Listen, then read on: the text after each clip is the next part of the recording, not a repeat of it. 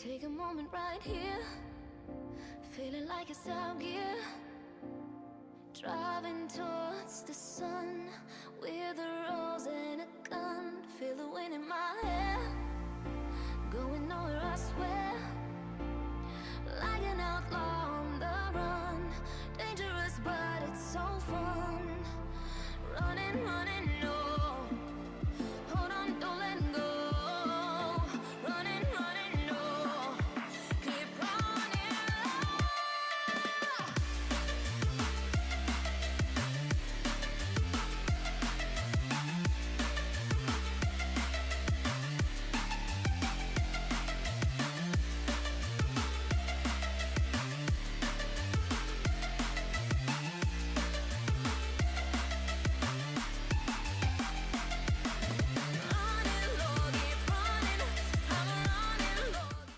Be honest, y'all. Did y'all miss us? Because we're back, baby! LPL round numero dos. Split number 2, going officially into the spring split of the 2025 season. My name is Rafa. I'm joined once again by my friend from across the pond, Rudude. Mr. Dude, what is up? Hello team, it's good to be back, you know, a nice and early morning for me, starting off my weekend the right way. We've got LPL back in action, Group A for everybody today, and, you know, I'm just a little bit excited, Mark, to be honest. My voice is a little down in the dumps, we've got a little bit of that morning voice going on, and we've got a sore throat, but we are here, we are thriving, and the LPL will deliver. Absolutely. I have no doubt that our first game of the day and all the other sequential games after is going to wake you right on up. But before we get into our matches for the day, we got to show you what is going down with the second split and how the format, because I hope you got your seats buckled in because it's crazy. So check this out. We're splitting into groups once again, just like in the first split. However, the top 2 seeds from each group at the end of a double round robin, all best of 1 matches, will immediately qualify into an ascend group. The 3rd seeds from each group, however, get one more chance by playing in a series of qualifier matches. The top 2 winners from the qualifier matches will join the other top 2 seeds in the Ascend group, making a total of 10 teams, whereas the bottom 2 teams from the qualifier matches of the 3rd seed teams will go into the Nirvana group, alongside the 4th seeds from each of the 4 groups, for a total of 6 teams in the Nirvana group. So what you're saying to me, Mark, is 3rd place matters! Yes, this is a big 3rd time. place matters. This is huge. We have a group stage where 3rd place actually matters. And if you're curious about what happens after all of this, once we've got our Ascend and Nirvana teams that will play in their groups, and then there's this horrible thing that's going on. We don't need to worry about that right now. We will look at that later on. We've got 8 days of group stage action that we're going to take a look at first. Once we've broken through those 8 days, we will quite happily dissect and break down what happens after the groups. But for right now, it's just not important. Correct. Now, for us here, we got to show you what is going down with each of the 4 groups, because they're definitely a little bit different than what we had in the first split. Group A has, and by the way, the matches that we are covering today, we got BLG, EDG, Team WE, and Weibo Gaming. Group B, Anyone's Legend, Royal Never Give Up, Thunder Talk Gaming, and Ultra Prime. Group C, Fun Plus Phoenix, NIP, OMG, Top Esports, and rounding off Group D, IG, JDG, LGD, and LNG.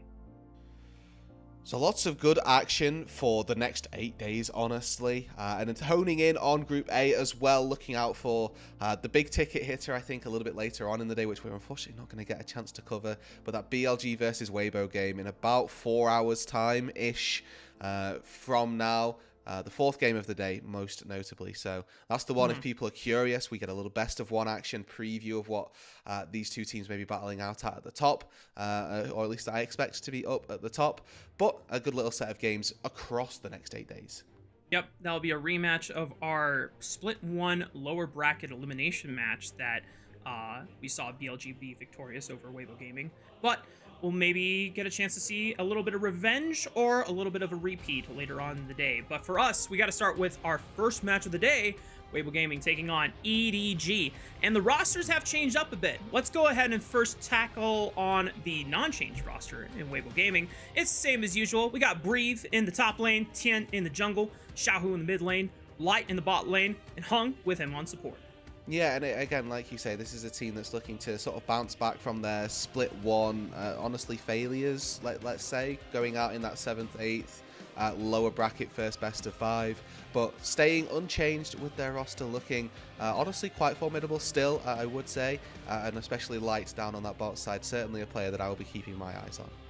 Meanwhile, their opponents on the other side of the rift is going to be EDG. Now, for the most part, the roster is the same. ZDZ and Xiaohao in the top lane and jungle, respectively. Angel holding down the mid lane. But joining Wink is actually going to be the reunion of On, who was Wink's previous bot lane partner for quite some time when On first came up on and debuted on IG back in 2022, 2021. I'll have to double check that because I just saw 2022. Bam. There we go. But they are back in that bot lane together, and this was a bot lane that on a, honestly, I'll call it not a struggling IG roster, but definitely a weaker IG roster that had lots of bright points. This bot lane was certainly getting people talking. There was a lot of excitement about what these two would be able to do, and I think that for EDG, after a pretty weak split number 1, it's good that they've made at least some sort of adaptation, and we'll get to see what that looks like in split 2. And for those that are longtime LPL fans or need a refresher, or newer LPL fans like myself and diving into a little bit of history, On is a Draven aficionado. Something about IGN picking up Draven, aficionados. That's crazy, right? Shout out to Jackie Love. They know what they're doing. They know what they're looking for. And for what it's worth, whenever On and Wink were able to find really powerful laning duos like this Draven and Ashe that we saw in their very last series together as a duo back in spring 2024, funny enough, against Weibo Gaming, they were cooking for a bit, and they actually were almost about to complete a reverse sweep against Weibo Gaming. Unfortunately, once we get to Game 5, as you might see in the highlights, they come up a little bit short. On is not able to get accelerated like he is able to in games 3 and 4, and Weibo Gaming are able to come away with the win. And that is the last time On and Wink do end up playing together as a duo. Vampire comes in as support for IG instead, and unfortunately for IG, they don't get too far either in their summer playoff series. But now, On and Wink reunited. We're going to see if they can do some damage again together. Yeah, and I think that they are the sort of, we'll call it the team that we are maybe expecting most to do an upset, or to maybe go for a little bit of something against one of those top teams, against Weibo, against BLG, that they might be able to perform well on. And you can see in these highlights that they know what their champions do, right? And I think that their mechanics are shown quite significantly in these little clips that we've got going on. That whole sequence was a series of Draven kites that are kind of scary to look at, and even after they're getting engaged on and quite threatened, their ability to stay alive, certainly something that needs to be maybe not so taken note in this one, but in most situations, definitely something that they should be excited to look at. And I think for EDG, like I say, that change down on the bot side is what is going to push them, maybe hopefully just a little bit to that next level. Yeah, I mean, that is the hope, that bringing in an AD carry that maybe on paper, we're not sure if that is an upgrade or at best a side grade over Assume, but hopefully the synergy is what brings that level just a notch above what Awesome and Wink were able to do together as a duo. But against the likes of Light and Hung, I'm gonna be very speculative, but it is a best of 1. It's not a best of 3 anymore in this group stage, Rude. So if you get the jump on them early on and you get a powerful laning phase, I mean, it doesn't matter who's supposed to be better on paper. You're playing the game better than they are. Yeah, exactly right. The whole point of best of 3s, is to eliminate the volatility of, okay, well, you got one game, let's now play our game and make it work. If you catch them off guard, you go for some unique strategy, then you can just take a game and form an upset. So that's what you'll be looking at for EDG. I think this time around, Weibo come into this game as your absolute favourites, don't get me wrong, but it is EDG who are looking probably to destroy that expectation. Yeah, and if we even though we don't have a list of all the matches that are being played today in sequential order, we can tell you that after, Weibo, EDG still have to play against WE in their 3rd match later today. That is the most winnable match for EDG. So if EDG loses against Weibo Gaming, for EDG fans out there, do not fret. It is not the end of the world. We're kind of looking at expected favorites in Weibo in this match, and then for BLG and WE in the next match, that should be a BLG expected win. So EDG and WE are both looking forward to that game 3 and taking their first matchups against the other teams as, you know what, let's warm up a bit for the day. Yeah, exactly. And this is that sequence, right? Left down, then to right. With that third game of the day, EDG versus WE, I think being one of the most exciting ones to keep your eyes on, immediately then followed by BLG and Weibo going against one another. So the back half of the day there, again, some relatively top-heavy matchups. We'd expect Weibo and BLG to take those wins, but that's not to say that they will. Who knows what kind of form these teams are going to be coming into. But this mid-section, games 3 and 4, certainly ones that I'm hoping to deliver more so than the rest. But, I mean, even to start us off with, if you can land that knockout blow, it's nothing to say that there isn't an upset in this series before we even get there. Very true. Now, regarding what we might see in not just today's match, but also across all of our games, I'm not particularly sure if we are on the latest current patch, which just released a couple days ago, or if we're on the previous patch. And in either situation, Rude, it is very exciting. So let's just go down the hypothetical route that it is the previous patch, because I don't know, maybe LPL are not playing the current patch since it's so new and it's not enough time for teams to adjust to it. So the previous patch, Darius Jungle was running around. We didn't see him at first stand, I believe, in any of the matches, but I still think it's a champion that can be very viable in the right hands, and I just want to keep that on everyone's radar as we, check in for the games today. Yeah, I mean, if you have got Darius Jungles running around, absolutely terrifying, to be honest. Especially as an ADC player, we are not a fan of when Darius is just beaming at us with Ghost, Deadman's Plate, Youmu's as well. But then on the most recent patch as well, there are a bunch of AD carry changes that came out as well. So really trying to shift up that bot lane meta as well. So we'll see how that has impacted the LPL, what sort of stakes that brings to the fourfold, and whether or not there are now new expectations of these bot lanes to be able to play different things. Maybe Ziggs is fully dead. He's not. Maybe we get to see, new AD carries breathing life into them, and that's one thing that I think Fearless did really well for us. Is we got to see pretty much that full range of AD carry, but now in best of ones, we are going to be diving back into just the S tier, just the meta. Yes, and to kind of zoom out just a quick second before we continue diving into the game theory, because I'm definitely excited about that. I want to give a chance for everyone at home to see what we here on the talent team think this group is going to play out. Now, a lot of us are very much expecting BLG to be the top heavy favorites. I'm gonna put myself in the spotlight and probably get a lot of tomatoes thrown at me. I'm putting Weibo Gaming as the first seed. I think in terms of macro, from what we saw in the first split, Weibo Gaming actually demonstrated better macro than BLG, but BLG have better hands, and on paper, BLG should whip, Weibo Gaming every single time. But because these are best of ones, who knows? Maybe Weibo Gaming gets the upper hand over BLG in just a better map game that they play. And anytime you have Xiaohu on your roster, I feel like your side lane play is always going to be one of the best in the league. Mark, you make a well-reasoned argument, and it sounds really good on paper. You're wrong. It is just going to be BLG winning. Thank you for coming.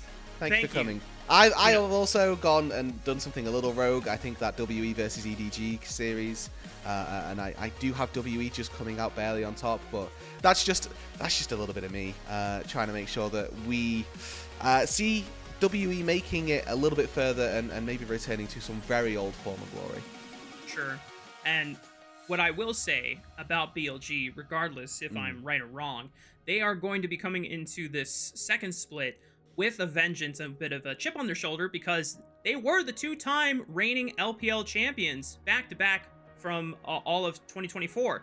The fact they go into the first split, not even making it to the top 3, they got knocked out by Top Esports in, I think it was like the 4th series leading up to the grand finals. That is the most disappointing end you can have as BLG. And I think that squad in general is going to be very, very intent on erasing any doubts from people's mind, thinking, is this where we are at? No, BLG are probably trying to come in and say, no, we should be on top again. Well, the general rule of thumb with League of Legends esports was always split 1 doesn't matter. Now we've just made it so there are 3 splits, and we can just forget about split 1 instead. Spring was formerly the, hee tournament. Now it's just split 1. So BLG, they didn't need to try. Now they can come back in, and they can make a real stab at things in this second split. That's right. You're already seeing a very cool cinematic intro showing all the teams and the players that are getting ready into the split. I'm super excited, man. That's. I feel like after we finished our split, before first stand, we were just, in the cryo chamber, just, freezing. I'm just waiting for the LPL to return, but we're finally here, returning to, I think they're playing in Shanghai today, so that's going to be exciting to see. I love this stage, man. It's so cool. Oh yeah, just getting people and the teams presumably ready for their walkouts and best of ones now, of course, so going to be all of the games played on one stage in one day, really, for 2 days, but one full round robin today. Here we go. Weibo Gaming, first ones to take to the stage. EDG will be joining them next, and you'll get to see all the players. And this will be On's first stage game since last summer, so a nice way for him to return. But of course, we begin with Weibo Gaming. You see Xiaohu on the far left, White in the middle, Tian walking right behind Breathe and Hung at the end, trailing right behind them all. They're ready, Rude. Yeah, let's just get into game. Oh, Rude, nice by the waves.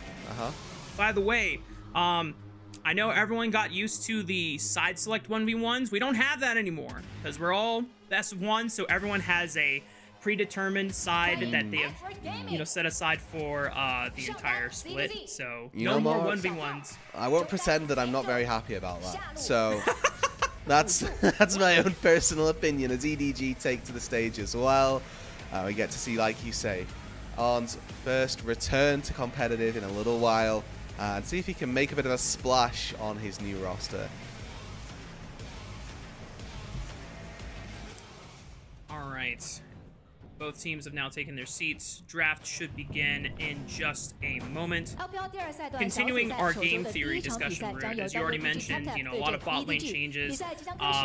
One of the things that was done, at least during the first stand patch, was a lot of incentives to remove lane swaps from the game, or swaps, I should say. So this is going to be the first time in the LPL where lane swaps are heavily disincentivized to the point that we should not see them anymore. Yeah, the lane swap detected memes were certainly quite enjoyable for the first couple of days. Dude, that was crazy. Just free farm from my top laner. Free kills as well if they tried to dive. Oh, beautiful. Good stuff. Well done, Riot. I mean, it's only 3.5 minutes, but 3.5 minutes is better than the 0 minutes that we had previously. And I do enjoy the idea of having to see 2 duos go back to back, and you can't just draft your composition now. You have to draft for counter picks a little bit more as well. Previously, if I'm trying to draft my team composition and I end up having to draft Caitlyn or I have to draft Vayne into Caitlyn, I'm going to get blasted in the 2v2. No, actually, I can swap it up to top lane. But that's not the case anymore. We can no longer see just people go for awful lanes and then switch it back and make it, a better lane, let's say, once they've got past those early levels that are really going to be struggling. Yeah, I will say the funny thing is that even though this is a very rare situation happening, the one scenario where you have something like a Bard roaming up top lane for an early dive play with jungle, that triggers the lane swap detected, even though they're not lane swapping, they're just trying to get a dive, but unfortunately that's been punished alongside what Riot intentionally tried to punish as a caveat. So if anyone today is trying to look for that dive play, got to keep that on your radar. But we're into picks and bans, Rude, so far nothing out of the ordinary when it comes to the draft phase. No, and Skarner taking his place on the blue side. There's something a little bit different there that we maybe not as expected to have seen. The Renekton ban on blue side, though, does give you a little hint. Okay, we're looking to take the Ambessa early doors and Breathe with the Ambessa straight away locked in. Going to be a nice stable top laner for them. Looking at Vi now to be picked up maybe for Weibo. Just, we are already diving. Let's commit to the bit. Yeah, and I don't think that Xiaohu played any Ambessa in the first split, and even then, it's probably not the best matchup into the Azir. I know that some of our mid laners in the LPL did flex that as a possibility. Oh, don't tempt me, Tien. See, because I still don't know if we're on the live patch. If we're on the live patch, then we got to talk about Neferi, because that is a real thing. I mean, I don't even know if it's a secret sauce anymore, especially if you're on social media. But Tien, just teasing us, you know, gonna go with the old reliable vibe, point and click, cease and desist. That is a surefire way to start a team fight. Yeah, and I mean, you're taking this into Ezreal and into Azir, so you are just committing to the dive and sort of saying, be damned with whatever EDG decide to put out in their own right, because EDG already have got pretty decent disengage tools with that Azir wall, with Arcane Shift as well. Getting out of that Vi ulti can be possible, right? It's something that is in the Ezreal's wheelhouse and something that Arn, we should be looking to see whether or not he can capitalize on that. As for the rest of what EDG might look to put down, we still need some semblance of engage, some semblance of frontline, and that counter pick into the top side that comes through is going to be the Aatrox. So we'll have to see whether or not ZDZ's got some secret spicy pick, or rather technology on this Aatrox to be able to go toe-to-toe with the Ambessa, because he knew what he was getting himself into when he took this pick. Yeah, I mean, EDG so far with their composition is very flexible in just kiting backwards, but like you said, there's no strong form of engage. They have plenty of disengage with just the way that their champions work so far, but if you are not skyrocketing ahead as EDG, then having no engage means that you have no real ways of starting a fight whenever you want to get away back into the game. You always have to be the first one at objectives, and that's not a great place to be if you're behind in goal. Meanwhile, as you pointed out in Weibo Gaming, the fact that they have so much dive assembled, it almost feels like, do you really need like additional engage from the bot side, or can you just go for like, I don't know, an 80 carry plus an enchanter? This is screaming Jhin Bard right now for Weibo. Now, whether or not they go for it, completely different, and that's just a different way of which they could look to facilitate that dive.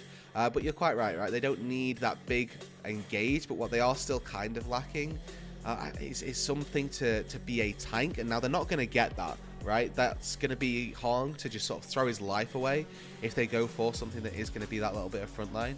But they've got Bruiser, and a mage. Bot lane, they're going to end up with either low econ tank plus an AD carry, so nobody who can sit and take damage for a while.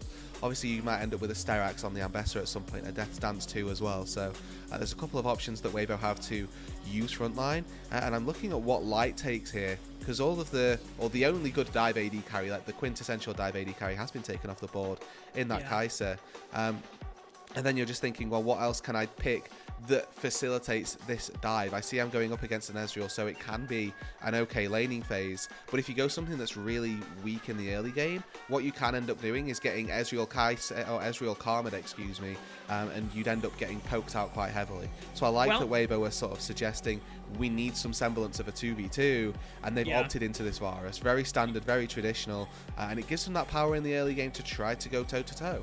Yeah, and especially considering EDG went with the Wukong in their jungle role for Xiaohao, this means that they have either decent engage with the Cyclone if you ever find a good flank, or just more powerful disengage, because they cannot walk through double instances of Cyclone. So seeing that Wukong, that's why Light goes for the long range marksman in the Varus, can just contribute with pokes and the arrows, and of course non-committal engage in Hung's Leona. Now EDG round out their composition with Alistar. So now you have engage, you have even more disengage. So EDG is very flexible in which direction they want to go, whereas Weibo Gaming, they kind of just want to either siege or go forward. There is no real going backward with this composition. No, exactly. If they get engaged on, they have to take a fight, and that's something that they might start to struggle with. Now, of course, we have to remember, Ambessa can dash out of 17 different skill shots if she needs to. The Aurora as well can put the ulti down, can hop from one side to the other, make herself safe there as well. The Varus, though, and Light in particular, probably going to struggle if he does get engaged on. And,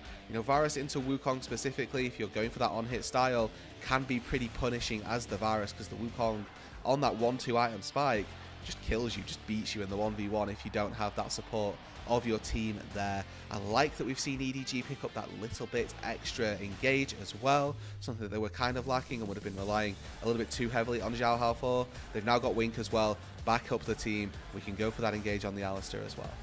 Yeah, and I have to say, Rude, if it wasn't for the names on the champions and we were just looking at it purely from draft versus draft, I really like EDG's composition a little bit more because neither team has true tanks, so the Ezreal and the Azir actually just melts through any of the melee bruisers that cannot get on top of you. You have the flexibility of all these ways to disengage and just really stranglehold all these melee bruisers trying to get in range of you.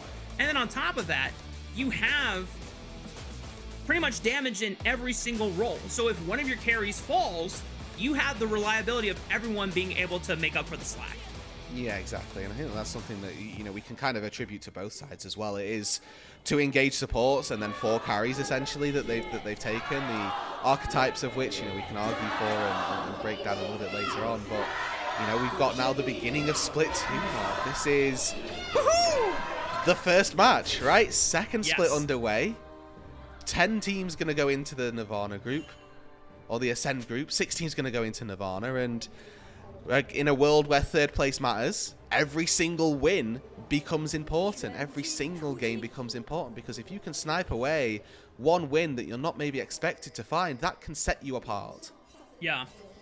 And I think that's specifically the case for EDG if we're just looking at name value alone, right? Weibo Gaming and BLG, the expected favorites for Group A here. EDG, WE, not so much, but EDG bringing in on, reuniting this bot lane duo that was together on IG for a couple years and was one of the brighter spots on that roster. Hopefully the synergy brings them up another level in where EDG can land in this group today and for the rest of the split. Now, you get a chance to see all the runes and the keystones on board, and I'm going to be really curious on if we're going to get any action early on from either of the junglers. Wukong not really known for trying to make heavy ganks unless you have strong CC set up. Vi can kind of set up those ganks a little bit better on her own.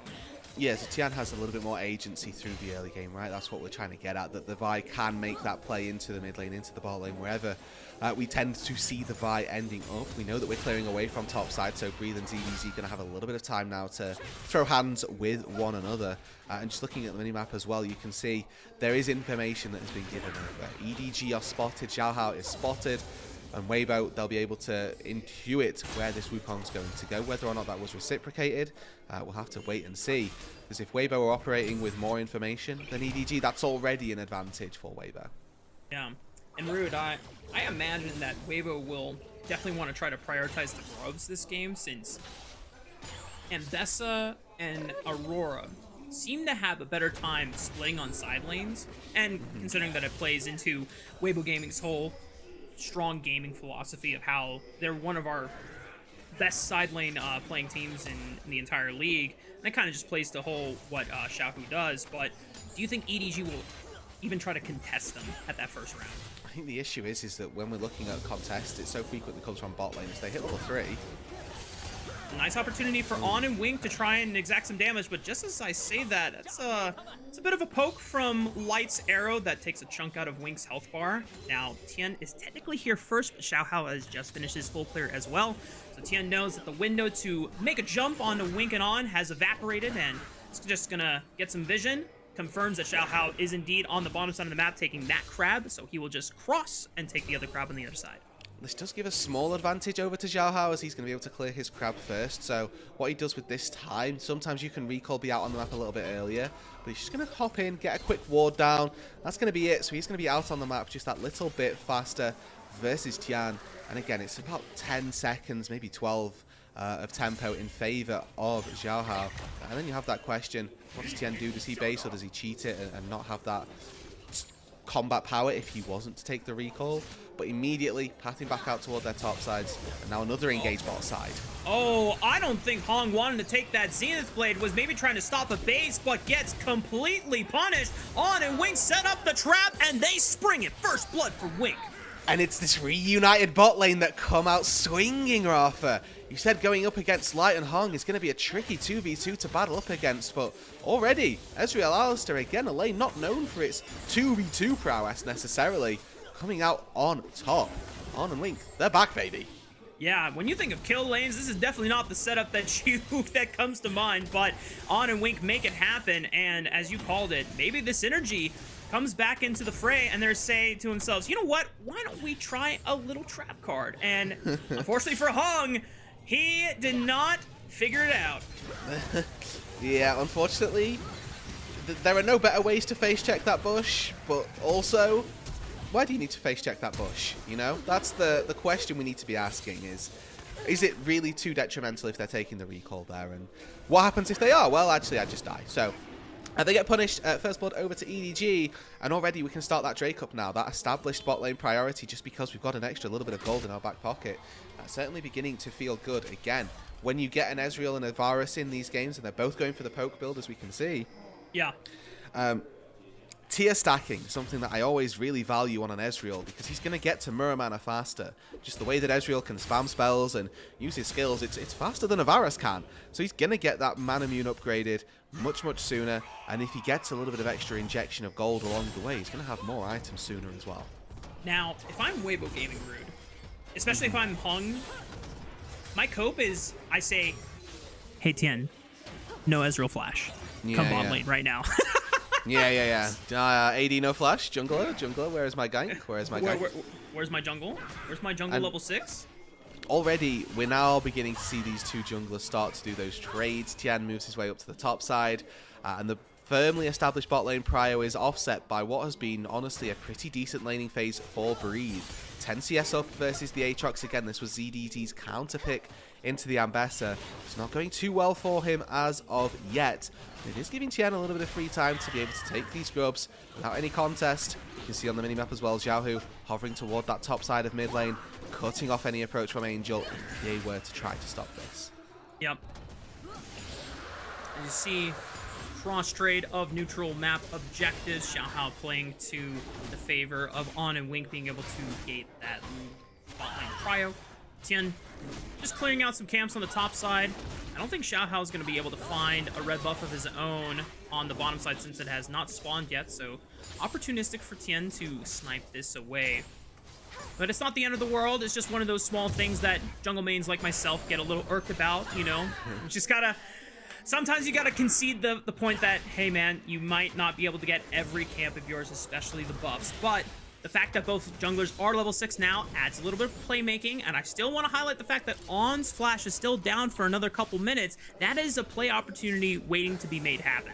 Yes, as soon as we do end up seeing Tien move his way back down to that bot side, possibility for the Ezreal to be under some sort of fire, but I do want to look a little bit larger scale, Arthur, here at how the game looks a little bit later on, and just the DPS threats for both of these sides, because we've already highlighted the fact that this is 4 carries across the side of both of these teams, really. There's a lot of carry potential on both sides. In terms of raw scaling, I'm always going to favor the range that an Ezreal and an Azir can provide you. Really favoring what Angel will be able to do this game if he's left unchecked. But that's up against and in the face of Breathe and Tien, right? If there's a cease and desist that comes through, that's an unmissable public execution. That is then a combo onto an Azir who is going to struggle to not just disengage himself, but also disengage versus all of the Ambessa damage and dashes as well. Yeah, and I think that is going to be the key for Weibo, making sure that they are not only in position to make that happen. This could be big. Oh, Wink is looping right around. Gets eyes on Xiaohu. The Emperor's Divide pushes him in momentarily, and On the reunited bot lane making magic happen on the Rift.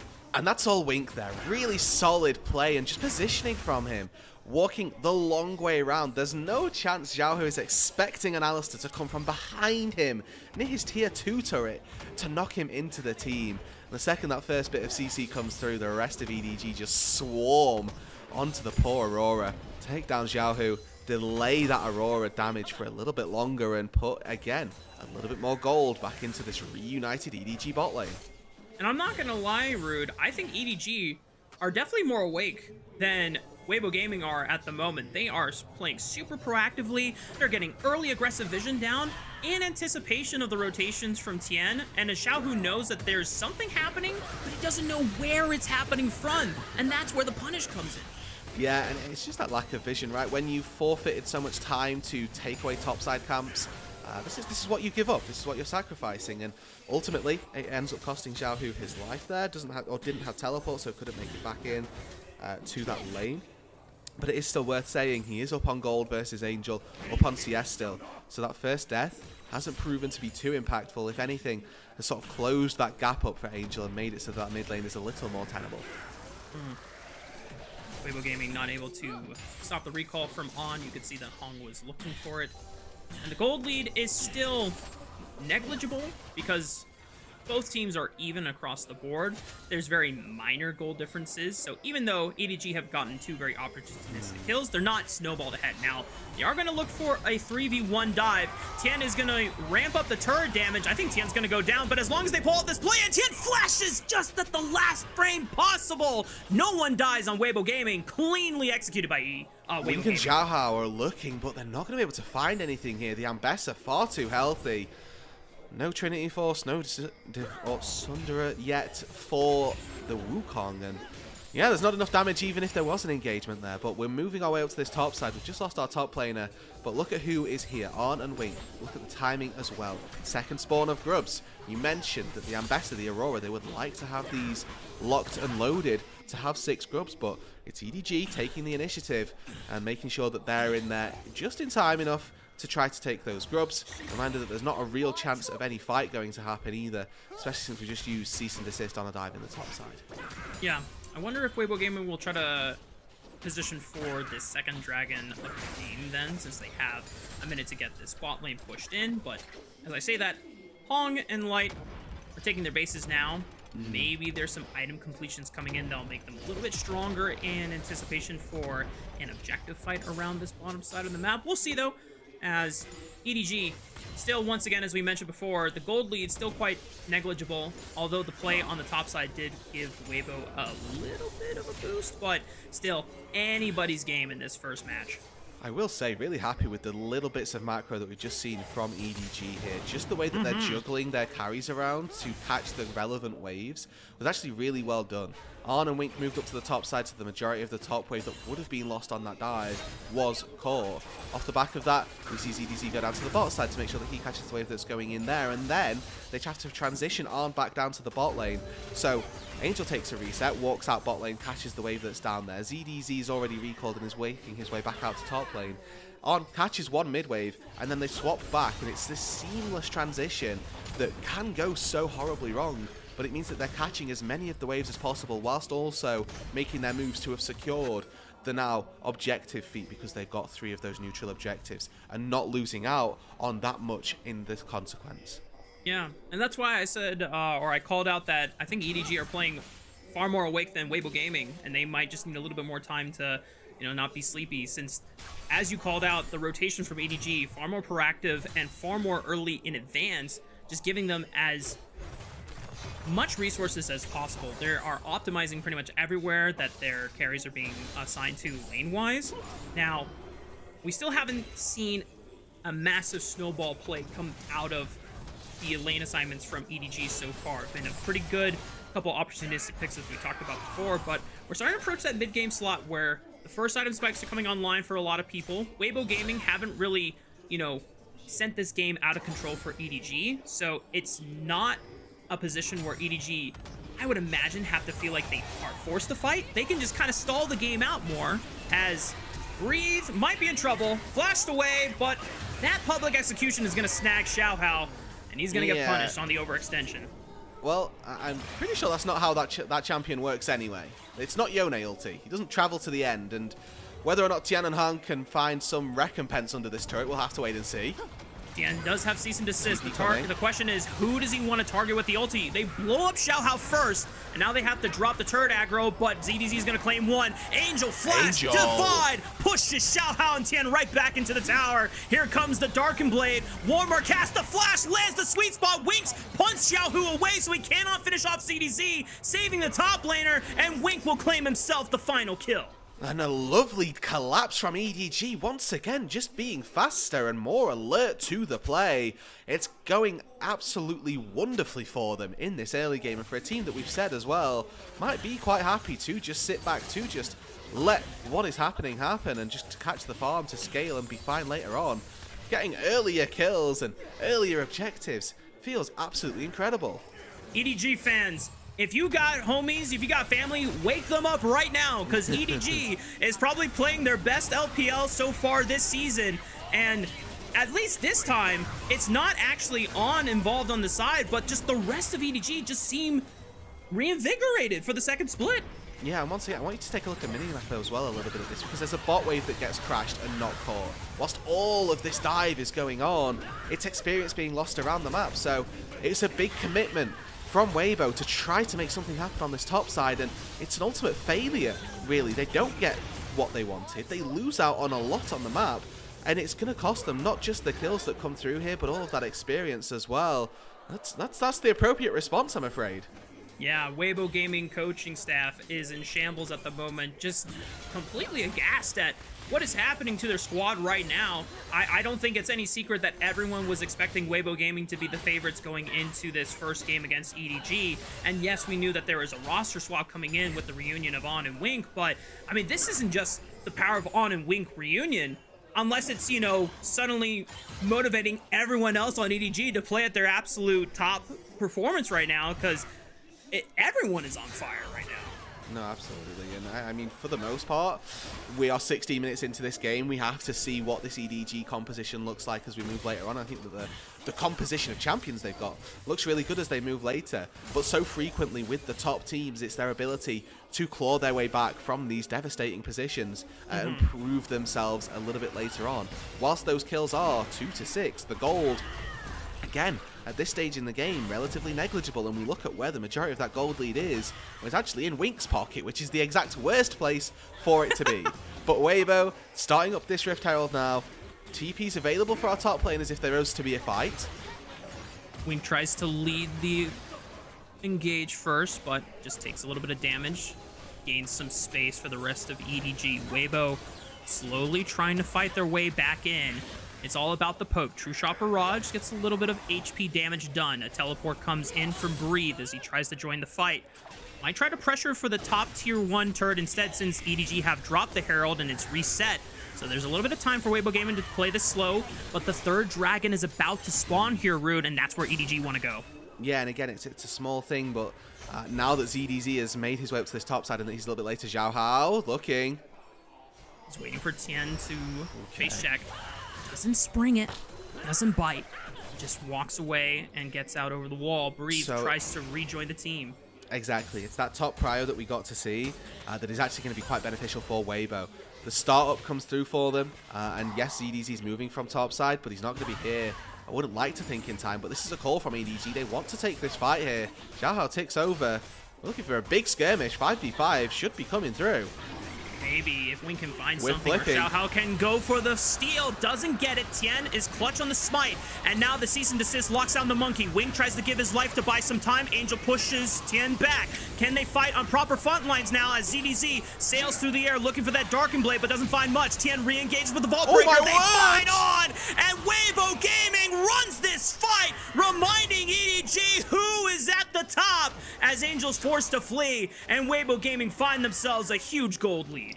And EDG just don't quite have the right engage. It's Weibo that bend, but they do not break. They absorb what EDG are looking to put down, and then at just the right time, Tien springs from the brush, catches on off guard, takes down the AD carry, and the Ezreal who'd been funneled that little bit extra gold, that little bit of extra time, not quite able to make the difference in this team fight. Weibo mentioned that it was their ability to take these team fights and take these disadvantageous positions and just turn them around.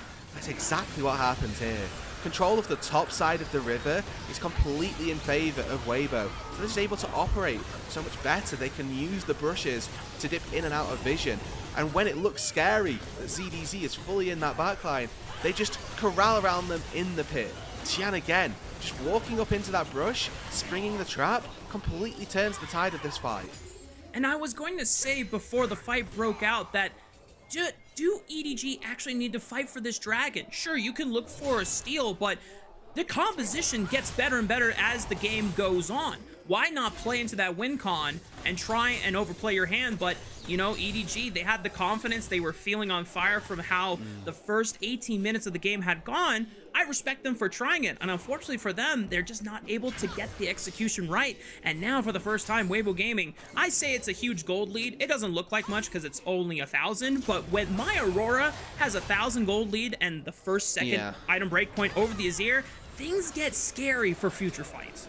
Yeah, I think the important thing to remember is that this doesn't just make the game over for EDG, and Weibo still have a lot of work to do. They still need to start putting a little bit more aggression into this to try and extend that advantage, but it does give them the opportunity to do that, and now just that slight favourable team fight capability that they are looking at. Light here, I like the Edge of Night coming down. The only real damage that he's getting taken from range are those true shot barrages. So if he gets, that tagged by the Ezreal ulti, then it's going to be fine. What I will say is that it is absolutely awful versus Alistar. So if Wink is able to get on top of him, the Edge of Night will do literally zero. But now, oh my word, ZDZ. Well, he heals a chunk of HP thanks to World Ender plus his passive. Uh-oh, Breathe doesn't land the public execution, but Xiaohu is here for the cleanup. Should get one more. Oh, Breathe tried to flash into it, but Xiaohu pops the Cyclone just at the right frame. Prevents Breathe from getting the last bit of damage he needed for the kill, and he gets to limp away alive, but cannot save the tier 1 as Angel, at the very least, trades one on the bottom side of the map. Yeah, and I think that's actually the first turret that goes the way of Angel down in that bot lane, so a little bit of extra cash injection once again for the Azir, but this is going to be Weibo using that topside prio to find themselves the Atakan as well. It's going to be most notable for the Weibo side. Yeah. There is no response at all from EDG. They've not really found anything on the cross map, and those roses, nice little bit of adaptive force, nice little bit of experience as well, and Weibo again now really starting to hammer home an advantage. Yeah, I think the only saving grace that Angel gets out of pushing that side lane is just all the experience he's getting. Now, take a look back at this replay, and you see how close this gets. Yeah, and I like that there's a bit of aggression coming out, but it's just not quite close enough. Tien has gone too deep, and Breathe flashes just on top of Xiaohu, who has that Cyclone ready. Now, with Locket there as well from Wink, I'm not sure that the kill would have come through had they have not been knocked up.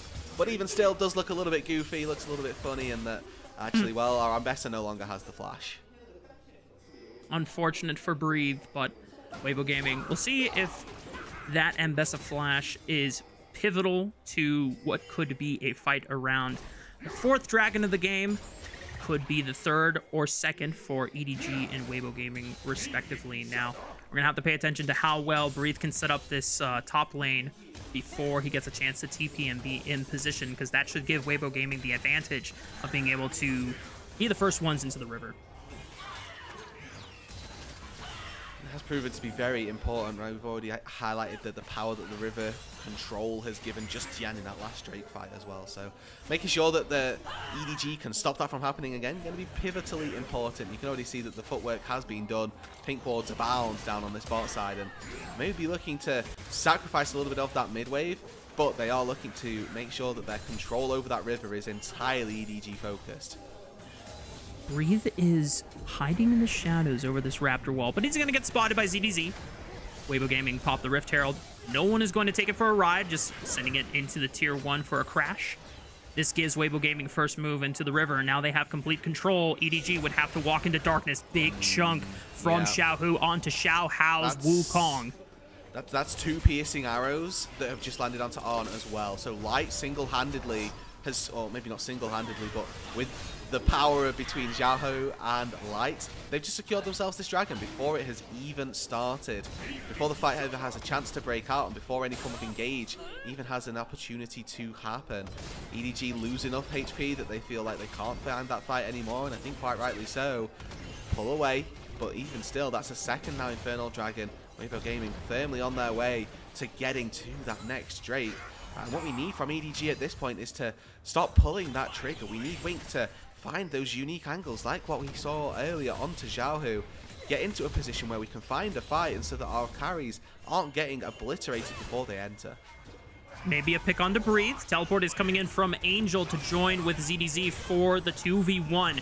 Wink and Xiaohu also here for the play. Hong and Tien are going to try to see if they can safely escort Breathe, but that is not going to happen because everybody, and I mean literally everybody, even a true shot barrage from On all the way in mid lane, gets sent to take out Breathe. And now we're going to see a response play. Tien in the mid lane might just look to die between Chain of Corruption and Cease and Desist. Ezreal's going to really struggle. There's the wave, but it's still going to fall. 1v2, not a lot that you can do. I like the patience on Tien, just not completely sending it. Ooh, Chain of Corruptions goes a little wide. On side steps in, no need to burn the flash or the cleanse on that one. So That's a pick tool gone from the side of Weibo Gaming, but EDG still starting to suffer the consequences of that ambitious third dragon fight. The gold lead still climbing against them, and Weibo Gaming are slowly starting to strangle EDG out of control in this game. Baron has now spawned. I don't know that anybody's going to go immediately there. I think the Baron on both sides is maybe favouring EDG in their ability to take it down. The DPS of Nazir certainly quite powerful, and we are now hitting that 2-item breakpoint for everybody really in the game. In certain instances, looking at those third items looking to be picked up, Light in particular, probably the most accelerated member of this game, maybe just behind Xiaohu in that fact, but even still, you can see just on the left-hand side of your screens here that the 100% KP of the mid-jungle duo for Weibo, this is something that maybe went a little bit under the radar through this game, but has certainly been a staple of the Weibo gaming way, is making sure that Xiaohu is there wherever things are happening, getting him on the board and getting him 4 kills in this game specifically. And considering how the first 18 minutes of the game played, EDG were definitely impressing us with how proactive, how much more awake they were. But unfortunately for them, Weibo Gaming have finally woken up at this point, and now they're the ones trying to make proactive plays, forcing the hands of EDG as EDZ has to use the flash just to escape the pick from Breathe and Tian. Xiaohao now trying to battle for control of his Gromp, but he's going to have to cede control of that as the teleport is coming in. Xiaohu wants to join the fray in case any fighting breaks out. Weibo Gaming just once again suffocating resources from EDG, denying them continuously over these minutes. So even if the kill score isn't increasing, Rude, the gold lead definitely is. Yeah, so the TP comes down and they don't find anything in by way of kills, but they are going to look to try and find in tier 2. Wink! Woo!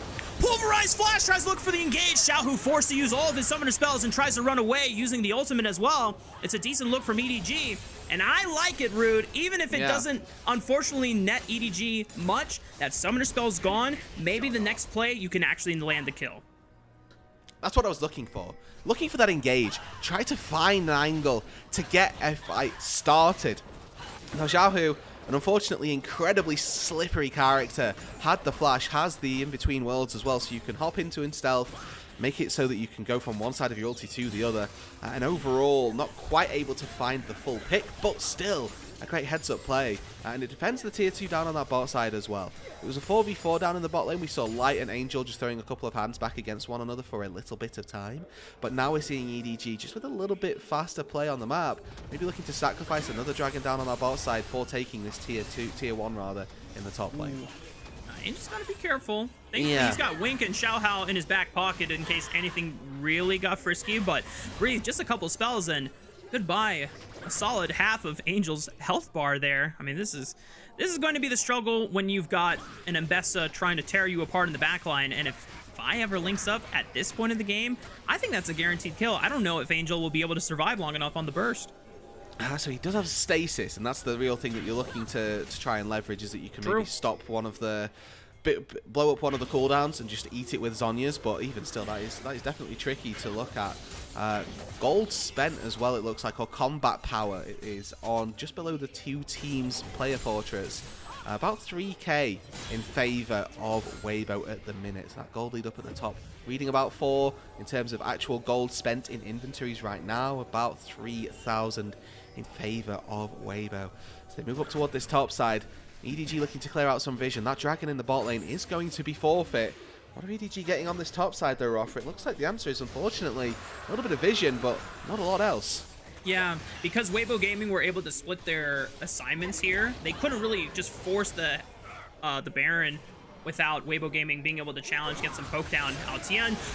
He stepped a little too far forward. He's going to send it with the cease and desist. Public execution onto the back line as well. They blow up on! Xiaohao also falls. Yes, Tian goes down, but his sacrifice was worth for the play, because Weibo Gaming now got to run down the remaining members of EDG. ZDZ does manage to get over the wall. He and Angel are the survivors, but it's still 4 in favor of Weibo. No junglers for either side, and I think Weibo are going to chance for the Baron.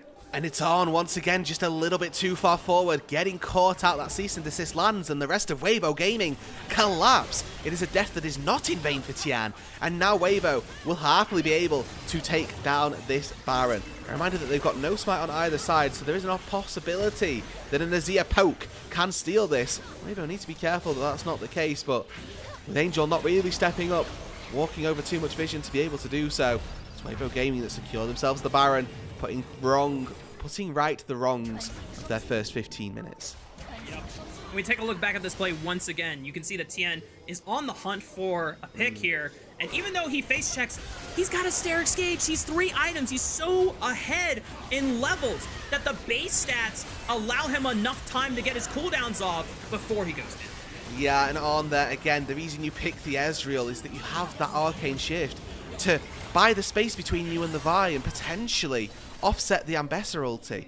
But just a little too close there. On didn't have the timing down, didn't get his E off so that he was safe, and he gets CC chained for the exact duration of time he was in combat. Gets absolutely 100 to 0'd within that CC, and there's nothing that he can do once that ulti hits and he's not out of range of that public execution. It is a misplay, it is unfortunate, but it's cost him now for a second time.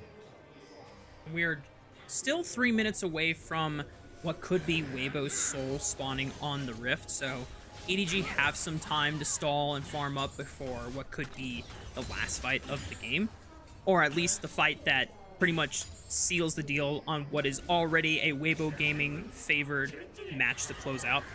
But for Weibo, there's still a couple things they need to make sure they get done right. They need to break into the base, and those inhibitor towers have not even been breached quite yet, as Light tries to fish for a Chain of Corruptions. Doesn't find anything. It's just the Siege game with the Baron and Power Cannon minions. Yeah, with the Aurora and the Varus as well. Aurora poking from far. Diving mid lane. And on falls once again. Both summoner spells burn, and it just does not matter, Root. I mean, Tien is level 18 on this Vi, is maybe the most accelerated in terms of experience of anybody. 0, 2, and 9, and just dumpstering on. The carry that EDG needed, that they bought into this split, is just getting pummeled in his return to the LPL. Damn. And it was just a well-angled wall breaker over the wall. Dude, the fact that Tien is taking side lane farm in combination with taking all of the camps from Xiaohao is giving him this level read. Now, Angel might be able to get a punish unless the wall breaker plus the blast shield. Oh, it could be enough. Xiaohao finally gets in range. There's the smite. There's the crushing blow. Yeah. And at least EDG put an end to Tien's terror, but still, this is pretty doomed from the side of EDG. 8,000 gold deficit. They are hoping for a series, not just one miracle route. It's got to be a series of miracle plays. Oh yeah, and Angel, burns his flash there to try and catch both people in the Emperor's Divide. Succeeds, but doesn't have a soldier ready to pop up and start doing the DPS after the fact. And Tian, again, playing with that vision, hops into the brush, springs back out of it with the Vault Breaker, or very nearly takes the Azir all the way from 100 right the way down to 0. A stasis keeps Angel alive. It's well timed, it's well played, and it makes sure that the Azir doesn't lose out on that time farming on the map. 50 seconds until the 4th Infernal Dragon spawns on the map. EDG, for their sake, are the first ones in the river, and they get a chance to at least litter some wards down, but they're still not feeling confident to actually push into the further recesses of Weibo Gaming's red quadrant side jungle. It's just got to be at the river entrances. That's all they can afford to get. It's going to be dangerous now for EDG to really do any sort of phase checking, right? Whoever goes in, if it's Wink, he's going to burn ulti, which means that you have to find an engage there, or your next team fight is going to be really, really tricky. We know that this soul is spawning in 15 seconds. Weibo Gaming, they know this as well. They can barrel it down mid lane. They're not compelled to take this fight around the dragon. Obviously, getting the soul is a big win for them, but they don't need to stop this. They can, if they would like, look for a mid lane play. With your gold so in favor of Weibo. Nearly 10,000 gold in their favor. EDG, a final Hail Mary. Xiaohu is still lurking around for a flank. His eyes are on, and Angel gets a decent amount of burst down, but he gets blown up by On and Angel. They got Breeze Soul, into though. the back line. Weibo Gaming secures Soul, but they've got to be careful how the rest of the fight plays out. They don't want to give over too many kills. Weibo still trying to deal with at On, who is Breathe. running amok, but Breathe on the Abessa just slices through every last member of EDG. It doesn't matter that Xiaohu falls because their other solo laner is picking up the slack. The rest of Weibo Gaming pick up the ace, and the game is theirs. It's Light that flashes in for the triple kill, but it's Breathe who sets it all up. Just dancing around EDG in their faces in that final team fight. The Infernal Soul came in clutch, and Weibo will take the first win of the LPL split too. It was a nice early look from EDG, but Weibo Gaming are still the ones dominating the Rift. GG, well played. And a plus 50 for Breathe as well, as he thoroughly deserves it. That final team fight, absolutely devastating from the Ambessa. You got to see just how obnoxious this champion can be. Between Death's Dance, between all of her shields, the Eclipse as well, the survivability that this champion has, and poor Angel just trying his best to wail through it as On goes on a wild goose chase to take down a tank. Ends up costing the team again a little bit too much, and for the most part, I really value what EDG did in the early stages of this game, but you have to value even more how Weibo were able to bounce back. And it really just came down to that third dragon fight, right? I mean, EDG, we question whether they needed to take that fight in the first place, but they were feeling hot. You know, the confidence from the way the early game was played out, why not, you know? And I still want to say I respect the... I don't want to say gumption. audacity because the gumption. I respect the gumption for going in for that dragon fight. Unfortunately, execution just fell a little flat. And for Weibo Gaming, they were able to reposition and corral them so beautifully. And once Weibo Gaming got their reins on control of the game, it was night and day difference, you know? Weibo Gaming were actually able to snowball the lead that they were given.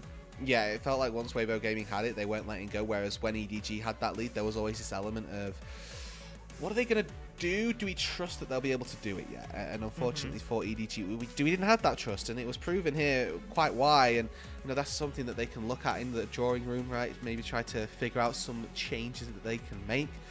Obviously, they've got a pretty important game as their next one up against WE in a couple of hours' time, or maybe one in a little bit. But for EDG, a little bit of time to go back to the drawing board, figure out what they can change, what can work a little bit better, and see then if that can improve them for their next game.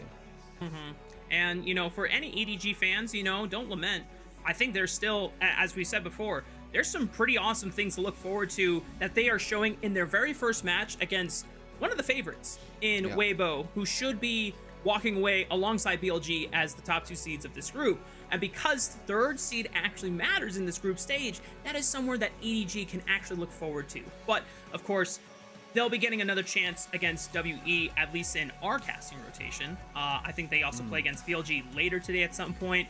Don't hedge your bets on that one. I'm just going to put that one out there. But for Weibo Gaming, obviously the early game, not the early game you want to see from Weibo Gaming, especially if you want to make a return with vengeance in the second split after, as you called out, Rude, a little bit of a disappointment from their first split, ending in the 7th, 8th spot. Granted, they did match up against BLG, but they have a chance to get revenge later today. Yeah, exactly. Right. If you want to be the best, you have to beat the best. And BLG weren't even top 3, right? So it speaks to the caliber of the LPL that we had in split number 1, and it speaks to what Weibo Gaming needs to improve upon. And there were blunders in this early game. There were little bits of questionable decision making, right? For example, we saw a Leona engage that cost first blood. We've seen dives in top lane that cost them 3 or 4 kills. Weibo, they are struggling, or they struggled a little bit in that early game, and maybe it was we can give up this much to see how well we can come back, but it's not something that you love to see when you're looking at this from the Weibo fan side. Yeah, well, I will say one thing that you can still be excited about is when Weibo are in control of the game, man, oh man, do they put a death grip on the enemy squad.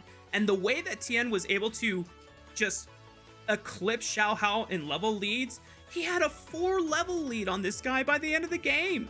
That's disgusting. And he was capped as well. So at some point, Zhao Hao might have like closed that. It could have been 5, honestly. I wasn't keeping too close a track. But Tian, you know, quite rightly, was an absolute beast in this game. And you can see the damage dealt to champions there. Surprisingly enough, it's the Ambessa, the melee bruiser that's just diving in on everybody that finds the most insane amount of damage. And this is up against a poke Varus as well, whose sole job is just to whittle away at health bars and find damage in that sense. Yeah. And as you can see, for anyone who missed the game and might have been wondering, oh yeah, Weibo beating EDG, that's expected, right? Well, you at least see for the early parts of the game where it wasn't going as expected, where EDG were actually playing really well into Weibo and getting strong opportunistic picks and, you know, kind of punking Weibo gaming for the first 15, 18 minutes of the game. Yeah, they were. And this is, again, some of those things that you're looking at as a Weibo fan and you're thinking, well, against better teams, are they going to punish us that little bit more? And they, you know, and that then becomes a bit of a problem if that answer becomes yes. But this is the third Drake fight where EDG go a little bit too far. They extend their reach, maybe one play too many, and it ends up costing them quite dearly. Yeah, and I think, as you said, this is the play where EDG are probably just going to go in the back room with their coaching staff and be like, okay, guys, first, we're going to talk about should have we taken this fight, you know, and if the answer is no, then, you know, cool, they can talk about what they could have done. But if the answer is yes, we should have, and it's good we took the fight, then they get to talk about, you know, the minutia, the execution, who should have led first, you know, what was the focus? Are you just trying to play for Dragonsteel and then get out? Or are you actually trying to play for, you know, after the fight and try to force something out of it? But, you know, because after that, it was Weibo gaming all day. Yeah, I just want to take a look at this fight because Breathe is in there for a long period of time. He's like 1v3ing, 1v4ing in the face of everybody else. He's just absolutely fine. Sheesh. Yeah. I didn't get to capsulate Breathe in that final fight. I didn't get to see what he'd done, but yeah, getting another glimpse of that is an incredible performance from him. Yeah, I mean, he got a major shield because he cast it in the midst of that clump, and then on top of it, Light is actually just pumping arrows through unaffected at all because everyone is trying to deal with the Ambessa, and you know, called out the Death Stance was such a pivotal purchase at that point because you're mitigating all this burst damage that would normally just completely 100 to 0 the Ambessa there, but between the shields and the Death Stance mitigation, and because she's picking up kills here one after the other, then the Death Stance heals come through and just give her so much sustain. It's just absolutely crazy, and I wouldn't be surprised off of that fight alone that gives Breathe player of the game. But if it wasn't for that fight, I would still put Tien in. I would put Tien as my player of the game. Yeah, I mean, I think it's really tricky, right? If you're 4 levels up over the jungler, like, you probably deserve it. Yeah. Boom! Yeah. I'm happy with that. Well done, Tien. A very, very solid game from the Vi. And jungle again, gap, jungle supremacy, vamos. Vamos! For the most part as well, Tien was 100% KP through the most part of that early game, so anything that good was happening was off the back of this Tien, and in fairness, Xiaohu as well. Yeah, well, that's going to do it for the first match of the day. When we come back from break, y'all, it's going to be Team WE taking on the Titans BLG. Stay tuned.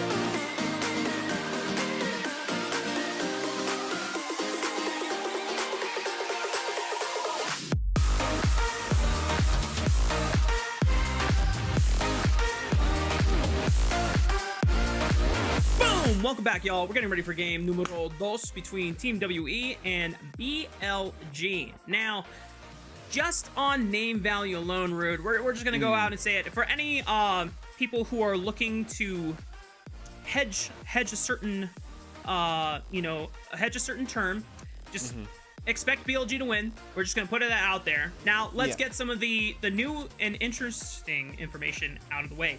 There was a roster swap on Team WE during the time between Split 1 and Split 2, Rude, and we got a jungle swap. No, we did. Monkey now coming in as the starting jungler. I think he played in their series versus AL at the back end of split number 1, but this is now a permanent change, it seems, that WE have looked to make. Bringing in Monkey as their jungler, and then, with that, making sure that they've got a solid core around it as well. Yep. Listen, I don't want to say that it was because Team WE found their one win with Monkey in their first split, but it might have helped, considering that they got 3-0 blasted by Top Esports and LGD, and then going up against AL, who were the eventual grand finalists and the reigning Demacia Cup champions, to get a game off of anyone's legend. That's gotta... It's a big statement, and it's on a Viego game as well, which is incredible. I think that we're still looking at this Karis Taeyun duo, right, that came over in the start of 2025 to see if they can now step into those carry roles that we sort of expected from them. Cube feels like a relatively known quantity on the top side for WE. Vampire as well, sort of know what to expect from Vampire at that support role. So it's now about how WE can function as this new 5-man unit. Yeah, and if it is really about the 3 carry strength of Monkey, Karis, and Taeyun together, who knows? Maybe Team WE find themselves reinvigorated, just like EDG in the first 15 minutes of their game against Weibo Gaming, respectively. But we gotta, of course, pay respects to the Titan that is BLG. Yet to have swapped their roster, yet to have changed any of their members around. It's still been Wei, Knight, Elk, and on this powerhouse team.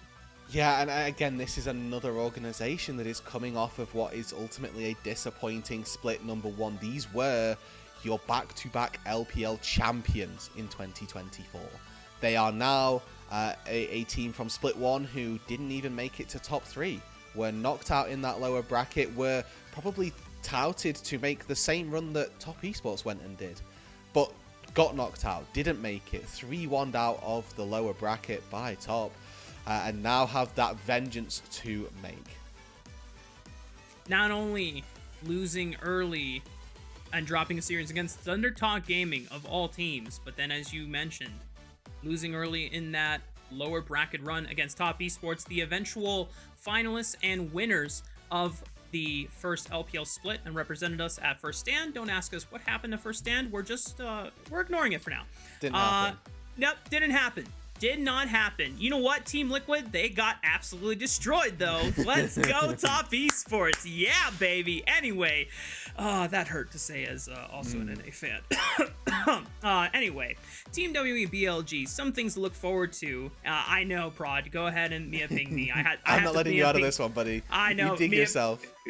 Listen, man. I'm already 6 feet under at this point. Might as well continue digging. Anyway, cool thing is that Monkey was actually developed partially in the BLG junior squad. So there's a little bit of a chip on Monkey's shoulder coming into this match. Now, to be fair, he was mostly on the EDG development squad for time being, but coming over from BLG's junior squad, now playing up against the big brothers in the official main squad of BLG, if Monkey can pull a surprise win over Wei, which, based on how we saw in Split 1, isn't actually the hardest thing to do. Yeah, I guess Sorry, not. Wei. Just absolutely throw my guy under the bus like that. But I mean, these are all some highlights as well on Monkey mainly. Taking Viego resets up against Tarzan of all players, right? Like, this was a guy who had an absolutely incredible split number 1. And probably could have earned himself a playoffs MVP voting at some stage. Not quite able to fully convert it in the end, but especially when they were, at this stage they were 0-8. This was their final game to pretty much be eliminated from split one, and then Monkey comes out with an absolutely incredible Viego game. It's nice to see that there is some semblance of life there for WE, and what that looks like for them is always going to be kind of cool to see. Yeah, and even in this game alone, you can see some of the combos just being stringed together super well. That call of the Forge God right into Taeyun's Mega Inferno Bomb that sets up the burst so that Monkey can easily get these resets. If BLG have done their homework, they have looked through this series, they have seen this game, and they are telling themselves, Do not give Viego over to Monkey. let's not take that chance, because this is a double round robin best of one format. Every game matters, every game counts. You cannot afford to just give a freebie over and then, come back later in the best of 3 or the best of 5 to clean out the series. No, that loss stains your entire record for the group stage and could be the difference between you making it out as a top 2 seed or being in danger of actually escaping only as a 3rd seed. Yeah, and I think that for BLG this time round, it might be a bit of a knock-on.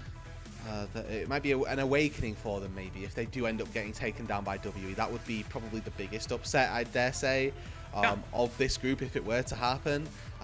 But obviously, double round robin gives them that opportunity to recuperate, let's say, before they go round to the next stage, the next round of games. And I think that's something that we should really be looking at for BLG to keep themselves on even footing for the little bit of the early game, and then maybe just do a little bit of a repeat of what we got to see from the Weibo game earlier, where they just kind of collapse and then make it so they're actually quite happy into the mid, into the late game, and just show that hands check diff.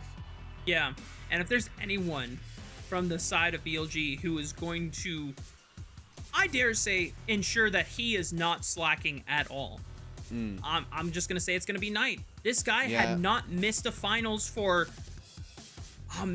what seems like forever, for multiple splits, for multiple years.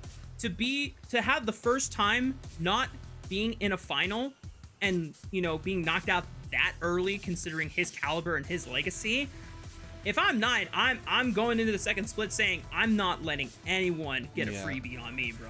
I'm going for MVP, right? Like that's the kind of vibe that you're after, is that I want to be back at that very top level and making the difference in the mid lane, which he's done so frequently, so many times before. So I think the eyes on Knight here and kind of give Karis a bit of a shellacking, maybe a welcoming to the LPL once again, and back to, maybe they didn't get to play each other in the last split, but good to see if they can do it this time round, as you get to see some of the BLG highlights start to run as well. And you mentioned Knight being, one of those top players, and needs to return to that form.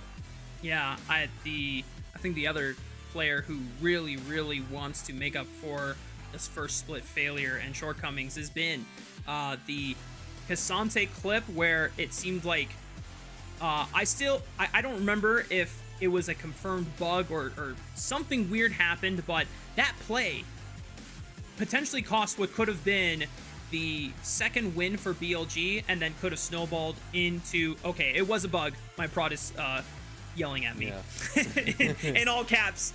But yeah, I mean, like, if we want to, be revisionist and rewrite history a bit, what happens if Ben doesn't mess up because of the bug there? BLG advanced to 2-1, momentum is on their side, maybe they clean out the series 3-1 instead of Top Esports, and Top Esports don't have the lower bracket run. They don't make it all the way and play against anyone's legend in the finals. Who knows? But the fact that BLG are now in a sitting in the second split with what ifs and regrets from first split, all they can do is just think forward and ensure that there are no regrets left at the end of the second split.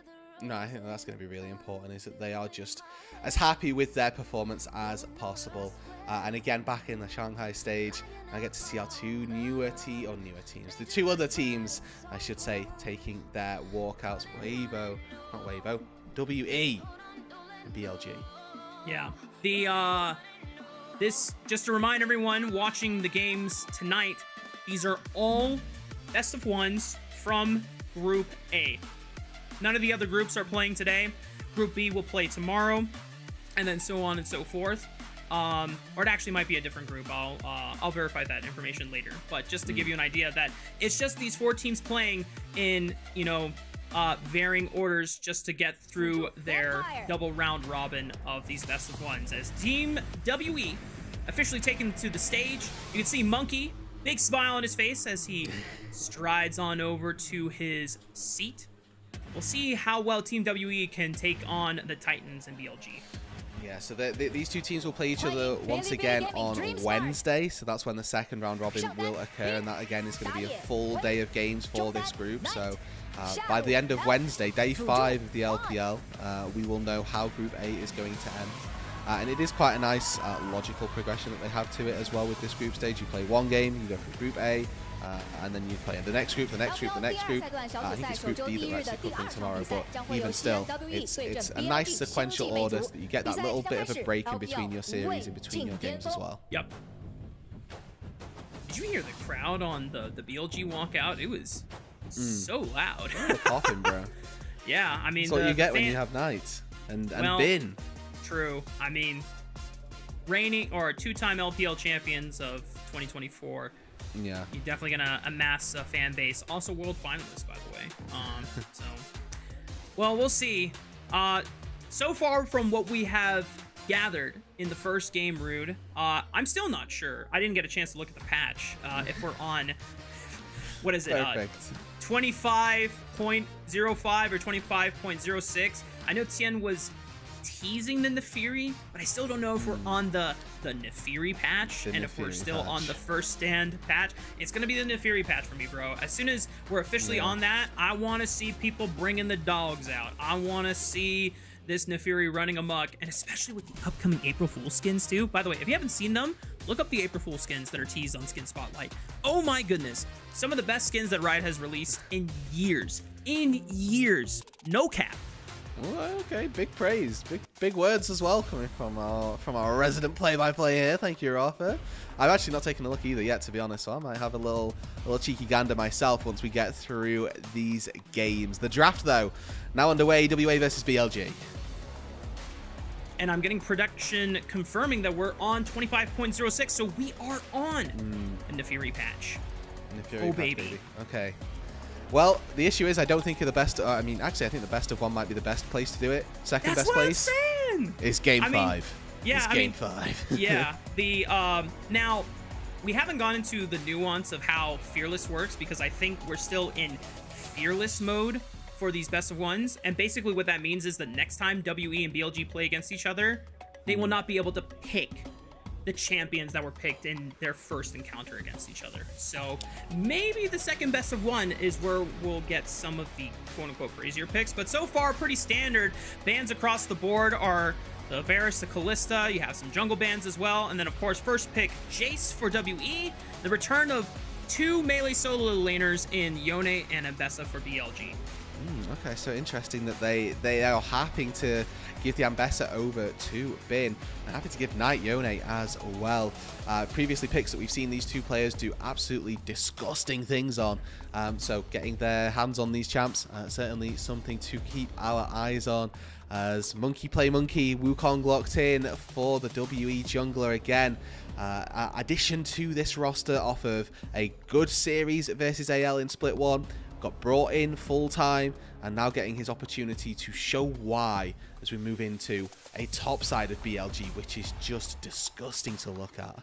Yep, they lock in the trifecta with Sejuani, so you have double melee solo laners and Wei on a facilitator like the Sejuani, which pretty much plays into his wheelhouse and what BLG wanted to originally look for when they were juggling Wei and Shun, and ultimately decided to go full time with Wei because he was going to be less resource intensive and be able to give a lot of his time over into it accelerating the carry powerhouses you have in your solo laners. Now, I like what BLG are doing. They're trying to take out effective lane dominant 80 carries for Taeyun to be able to have in his wheelhouse after the Ziggs was banned away.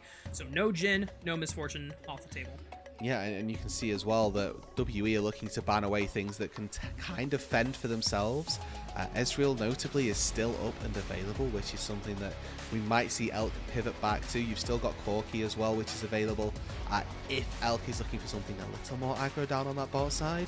But with what BLG have already drafted for themselves, there's going to be no shocks when Wei is pathing to that top side, right? We are fully expecting a Sejuani to be ganking Bin, to be ganking Knight, and making their lives better. Elk might have to take a little bit of a back seat, so the Ezreal, the perfect champion to be doing that on. Yeah, he can let his top 3 core do all the engaging and the fighting on the forefront for himself, and he's just fends for himself. So I imagine that assuming the counter pick in the support role works for himself, it could be something a little bit more less peel oriented and more heavy on the dive, just trying to support the 3-man melee core that BLG have drafted for themselves here.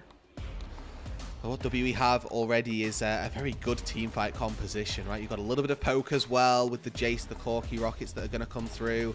I like that there's a good amount of teamfight as well between Vampire and Monkey. They'll be able to start those fights off. And I honestly do enjoy what WE will be able to do in 5v5s if they reach them at parity.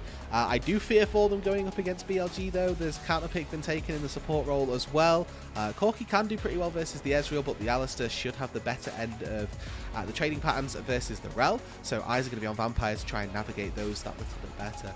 And then of course already just the innate synergy that we've talked about between the Sedge and the Yone also going to be absolutely incredible. A massive dive composition for BLG, and what we're looking at for WE is not a lot of disengage. They've got some, but not. There's not a Janna there, right, that would just turn it back around. But they couldn't lock that in because they didn't see support pick. So tricky. Yeah, it is a bit of a sticky situation for Vampire in that instance, because if you lock in something super revealing in, like you said, the Janna, then maybe there's a more devastating counter pick that On gets his hands on. So he just goes for something like the Rel, and you're still going to get counterpicked by the Alistar, which means that even if you try to find a powerful engage, you can get easily punted out by the Alistar. There's ways for BLG to be able to kite backwards, at least with their backline in the Ezreal. The topside core, a little bit of mobility, a little bit situational, depending on what skills they have used, but I'm a little concerned for Team WE because, as you pointed out, there's not that much disengage on their squad, and this is a comp that is very reliant on setting up poke, just like Weibo Gaming did in the first match of the day, where if you get to the objectives first, you can chunk people face checking with the Aurora. You can try and throw rockets in and get massive spikes with the Jace, especially if this is, you know, more of like a bruiser Jace that will deal decent damage with the accelerated shock blast. If you're not the first to get into that pit, BLG just owns you. I'm no cap. Long story short, yes. that is the answer.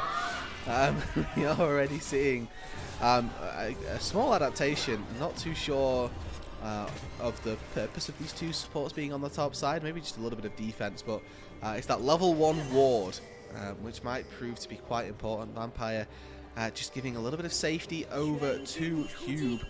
Maybe that brush is particularly important in this Ambessa versus Jace 1 versus 1. I will not pretend to be particularly proficient in the top lane 1 versus 1s, and agreed. Maybe that's something that Vampire has been instructed to do rather than that will do on a routine basis. We can ask one of our top lane mains on the broadcast team, and unfortunately, Rude, I don't think any of us are top lane mains. Maybe Grapes. Maybe Grapes is the closest. Yeah, Grapes is a Scion 1 trick. From what I recall. So maybe not the. Well, no, he'd be good on the particulars of brush warding. That's a very Scion thing to need to know about. Okay, you know what? Respect. But is he Baus levels of Scion 1 trick though? I don't know. I mean, probably not. I didn't see Grapes at EMEA Masters this split, so that's just my 2 cents. Okay, a little bit of poking and prodding from Vampire, just getting a chunk off of On's health bar, as Elk is at least trying to go even toe-to-toe to Taeyun with the wave push. Looks like Vampire and Taeyun should be able to hit level 2 first, so they're going to immediately... Oh, wait, they didn't actually get level 2 first.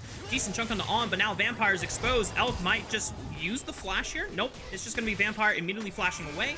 Not taking that chance. Elk will only use the barrier, but preserves the flash, same as On, and maybe there's still a kill opportunity onto Vampire as long as Taeyun is not able to equalize. Yes, so the wave here is actually really bad for WE. It's going to make Vampire's life exceptionally difficult, and you can see Monkey actually foregoing his entire top side to be down here on this bot lane to either shepherd this in or to find a kill. They have to look for On, I imagine, but he can still flash away, so I don't know if it's a... Oh, it is enough. Monkey slams the crushing blow and gets first blood. And if this wave crashes as well, then all of a sudden it's absolutely fine for WE. Means that that wave under the turret is going to bounce back eventually, and then all of a sudden, one skipped camp, or skipped timing, I guess, on that top side gives Monkey an opportunity to relieve his bot lane of that concern that they will have had. Want to know now, though, what Wei is going to do with this time, because he's going to have a lot of tempo to try and make something happen. Where he clears his camps, will probably get double crab off of this if he chooses to take that. But there's a lot of things that Wei can be doing with this time, and the question just is, what is it that he chooses? Yeah. Harris, for what it's worth, because he has push, I don't think Wei is going to get a chance to look for double crab here and cross, so he's going to drop a ward here before he bases. He should get information on the second spawn on Monkey's Raptors as well as his Krugs. So this is really good information just on tracking where WE's jungler is going to be. And that should give a little bit more safety for Elk and On to navigate this laning phases.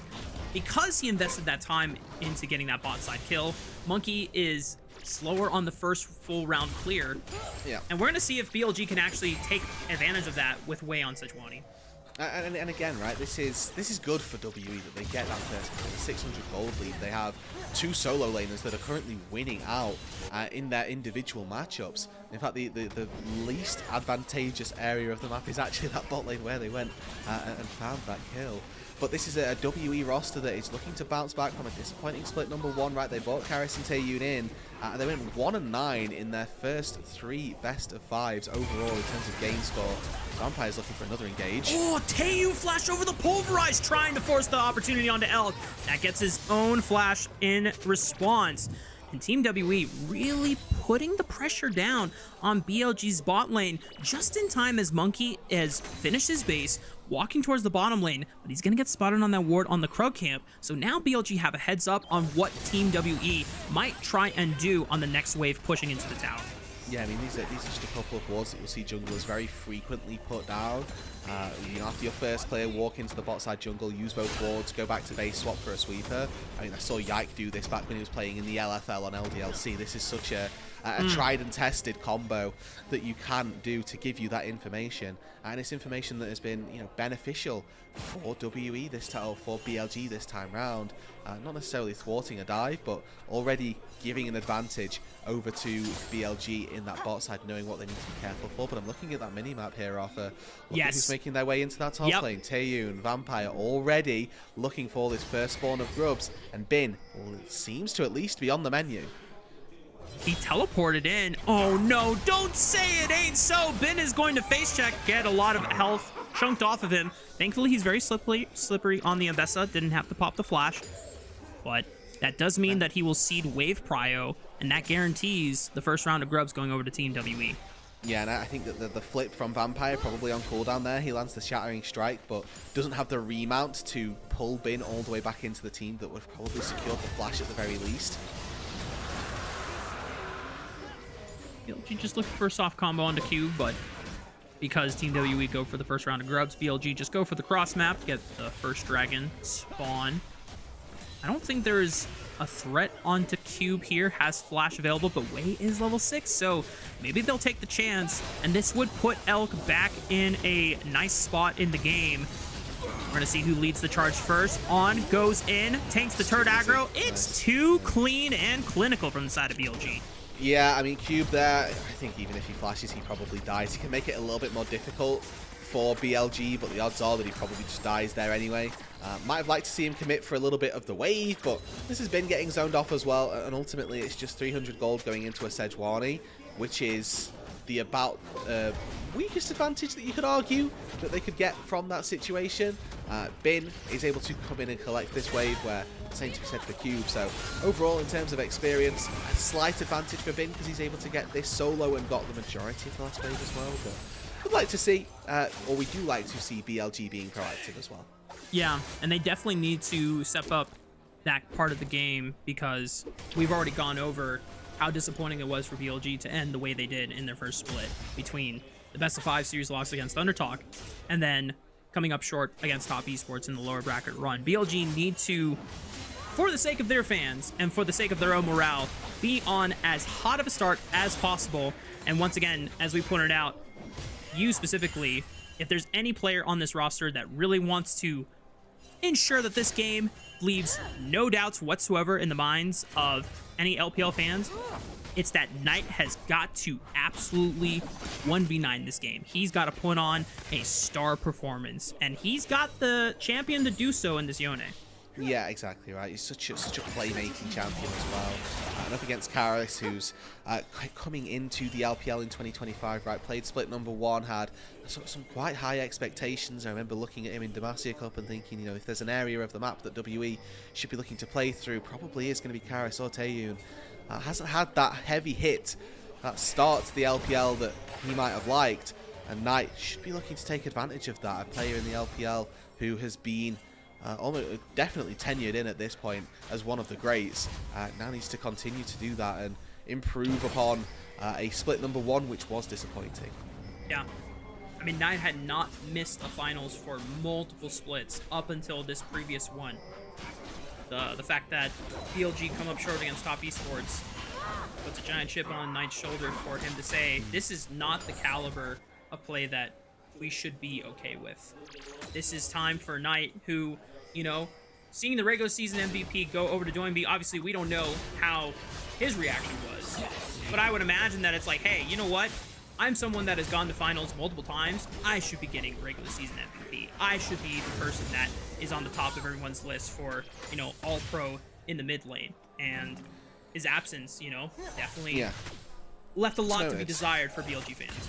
Yeah, it's noted, definitely. And I think that dialing back in a little bit on this game in particular, I'm looking at Wei, who is again another player who's had that sort of, maybe not as much as on one roster, but definitely that experience at this top level of being up there as one of the best junglers that we've got.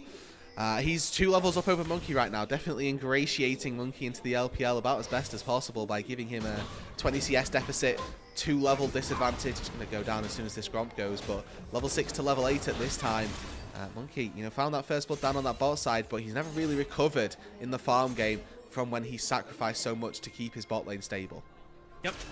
This is what happens when you invest a lot of time in your camp rotation in actually going for a play instead of just full clearing before trying to make moves on the map. Granted, it was a nice look for Team WE, and they made a punish on a volatile lane that was exposed by Vampire and Taeyun, but now with the level lead, as you called out, and the first one with the Heartsteel Rush, Wei can just turn it on, turning on to Cube. Monkey tries to disengage the fight with the Cyclone, but he's got no other support, and now he's caught out by Bin's public execution, but Karis and Vampire join the fight on the right side. Monkey falls to Bin, but now they've got to deal with the reinforcements from Team WE pouring in for the right side. Bond! Pulverized flash on the 3 members, and now BLG can really turn up the heat in this fight. No chance for WE to find their way back in this one. The Grubs are theirs, and multiple kills have fallen into their pockets. They still have all 3 carries, but they don't have any way of getting in there, and the HP from BLG still too high. Wei with that completed Heartsteel is a menace in the front line, and somehow Bin, with just a Caulfield's Warhammer, is able to come away with 2 kills in that skirmish. BLG right the wrongs again. They weren't particularly far behind, but all of a sudden they pushed that gold lead back in their favor, and now the Eclipse finished for Bin. He is going to be a menace in that side lane, and you have to just think, Cube, you know that this Sejuani, he's got ulti. There's been so little action in this game for so long. How is this a surprise to you that you get jumped on like this? But flashes out, gets himself to safety. Unfortunately, there's no such luck for Monkey, who is having a torrid time of things, not just in that farm department now, but in these fights as well. Saving grace for WE is that they are able to find Elk on the backside, as he's just a little bit split from the rest of the squad, but that really is the silver lining in what was a very patchy Cloud.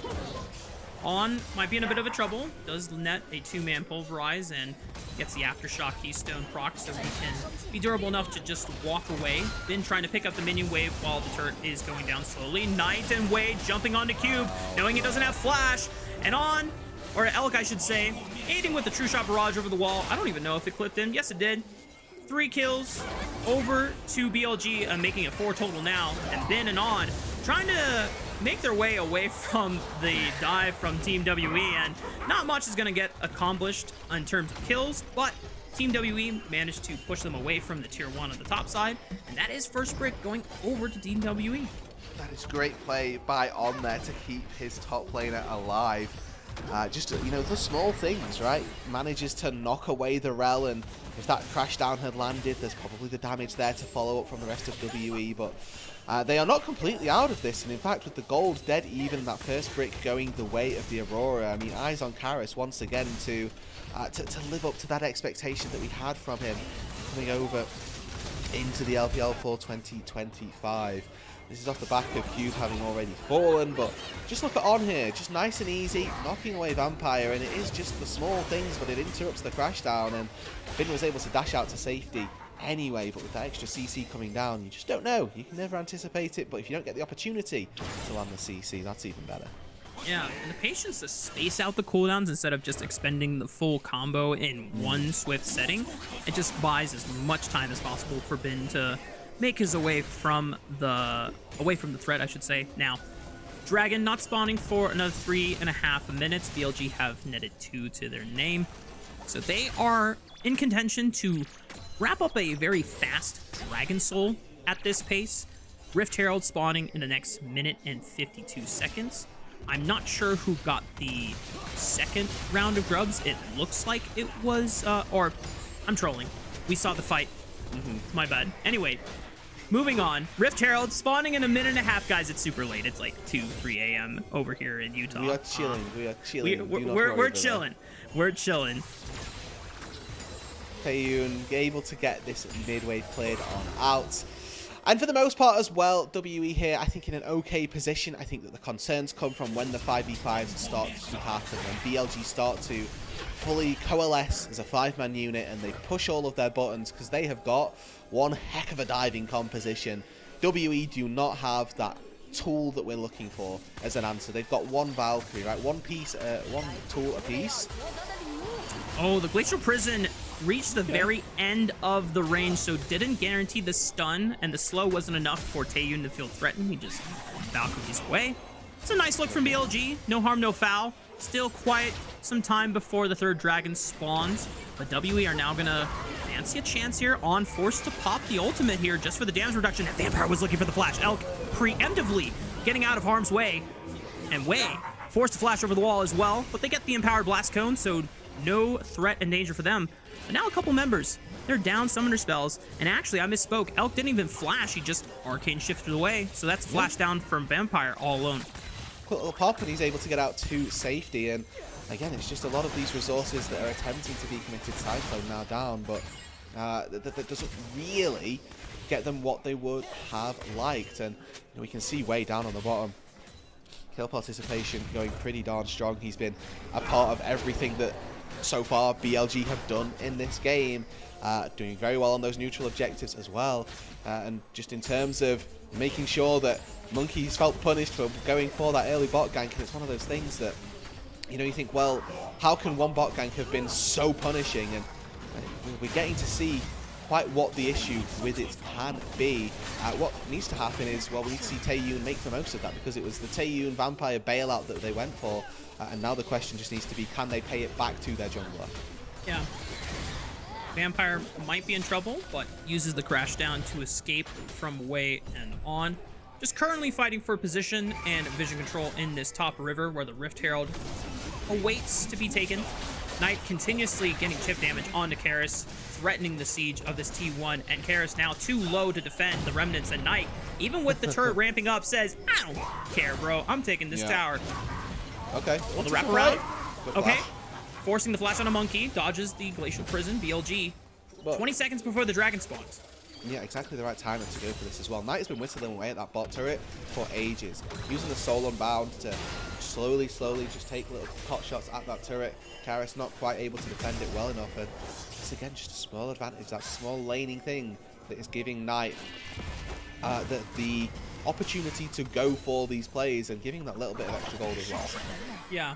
So far, the fights haven't really been around Knight's lane or Knight's side of the map. It's really been through Bin, which is why he's got pretty nice Eclipse fast spike over Cube, who is still working through what I believe is going to be his Shojin after taking a pit stop on tier 2 boots as well as the tier, so it does delay his spike a little bit, but it does make BLG's top side 3-man core so dangerous, so deadly, that if Wei wants to wait until his Glacial Prison comes back up, he can, but he can also just use the fact that his 2 solo laners can activate his Permafrost on any target. Yep.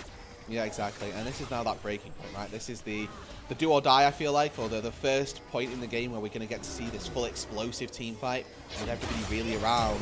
Wei no ulti, they're going in! Oh, there it is, the combo. On leads the charge with the flash, and Bin follows up beautifully with public execution. BLG swiftly execute Karis, and now for Team WE, no chance to contest this dragon. It's a quick flash from On, and again, it's a 100-0 in the space of the CC. Exceptional performance from On, just getting that quick snap engage, and WE are left to flee out to the sides, out to the wings, because they've got no business going for that third dragon. It wasn't the big explosive 5v5 that I'd envisioned, but it's certainly one that sets the tone for this game, as BLG are not looking to give up this Herald either. You know what? I'll give credit over to Team WE that they did not completely give up their entire advantage just for the third dragon in the first match. However, going for the Rift Herald, Wei wants to ensure that they don't get anything on this map, and Monkey is able to space himself away, goes back in with the Cyclone, Knight in trouble, but he's got a shield, and he's buying time for the rest of his team. On might be the first one to fall as Karis rejoins the fight alongside Cube, and BLG, they might have been enough more than they can chew. Here comes Team WE, collapsing in on the Titans that are BLG, but they're falling, they're getting sliced down. Now Bin is the only survivor that manages to equalize the fight, but he's just 1 man against 4, and WE will claim a Rift Herald for their prize. Yeah, Bin grabs 1, but WE take 4 in response. Karis able to teleport in, make that difference from the mid lane. An early engage from Wei, it goes wide, using Glacial Prison onto a clone. Monkey able to buy enough space, and again, club another engage from BLG. And just like that, this is WE with an exceptional just sort of backstep. They recognize, okay, we need to give Karis here. But then after that, all of the tools that were used by BLG got firmly punished. They spent so much trying to take down the Aurora, and successfully doing so. In trying to find a fight afterwards in that quicker window, ended up losing out big time. We might not even have time to look at the replay for the topside fight, where really I think it was the more important one that took place, but we're back on to the thick of the action here on the Rift. Don't want to miss any more crucial information between Team WE and BLG, who have now respectively on Team WE side have taken the gold lead, and finally we get a chance for that replay. Yes, the Cyclone is buying so much space here. Taeyun and Monkey do an incredible job keeping themselves safe, dodging out on Q3 from Knight here. Taeyun just biding time, getting BLG drawn in, enough so that Karis can come in, Q can come in. Those teleports that we're, so frequently looking for to make that difference, just not quite, or rather having the best impact rather in this instance, and for BLG, just not the same. On, starting up the fight once again, Glacial Prison doesn't find anyone. It's just the slow field as Team WE are able to evade its threat. But BLG do enough to stop the siege of this tier 1. The Rift Herald was sent into it and got some chip damage, but at least it still stands for now. You know what, Rafa? We came into today thinking, okay, the first 2 games, they're going to be a wash. And game number 3, we'll get some good action, but that has been anything but the case so far. We're eating good in the first 2 games already, brother. We're eating very good. It took 18 minutes for Weibo to have that semblance of a lead that they managed to come away with. It's now taken at least 21 minutes for either side, really, to break open a massive advantage in game number 2. And for WE, this is a massive win already. Going toe-to-toe with BLG, they got smacked down around the dragon, losing Karis, but then having a rebuttal is something that we'll so infrequently see from our typically weaker teams. So frequently they just get knocked down once and then don't have a way back in. But WE, this time round, come back with a vengeance.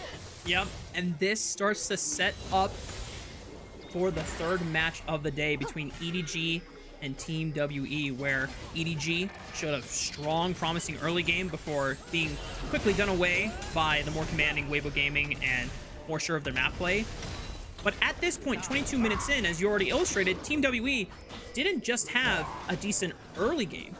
They had a bounce back, and now against probably a more legacy team in BLG, that, to me, that speaks higher of the caliber that Team WE is demonstrating in their first match of the second split with Monkey on the roster, who, because of that fight around the Rift Herald, he shot back up in the gold lead against Wei, and now to be fair, that's a kind of expected if you're playing a carry jungler versus something like a Sejuani, but still, now you have 2 items on this Wukong. You're a bigger threat in these fights.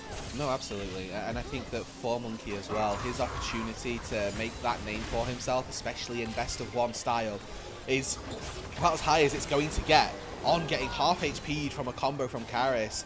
And that probably just gives full control over to the bot side jungle for the next 10 to 20 seconds over to WE. Look at the timing as well. Drake, the soul, spawning in 20 seconds for BLG. And they don't really have an answer to that. Knight is on that top side pushing away, which I think is probably what they're going to look to leverage. And even if they do just give this dragon, they are going to be getting something for it. So it's about Knight making that difference. Maybe not now, but in those team fights with all this extra gold that he's getting, and can teleport into this if they want to as well. Observers pointing out where the deep wards from BLG are, and unfortunately for them, they don't really have the deepest wards. The farthest outreach they've got is in that Otacon pit, so nothing too favorable for a flank from either of the solo laners. They're just gonna walk on in, and Monkey just starts up the fight with the Cyclone. Wade tries to stall the fight out with his own ultimate as Bin finds his way now into the backline, but On has already fallen, but Bin equalizes it, support for support. Bin still trying to do his best. Knight finds the backline! There it is! Fate sealed right on top of Karis, and now it's just down to Taeyu and a Monkey to carry out the damage, but BLG do enough to ward Team WE off away from the dragon, and that is soul claimed for BLG. It's close and it's scrappy, but BLG come away with the soul. Their leading focus for that fight is secured. Yes, they trade 2 for 2. The fight's a little bit even, maybe a little too even than they would have liked, but coming away with that objective means that all future fights will be just that little bit skewed in their favor. Now WE making a play for this bot tier 1 that they can't go for, they can't extend all the way. I'll say tier 1 falling in the mid lane, an extra boon for BLG now. They can't even get the Otacon either because the threat of Knight sticking around could easily make things go from bad to worse. Let's take a look back at that replay. So it's Monkey going in through the front door, right? We talked about BLG being this composition that really wants to dive and probably does it quite successfully. Karis, I think, stepping back into his ulti, mispositions himself, and now he's got to play defense and play catch up. He's too far back. Knight spots him out, takes him down, and Wei as well with a flash on top. Goes immediately for the Aurora. They know the target they need to take down, and then follow up nicely afterwards to try and find the dragon. Yeah, that Q3 layered beautifully on top of the Fate Seal from Knight seals the deal for Team WE's demise in that fight, and BLG. Now with Soul on their side, they should have the advantage just in raw stats. Don't even look at the goal differences. Monkey is the only one that can really make a difference since he has a respective gold lead over his counter opponent, but everyone else on BLG is just so strong at this point, and even further so empowered by that Chemtech Soul. In fairness, like, this is still 2-item Jace, 2-item Ezreal. If we see WE start to play a little bit more at range, if they can use the poke without getting engaged on, if they can fulfill their prophecy while still denying BLG theirs, they have tools, they have ways to find a way back into this game. And now Monkey with that Guardian Angel can be that trigger, that engage source that WE have been using and using again and again this time round. Tier 1 turret in the mid lane now under fire, and they're gonna look to get it.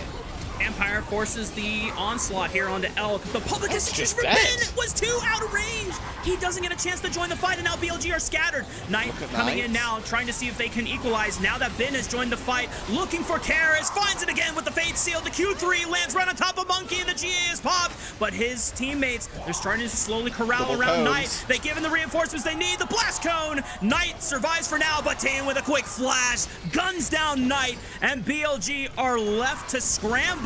Team WE will pick up the Otacon. Yeah, you're going to have an advantage in the 5 versus 5 BLG, but if you lose your AD carry with no response, that's no chance that you take it. Now Bin sniffing, snipes out Vampire. Can he find some more? I don't think he's going to get any more, though. It was a nice attempt from BLG's top laner, but a little too more than what he could actually handle. Team WE will still secure themselves this Otacon, and with all of the Blood Roses that they can pick up, it should equalize a little bit of the level differences. In fact, Monkey now climbs to a 2-level lead above Wade. And this is Vampire just snapping onto Elk. He's channeling True Shot Barrage in the Rel's face. Knows that he's actually locked out of his Arcane Shift for a little bit of time. Finds the Shattering Strike as well. And just taking out the Ezreal. It's really good heads-up play from Vampire to spot that mistake and punish it as well. And yes, Karis falls for this, but look who's free-firing this entire time. Taeyun, that 2-item Corki, left largely to their own devices. Able to get away from Bin as well. Chunks out Knight, who's only really able to get that far away because he's got the shield bow. But another flash from Taeyun secures another shutdown for him. Goes back to base. Finishes off a full LDR. Previously only had the crit cloak, so not really the biggest advantage or not the biggest spike. See, Karis goes back to base, finishes off that Zhonya's as well. So now permanently able, or rather every 2 minutes able, to find that stasis and bait people in. Whereas previously Monkey was the only one with the advantage, and whilst that's still the case in his jungle matchup, there's an advantage for Taeyun. That gap between Karis and Knight is closing. And really, we're just looking at the top side. We're looking at Bin to make that big difference in the gold. And he missed out big with that public execution just being short of the engage range, which could have been the difference maker between BLG getting another major fight for themselves and being one step closer in closing out this game that should be theirs to take. But because of the result of that fight, Team WE, they're the ones with the gold lead, in spite of the fact that BLG have a Chemtech Soul on their side. And with a minute away from the Elder Dragon spawning, it's still anyone's game here, Root. Yeah, the Elder Dragon has one title, and it is the Great Equalizer. It doesn't matter what the game state says. If you secure the Elder, you win team fights. By nature of its buff, you will just win those team fights if you take them even on uneven footing. The Elder is so powerful that you can just destroy your opponents with it, and especially when the enemies have got a Chemtech Soul, something that thrives when you've got lower than 50% HP, and the power of that comes from then. The Elder, the ability to execute, is very, very powerful, as this is a big play from the BLG jungle mid duo. This is very bold. If BLG can try and burn down this Baron before Elder spawns, they'll have enough time to make a macro play. And uh-oh, Vampire goes too far. Monkey forced to dive in to try and bail out and salvage what was made by Vampire's fumble, but it is just a disaster for Team WE. BLG make the punish, spring the trap, and now find themselves in a 5v3 as Karis tries to get a little bit of damage with the in-between worlds. It's just a chunk off of Knight. Elk is still severely low, about a fourth of his HP left, but BLG, they can just send Wei to solo the Elder Dragon, and it's totally okay. So Elder's going to be picked up, the Elder will lead to the Baron, and all of a sudden just one fumble is going to cost them big time. Taeyun with the Valkyrie baits out Knight's flash. Might not be the biggest deal in the end, and BLG are going to be largely happy with the sequence of events, but Vampire just stepping that little bit too close as undone. 30 minutes of exceptionally hard work from WE. It's BLG that start this off, that engage this a little bit by just poking their head in. And then Vampire just goes that little bit too quick, too soon. It's all about the spacing on the approach. Knocked in. Yeah. It's a tricky one, right? Because if you freeze frame 2 seconds earlier, his team's on top of him. But then they split. They go to clear the mid wave. They walk up to the right to clear the mid wave, and Vampire walks down and left to walk into the brush. All of a sudden, that's enough space to get a Hex Flash to not really be punished either. And the rest of the squad just not quite on fire, not quite where they needed to be. And the small micro steps end up being the problem. Yeah, it's so close that I find it hard to fault Vampire for it, because it seemed like they were all on the same page that they were going to face check as a unit. But like you said, literally 2 frames, clicks to the right, clearing that menu wave, instead of clicks to the left, walking with Vampire. And if that's what really is what gives BLG the final nail in the coffin for Team WE, then the blue side squad is going to look over this match with a little bit of heartbreak, but also they should be taking away the fact that, hey guys, we brought it to BLG so far. Now, the game is still not over. BLG still have to close it out, but with Elder and Baron on their side, I find it very hard to not do so here. No, I mean, at the very least, they should be breaking open the base. And with a 4k gold lead, they can just dive with the Elder as well. Knight, you can see, just charging forward. Knows what the mission objective is, and once you've got 2 inhibitors, getting that 3rd becomes so mundane, so fundamental, that it's not really ever a problem.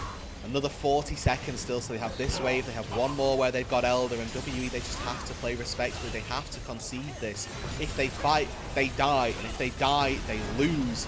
And BLG, it's methodical, it's meticulous, and they just take open the race. And for Team WE, at least they know what they can give away, what is worth sacrificing to stall the game out again for another attempt at an equalizer, and that's the Elder Dragon spawning in 14 seconds. So that's actually the timer for how long the buff is active. It's not spawning again. Oh, darn. Okay. So it wears off in 5 seconds. Okay. If there was another Elder already. The equalizer is not spawning for a few minutes. Almost, but not quite. Yes. I mean, I don't know that a second Elder Drake is going to spawn this game. BLG, from here, the game plays itself. They have they have super minions pushing mid lane, they have super minions pushing top lane, and they have a tank that can tank up the turret down in that bot side as well. They just need to go 5 people bot.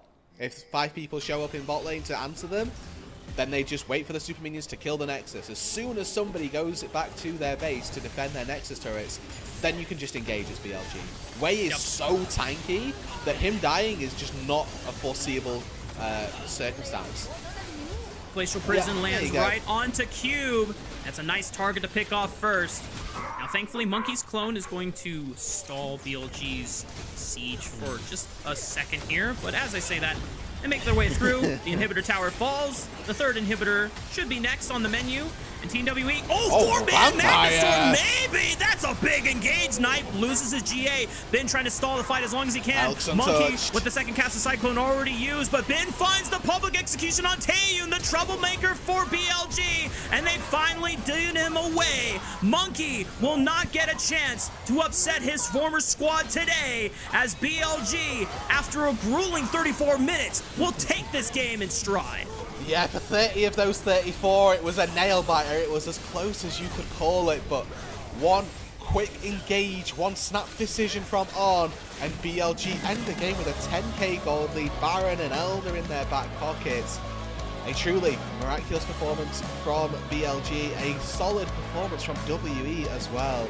But in the end, that consistency, the little lapse in judgment, even though it was 30 minutes into the game, one little slip-up costs them dearly.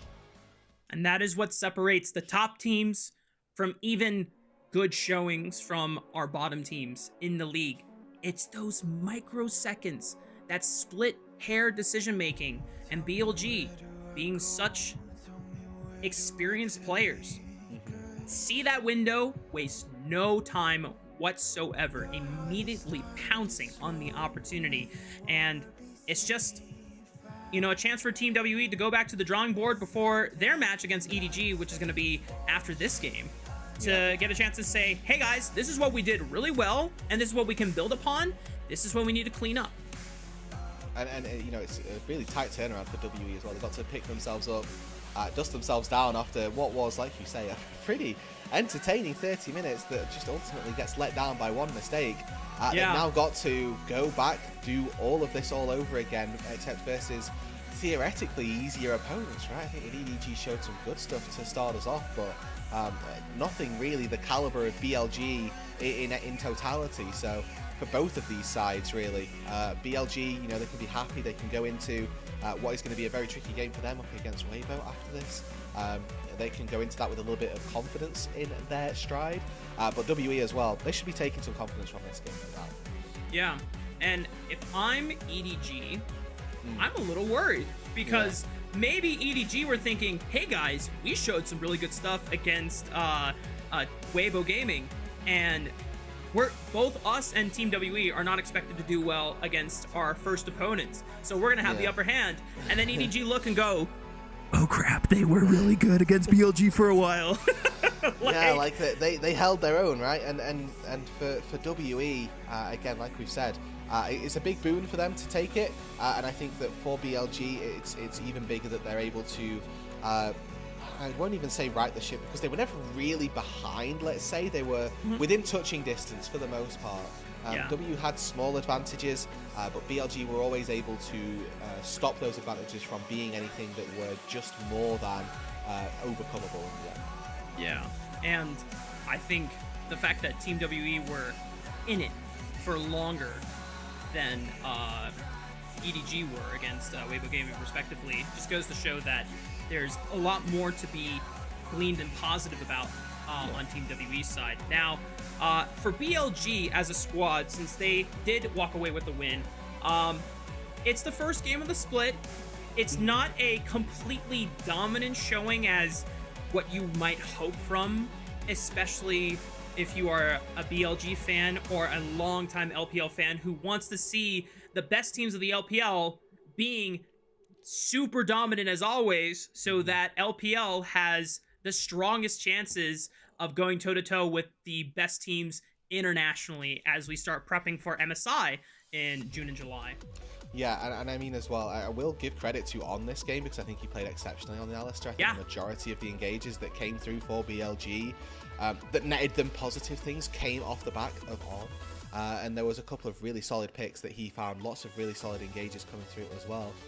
And outside of the one misstep from Vampire, I don't think he had a bad game either. I think both supports were pretty darn on it for the most part, and it is just that about that one misstep that happens that costs it big time. Yeah. And I think that's a good thing to bring up here, Rude, for On, because when we looked at some of the shortcomings of BLG, I think On was a big factor in a lot of those first split losses.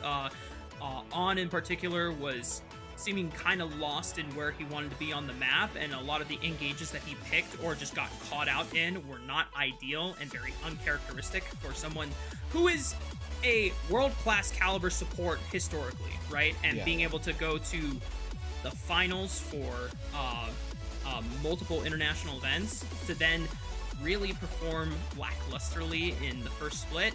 Not what you want to see, but this right here. WQ Flash Cinema. It feels great to pull that combo off, honestly, as Alistair. And this is also a really good play from Knight, using the sweeper to spot out where Cube is going to be on his way into the mid lane or wherever he's rotating to. Because there's no way of Cube knowing that he's spotted. There's no way of Cube knowing that, actually, they have complete vision of me here. And they, end up getting that kill, that takedown in favor of them. But this is a great example, again, of BLG just reaching that little bit too far, and maybe it being a case of, well, actually, WE have got the chops to take it with us and take the fight to us, but also that we need to be a little bit more cognizant about how we take our fights as well, because we should never really be in that position to begin with. Yeah. And some of these fights here are also what almost looked... Alright, wait. No, this is the wrong fight. There's a fight around here where... Team WE actually get the jump. This is the fight where BLG Bin misses the public execution, and you see how much of a difference it makes when BLG are not firing on all cylinders and Team WE don't waste any opportunity. And the fact that Taeyun, as you called out, was finding a lot of fights where he's just free firing and no one is really threatening him, that really put a dampener in BLG's ability to actually have a clean game. No, absolutely. And I mean, double cone, those two cones should never be allowed to spawn on top of each other. It does make them very funny interactions. But this is the straw that broke the camel's back. This is after 30 minutes of Breakneck League of Legends. And honestly, I think that if there isn't a Chemtech Soul, Elk may actually be in a little bit more trouble there than maybe he ends up realizing. But it's Vampire again with another great engage that just isn't quite able to be followed up on. Look at Elk on the right hand side here for this entire fight. Yes, he gets caught up in the initial Magnet Storm, but there's nobody else there to follow him, nobody else to help out. And unfortunately, that element of desynchronization, not quite fully being there, fully being ready with the team, ends up being the straw that breaks the camel's back and the game-ending thing for BLG. So who gets player of the game, Rude? I think it's On. I would be okay with On. I think there's an argument for... I think there's probably an argument for Breathe as well on the... Oh, not Breathe, sorry. Bin? No, I mean, I would actually go against that entirely. There were too many public executions that went wide. That's what I'm saying. It's kind of hard maybe to... Elk. I don't know. Well, we'll find out.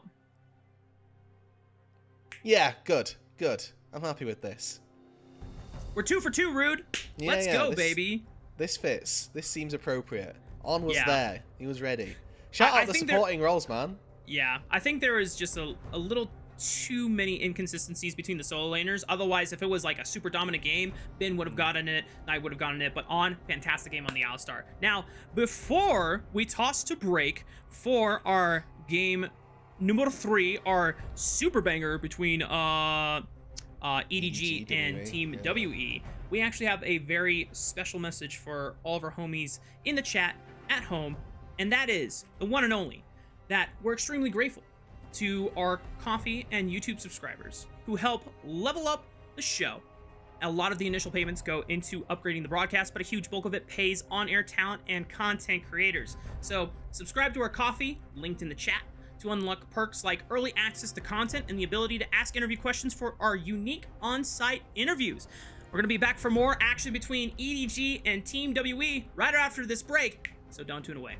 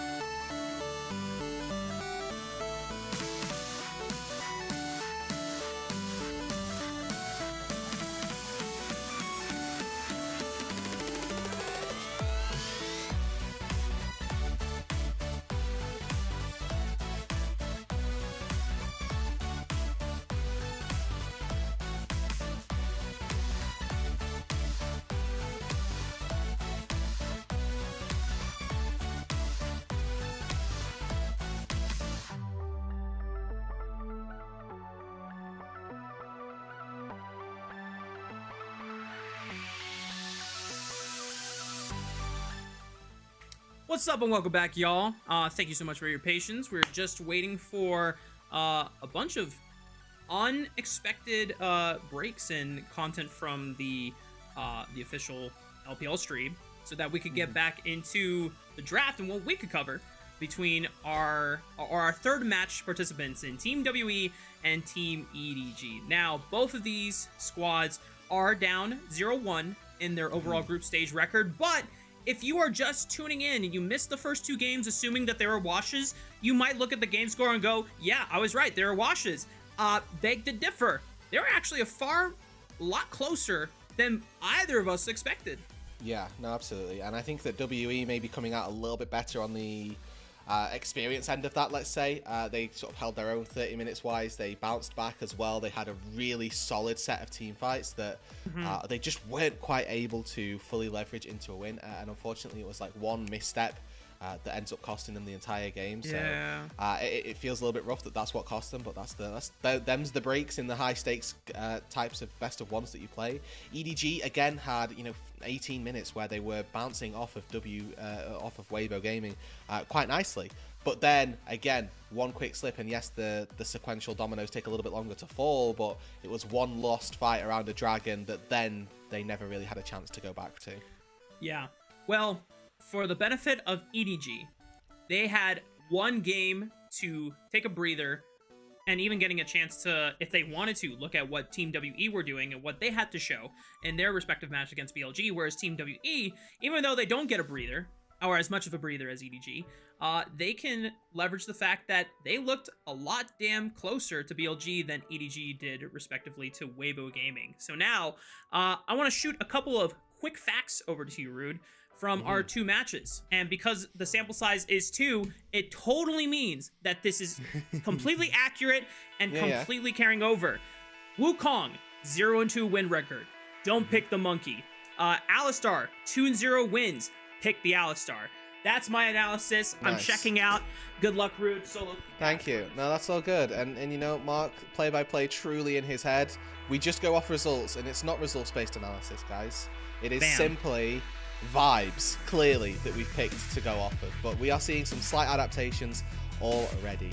The Ambessa coming through in the bans instead of in the picks. Skarner takes his place back on the red side alongside Callista and Rumble. And with that Jace taken off the board, there's also an Ezreal taken off the board as well.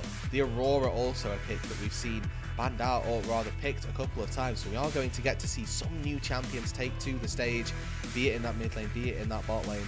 Karis had a relatively good Aurora game out that we've just seen, but with Monkey not looking into that Wukong this time, going straight for that Vine, knowing that Ezreal's banned, we are going to get to see some AD carry, some form of bot laner, hate their life.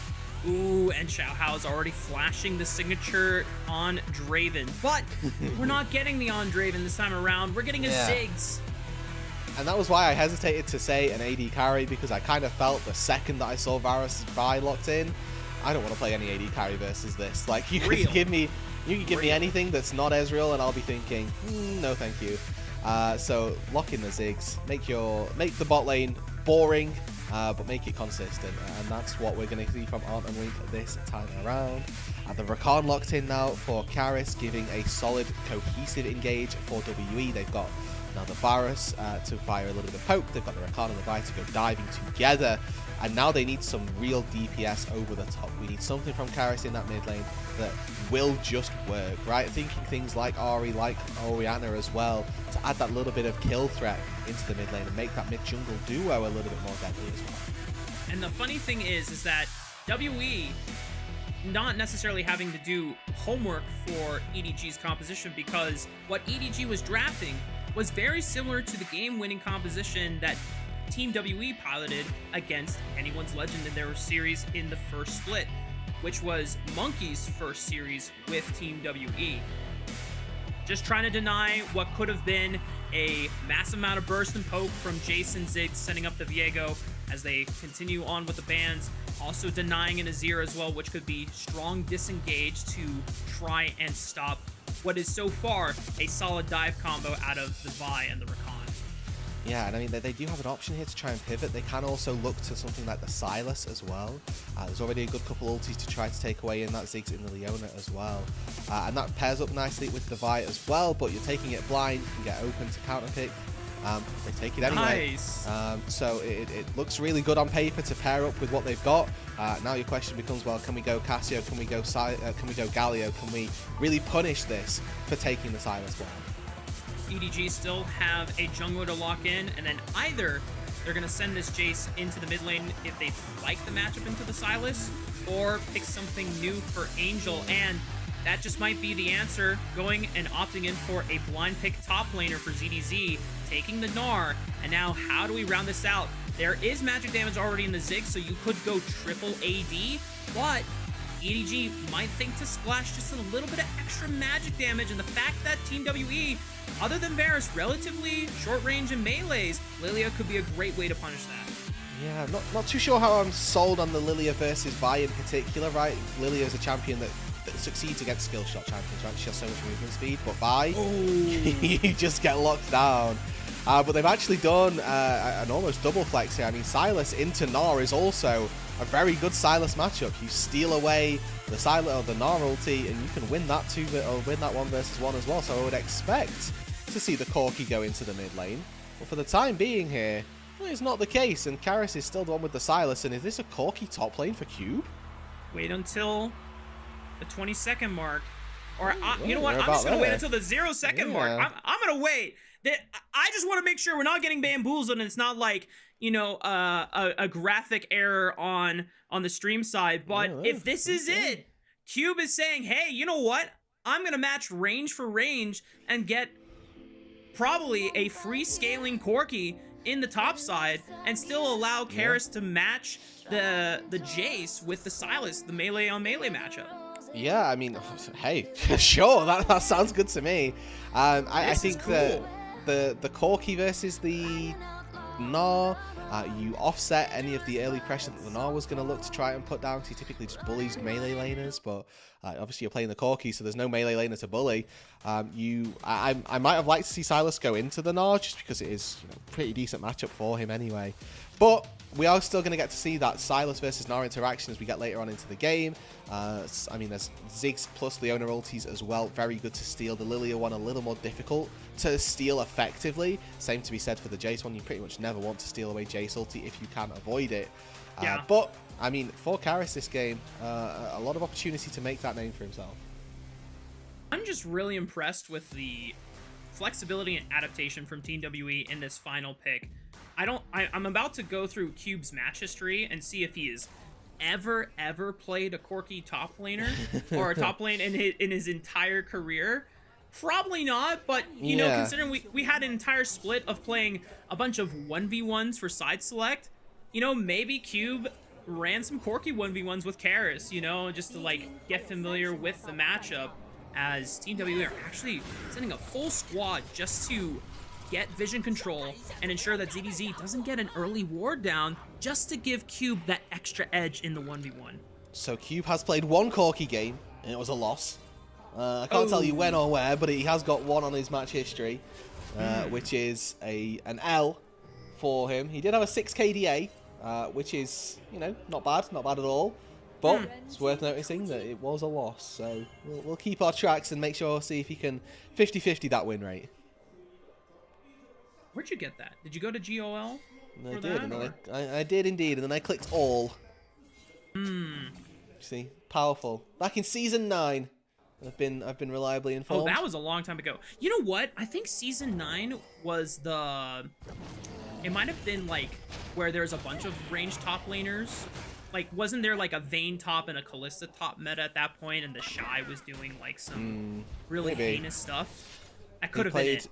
Corki versus Vici Gaming in 2019 summer. Oh, Vici Gaming, man, that's a squad I haven't heard of in. You know, that graphic's probably gonna fly. You know, the LPL love a lower third of when the last champion was played. True. I feel like maybe it wasn't he that played Corki top last, but you know how. No, Monkey. Do either of them have smite? Well, Xiaohao does, and he yoinks away the Gromp, and now Monkey's in trouble. I think he's gonna have to flash. Oh. He didn't land the blooming glows. Monkey is actually safe, But he's Okay. definitely not happy to No. not have the Grom. No, he's not. Now, I mean, Monkey did get blue buff. I mean, Xiaohao just watching Monkey. How much of a... So do you remember the... Was it Kanavi Nidalee that just went between the two turrets? Yes. That type of sociopathic behavior. It was seemingly what Xiaohao was looking towards, but Monkey going to be able to move in, pick up at least a couple of his camps on the top side, probably all of them to be fair. Yeah. But Xiaohao now probably going to clear up to, or move up to his top side to defend that. Oh, there it is, as you called Yeah. it. Oh, really? 2024. Wow. Yeah. Okay, well, not that long ago. No, but, you know, Cube did it in Season 9, and that's the last time he did it, so that's the important thing. See, that's the narrative that I'm here to support. Yeah, on the exactly. LPL English unofficial broadcast. As we're 3 minutes in, not much action other than Xiaohao being a bully and forcing Monkey away from 2 of his camps. As we got an engage from Wink.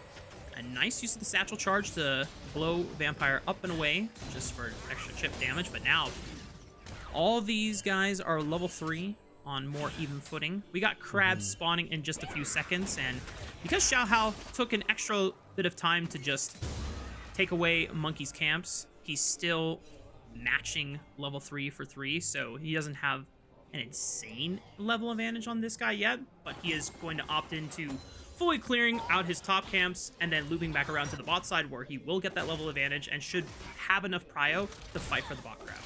Yeah, and as well, right, as we look at this game and what WA are looking to do, they are engaging on that bot side. Quick little knock up into a disengage. Wow. One's burned already. Okay, so a couple summoner spells going down for WE. They've already used Summoner Heal a little bit earlier on off screen, and now Arn, in fairness, out of mana, so he's going to need to take a recall, but he's got teleport, so it won't be the worst thing in the world when that does need to happen. And I think for both of these sides as well, it's going to be so difficult for how they look to play out these fights, rather, as we move later and later. It's going to rely so heavily on both of these ranged units. So things like your Jace and your Ziggs providing the poke for EDG is going to go very favorably, but the same to be said for Cube and Taeyun as well. We saw the power of a very fed Varus in game number 1, where Light was able to use this poke Varus to his advantage to take down exactly EDG. Yeah, I mean, Team WE are pretty much biting a little bit of what EDG wanted to do with their composition, right?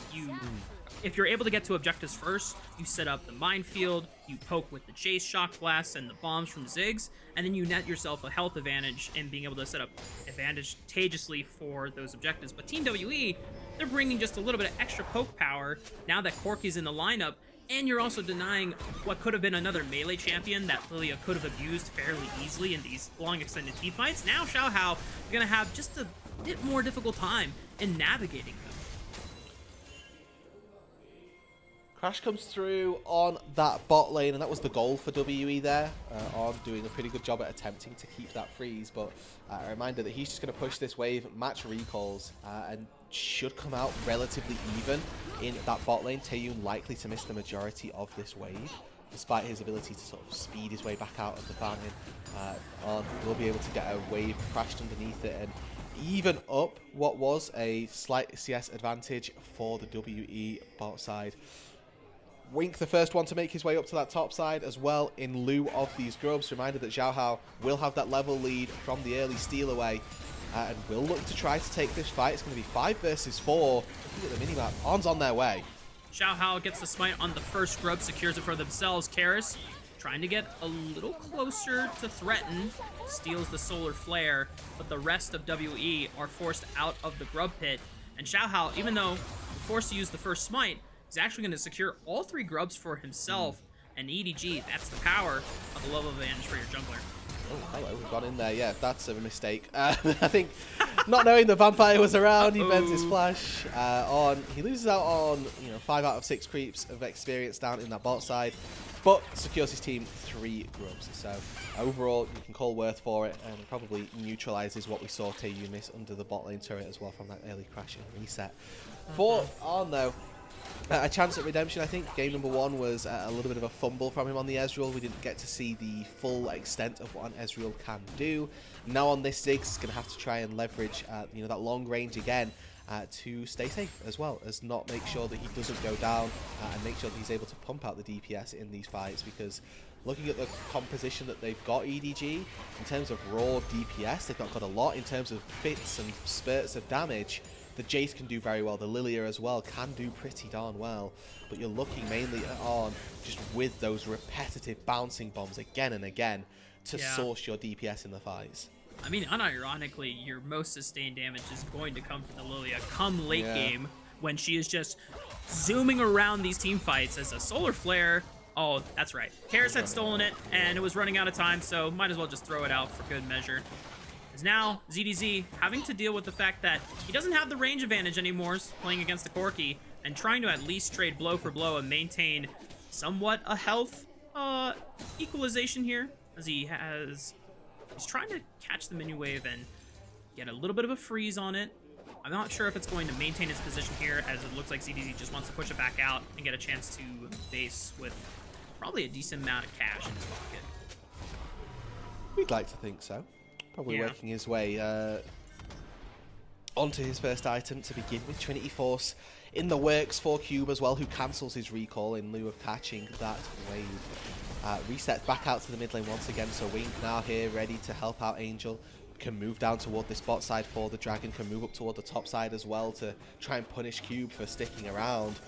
Looks like it's a reset to be coming through for Angel, but Xiaohao's here. You can see Wink as well on the minimap working his way slowly up towards this top side, and all in all, very slow paced, very quiet early game. No kills just yet. Gold pretty much dead even. That's why we have to think that it's all about who can play the range that bit better. Lilting Lullaby Immediately forces the flash out of Cube. Vampire under fire. early poke. And the Ignite is burning him down, but because Monkey arrives to the party, should mean that Team WE is safe from harm here now. Monkey, oh, that was an aggressive ball breaker forward. Yeah, I'm about to say the solar flare comes out, and now Monkey is forced to flash. Gonna get another Q over the wall, might be safe, but they're gonna continue the chase, and here comes them downtown Mega Inferno Bomb. They're forced to dash back into EDG's waiting arms. Maybe Karis can equalize things, and we'll find one onto Wink alongside Cube, but EDG managing to punish a slight execution error from Monkey and just overstepping with that Q. Karis has flash. If he gets tagged by the slow, he's not going to be able to find it. I think without getting hit by that slow there, he could probably look to flash on and take down Xiaohao as well. But EDG coming out just barely on top. Not just in the fact that it's a 2 versus 1, but again, look at the waves that are being caught. Taeyun moves up to the mid lane to catch the wave that Karis drops to go up there, but then there's nobody bot lane, and it means that there's a wave now hitting that turret for free that Angel is getting uncontested with free time on that turret. So that's probably going to be a couple of plates as well for the Jace. It's going to be unanswered gold until Cube TP's in. And Angel doesn't have flash from before when he got sprung by Vampire just a couple minutes ago. But WE don't have enough damage to actually punish. Okay, this is a really good play then for EDG overall. They will take that advantage quite happily, you'd like to think, and probably run with it as well. 2 kills for ZDZ, who's in this counter matchup. Now moving down to this bot side. And Cube doesn't have flash either from the play on the top side. Angel punts him away with the hammer, and Wink has just got to get in range to land down some CC. Zenith Blade into the Shield of Daybreak, and just one more auto attack. It's not even that. It is the W popping, and down goes Cube. So does give up the Void Grubs for this. Fortunately, Xiaohao was able to walk in, snipe away one of them before Monkey walks up, so no feat of objective stack going over to WE for this one. And in fairness, with the feat of warfare having already gone over to EDG, we may end up seeing the first turret be the thing that decides who ends up securing those feats of strength. Even still, though, a little bit of a replay of what happened on this top side, and one of the lesser known qualities, maybe lesser appreciated qualities of Lilia, and one that we'll have to keep a track of as we move later on into the game, is her ability to poke as well. Those swirl seeds are devastating the later you go, and Monkey, he's just thinking about the little Krugs. That's all he wants. He wasn't looking to take a fight. Instead, he hops in just that little too far forward, flashes out, but he gets followed up on, and another swirl seed comes through. Mega Inferno Bomb on one side, Vampire baited in on the other. Yes, they lose Wink, but But again, the exact right person that you'd want to lose. You'd lose your support if you get 2 kills in response, and they do that exactly right. Yep. Not the ideal scenario for Team WE. And the fact that EDG walk away, as you called it, with the important carries alive, and then on top of it, as you called out afterwards, Angel getting some plates for himself, and then surviving the collapse, and then on top of it, getting a collapse down onto Cube. I mean, it just went from bad to worse on the side of Team WE. Now, the good thing for them, the gold lead is not that steep. It is still just a solid 1,000 in the advantage of EDG. And there's still chance for Team WE with the composition that they have assembled to turn it around. They just gotta wait for these item spikes to come online. It just might require a little bit more patience to stall out the game, since neither of these teams have actually taken the first dragon. So if I'm Team WE, I'm just saying you can have this one. Yeah, I think poking from ahead is obviously a lot easier. You have control over vision, you can go for Fog of War spells, and now Karis and ZDZ duking out on that top side. ZDZ dropped his boomerang, so won't be able to chase too much further. We're also in this sort of midst of a stalemate of 4 versus 4. High Child's Flash, your big ticket engage for EDG, not quite available. Monkey just off on the side, off on the wings here. He's trying to threaten his own poke as well. Now Xiaohao dips, tries to force Cube away. The dragon momentarily limps over to Team WE. The Solar Flare looking for Taeyun. Still has a flash and cleanse, Mega Inferno Bomb, decent amount of damage. Xiaohao getting blasted by an empowered arrow. Here comes the teleport as well. And that's enough for Team WE to say, okay, yeah, we cannot fight for this dragon anymore. ZDC joins the fray. Does Monkey really want to fight this one? He's going head in first with only Vampire at his side. This just seems really weird from the side of Team WE. And I don't know what Monkey thought that he was going to pull off. Well, what he pulled off was an extra 300 gold in the back pocket of EDG, and now Cube may be the one in trouble under this bot turret. On doesn't have a lot of mana, and I don't think they'll be able to take the turret in the face. Never mind, Ziggs. Oh no, Cube overstaying, thinking that that turret was going to save him, but Ziggs, my friend, has a powerful way to blow up turrets faster than you might think. Yeah, the satchel there, 20% or 25% execution threshold. Devastating, and Q ends up falling under that turret. The Corki win rate not looking great for Cube, and not showing too many signs of getting that much better. I think the later we go in this game as well, definitely favour the range that EDG have to play at. You know, you can use theoretically global poke with the Lilia Swirl Seeds, Boomerang Blades, and then you've got the bouncing bombs coming through, your Shock Blasts as well. Really solid poke composition picked up for EDG. The engage for WE has been disjointed as well. Vampire and Monkey, the reason that they sort of lost out in the last game was because those two weren't quite on the same page, and same to be said again for this game. They're going to need to be exactly on point with one another to get in and get out on the right targets, or they will end up just falling. And I just want to point something out as, hang on, Paris looking for On. Oh, clips him in the middle of the satchel charge. That forces the flash under the Ziggs. Nice look there from Team WE. At least there's a Summoner Spell gone from On Ziggs. Will make him an easier target for a future fight. But something I want to point out here, Rude, is that in the first 2 games, both EDG and Team WE showed a very competent and very surprising look against some of our top teams. And I was expecting that because of how close Team WE was against BLG, that we were going to get a real slugfest between these two. And then you mentioned in the green room, what if this third match just turns out to be a stomp? It's not over yet, Rude, but the way the game is progressing, Team WE, I dare say, are playing a little underperforming compared to what we got against BLG, who should be a tougher opponent than EDG. And I don't know if that is just maybe Monkey feeling a little uncomfortable on the Vi pick, trying to force fights, maybe getting a little too antsy, and that's where you're seeing a lot of the little mistakes here and there on the top side, fishing for the Krugs, not realizing, hey, I'm a Vi. Once I queue in, I've got no way out on the bottom river, thinking, I'm forcing this play with no help around me. What am I expecting to get off here? Yeah, no, you're exactly right, because you also have to think about how not having a top lane tank alters your expectations as well. As a Swirl Seed comes through, spots Monkey on this Rift Herald and spots WE probably in a position that they ought not to be in. EDG maybe playing a little bit more for turrets, but now looking for a fight. Oh, that solar flare is gorgeous, clipping Monkey right in the heart of the fight, forced to flash away, but Taeyun blows up Wink before the rest of EDG can really follow up on the play, and just like that, we thought it looked good for EDG, but they lose 2 members and WE don't lose a single man. Yeah, and it's because EDG are split in their call again. This entire game has revolved around who's making the play together. WE commit entirely to the fight, but what actually happened was EDG split their resources. Xiao Hao takes down the Herald and yes, secures it, but he's not there to be a part of that fight, not there to provide the massive teamfight tool of a Lilting Lullaby. Angel falls, Wink falls, and EDG, they sacrifice 2 members to secure the Rift Herald. I think it's something that they're happy to have done, but it will give some gold back over to WE and put it right back into Taeyun. Yeah, I mean, take a look at the replay. I like the look from EDG. I mean, that is a spot-on solar flare. You even got the cleanse from Taeyun. But then, as you called it out, Rude, the split comes in here on which targets to focus down. Yeah, and I mean, it's just crossing that threshold as well. Walking up that ramp is so tricky when there's 5 members of WE stood posted up, you know, ready to turn and hit you.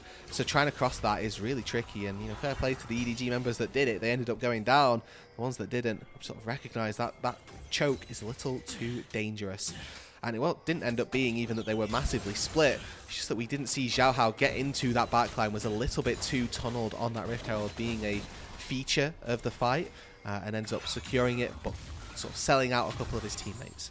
Yeah, and funnily enough, the flaw that we found in EDG in their match against Weibo Gaming kind of rears its head in that moment right there, where EDG feel confident on the engage, and they overplay their hand, not being content with the fact that they got 2 essentially summoner spells off of Taeyun and Monkey, and just backing off and respecting, as you called out, the choke point that they cannot actually cross in that instance. And now EDG, they still walk away with the Herald. They're still up around 2,000 gold. The game is still in their hands to control, but those are the moments where EDG just have to be a little more cognizant and a little more restraint, or show a little more restraint, and just knowing how far their limits can actually be pushed. Yeah, and it's all about just ensuring that they are in the correct places at the correct time. And with that mentioned, time has come where teams need to return their attention back down to that bot side. Between Ziggs and the Rift Herald, they should be able to take this tier 1 turret without too many problems.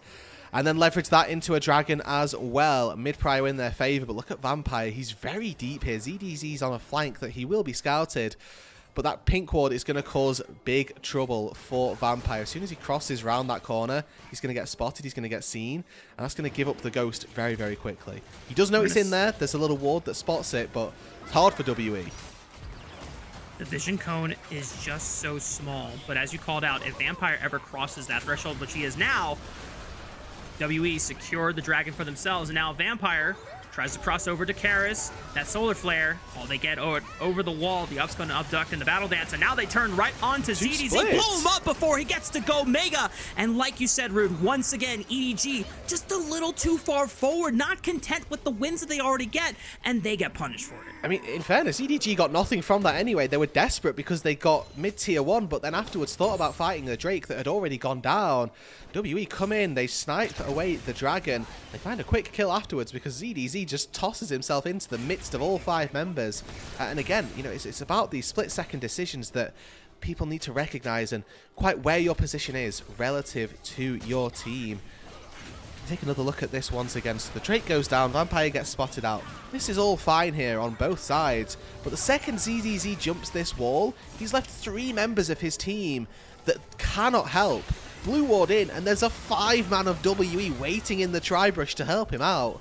And now bot lane, Cube's in trouble. Uh-oh. Well, looks like Cube was on the wrong side of the tracks here. Probably just overstaying for an extra wave of farm.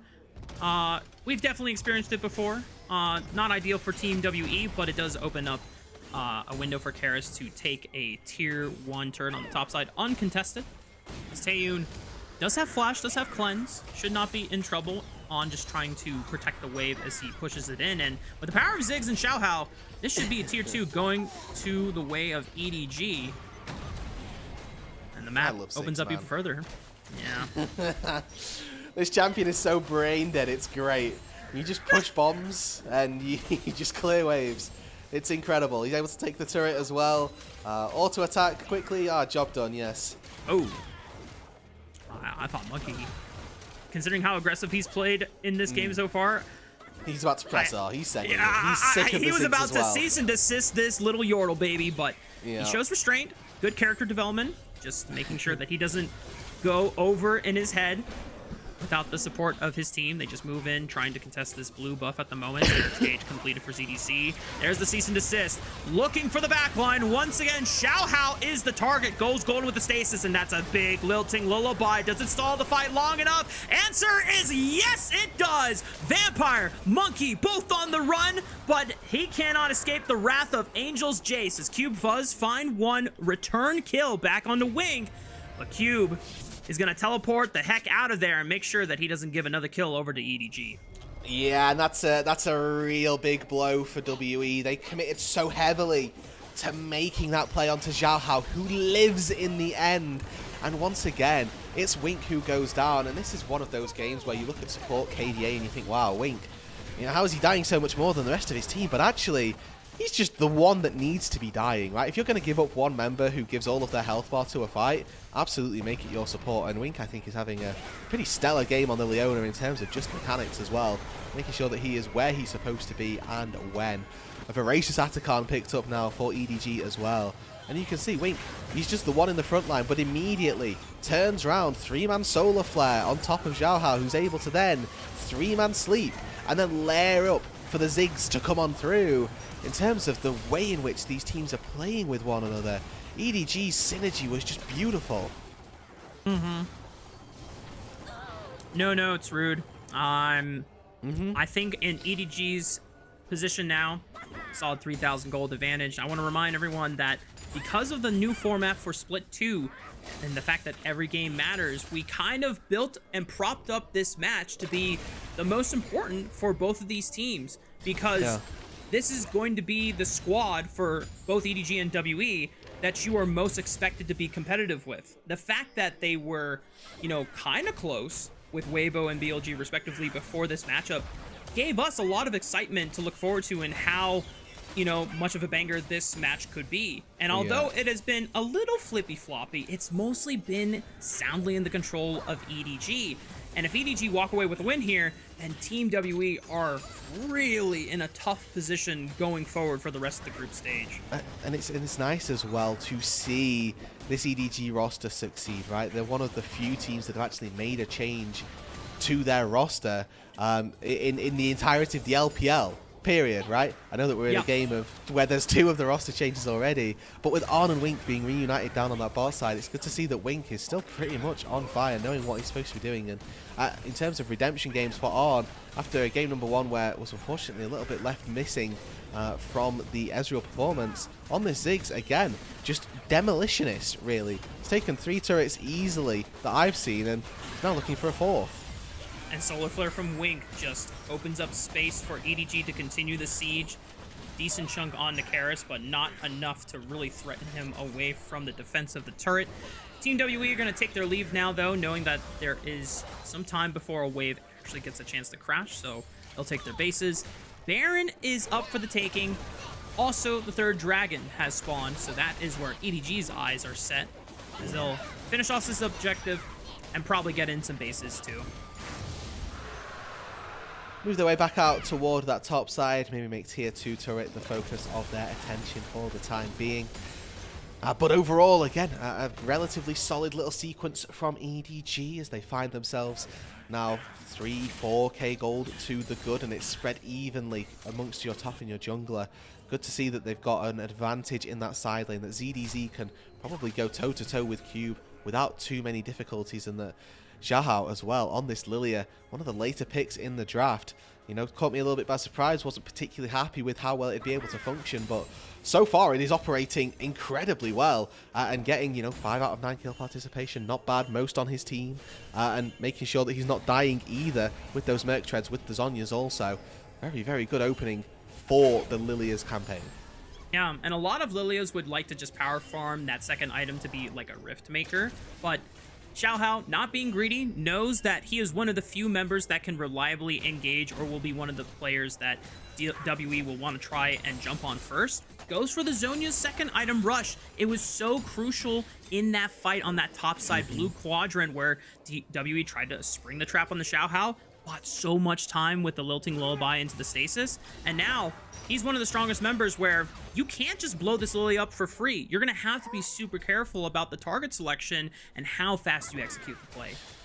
Okay, so now for EDG, question becomes how do they close out this game, right? They've got themselves this small advantage, and I think that if they're playing for a wait till Seoul kind of angle, we could probably, you know, be a little bit sad about that. 8 minutes before either team gets a Seoul, so it's probably going to be looking to leverage this mid prio that they will always have when they've got the Ziggs. Make sure now with that Void Staff in the back pocket that you are pushing your wave mid lane and moving to that side lane. If you get just a small opportunity to hit a turret as a 3-item Ziggs, it melts before you. And I think that if they can take those tier 2 turrets in top, in bot, they will then have enough gold to take pretty much any fight that they're after. For WE, their question is how do we stop this game from ending, and honestly it's the power of their wave clear. Corki Varus do pretty darn well at keeping those waves out from underneath your turrets. Taeyun, especially on this Varus, is going to have to really step up and be a clutch factor in being able to turn this game around. The rest of his team is overall down 4,000 gold, but he is one of the few members that... Oh, what? Monkey! Monkey, where are you there? The flash, and he gets the Vault Breaker over the wall, and he's safe for now, but the Leandri's Charmin might burn him down. Thankfully, the clutch heal from Vampire will save his jungler, but... Oh, man, Rude. That was tough to watch. That's a pink ward you cannot be going for, my good sir. Now, you will learn from your mistake. You will now walk back to base and walk out from base with 40% HP for fear of this Baron going down, and EDG started it up, but I think they need to be a little careful. Still an opportunity for WE to bounce back. They're not so far ahead, EDG, that they can just YOLO any Baron they see. Yeah, thankfully for Team WE, EDG don't have the damage to actually rip it. Oh, 3-man Lilting Lullaby. Vampire could be the first one to fall, but no one from EDG can get in range to follow up. It does threaten WE away from control of the map for now, but EDG can't really force the Baron off the play either. So his 2 summoner spells burned there. I think Cube flashed out as well, and they got the cleanse from Taeyun. So a couple of really big ticket spells for this next Drake fight that's going to be coming up off cooldown. Taeyun's not going to have cleanse. Lilting Lullaby will be back up and ready. And if we see WE think about trying to contest that dragon, probably going to take a fight that is now at a disadvantage, or an even bigger disadvantage. And the chances for Taeyun to make use of the small gold advantage is going to be even harder now if he gets tagged by a stun from a Solar Flare or a Lilting Lullaby, or he gets gnarred into the wall. Yeah. I mean, he's going to be praying that Vampire's Mikhail's Crucible is up to bail him out and so he can flash away and reposition. He did such a massive amount of work in when WE were making it close against BLG on that Corki. Maybe he can make some magic again here and pulling it back for Team WNE.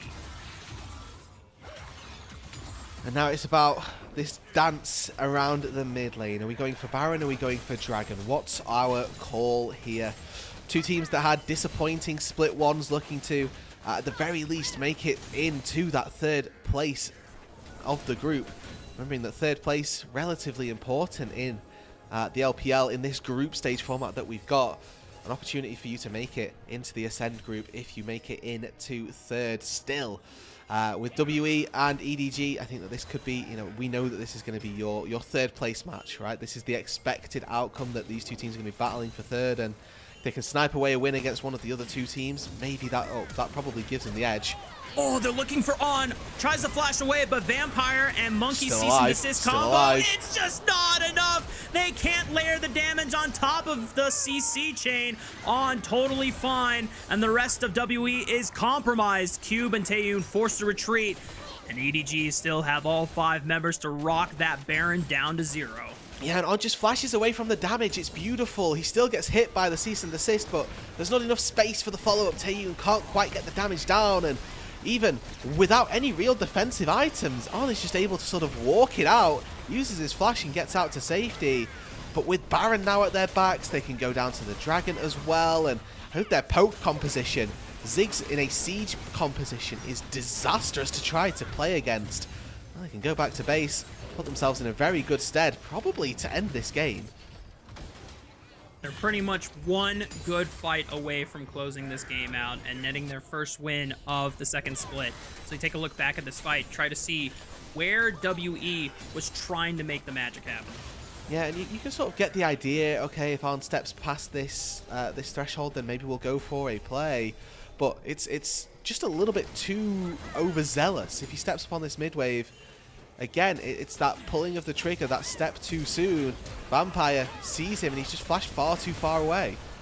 Yeah, and it's just really good defensive play from Wink. He recognizes that the only person that can deal damage in effective range is Karis. Immediately walks up, stuns him in the face, prevents him from getting there. And another fight. Hang on. Vampire tries to lead the charge, gets out alive, and at least dissuades the fight for now. But a lot of health bars are chunked. Angel below 50% HP. Perfect. EDG are playing this slow, so that ZDZ can do the pushing down on the bot side. He's got a wave down there. He's now just turned to mini Gnar, so we'll be able to get through that turret quite quickly. This is a split push Gnar, by the way. Wits End, Trinity Force, Sterax. This guy, not particularly tanky. Got a lot of HP and effective HP to work with, but he's melting people on side. Tier 3 falls mid lane. It's going to fall bot lane as well. And WE are just lost. EDG, as you called it, playing the slow game, being patient, not trying to be overzealous in how fast they try to close this game out, playing with the Baron advantage, using the power of this Ziggs to destroy these turrets left, right, and center. And just like that, Rude, 2 inhibitors fully blasted open as Karis is now looking for a flank, but he got spotted on the minion wave. So now they know this guy has Mega Gnar ulti. He is looking for the play on a flashless Ziggs. The rest of EDG just have the position to defend. Chain hits, chain hits. On might be the target, but he only clips Angel. That's not the ideal engage for Karis. Vampire tries to salvage the play. The lilting lullaby from Xiaohao will ward off the rest of WE from being able to collapse, and Monkey gets blown up. Cube and Taeyun try to hold the front line against EDG, but their Nexus towers are falling. Cube forced to flash.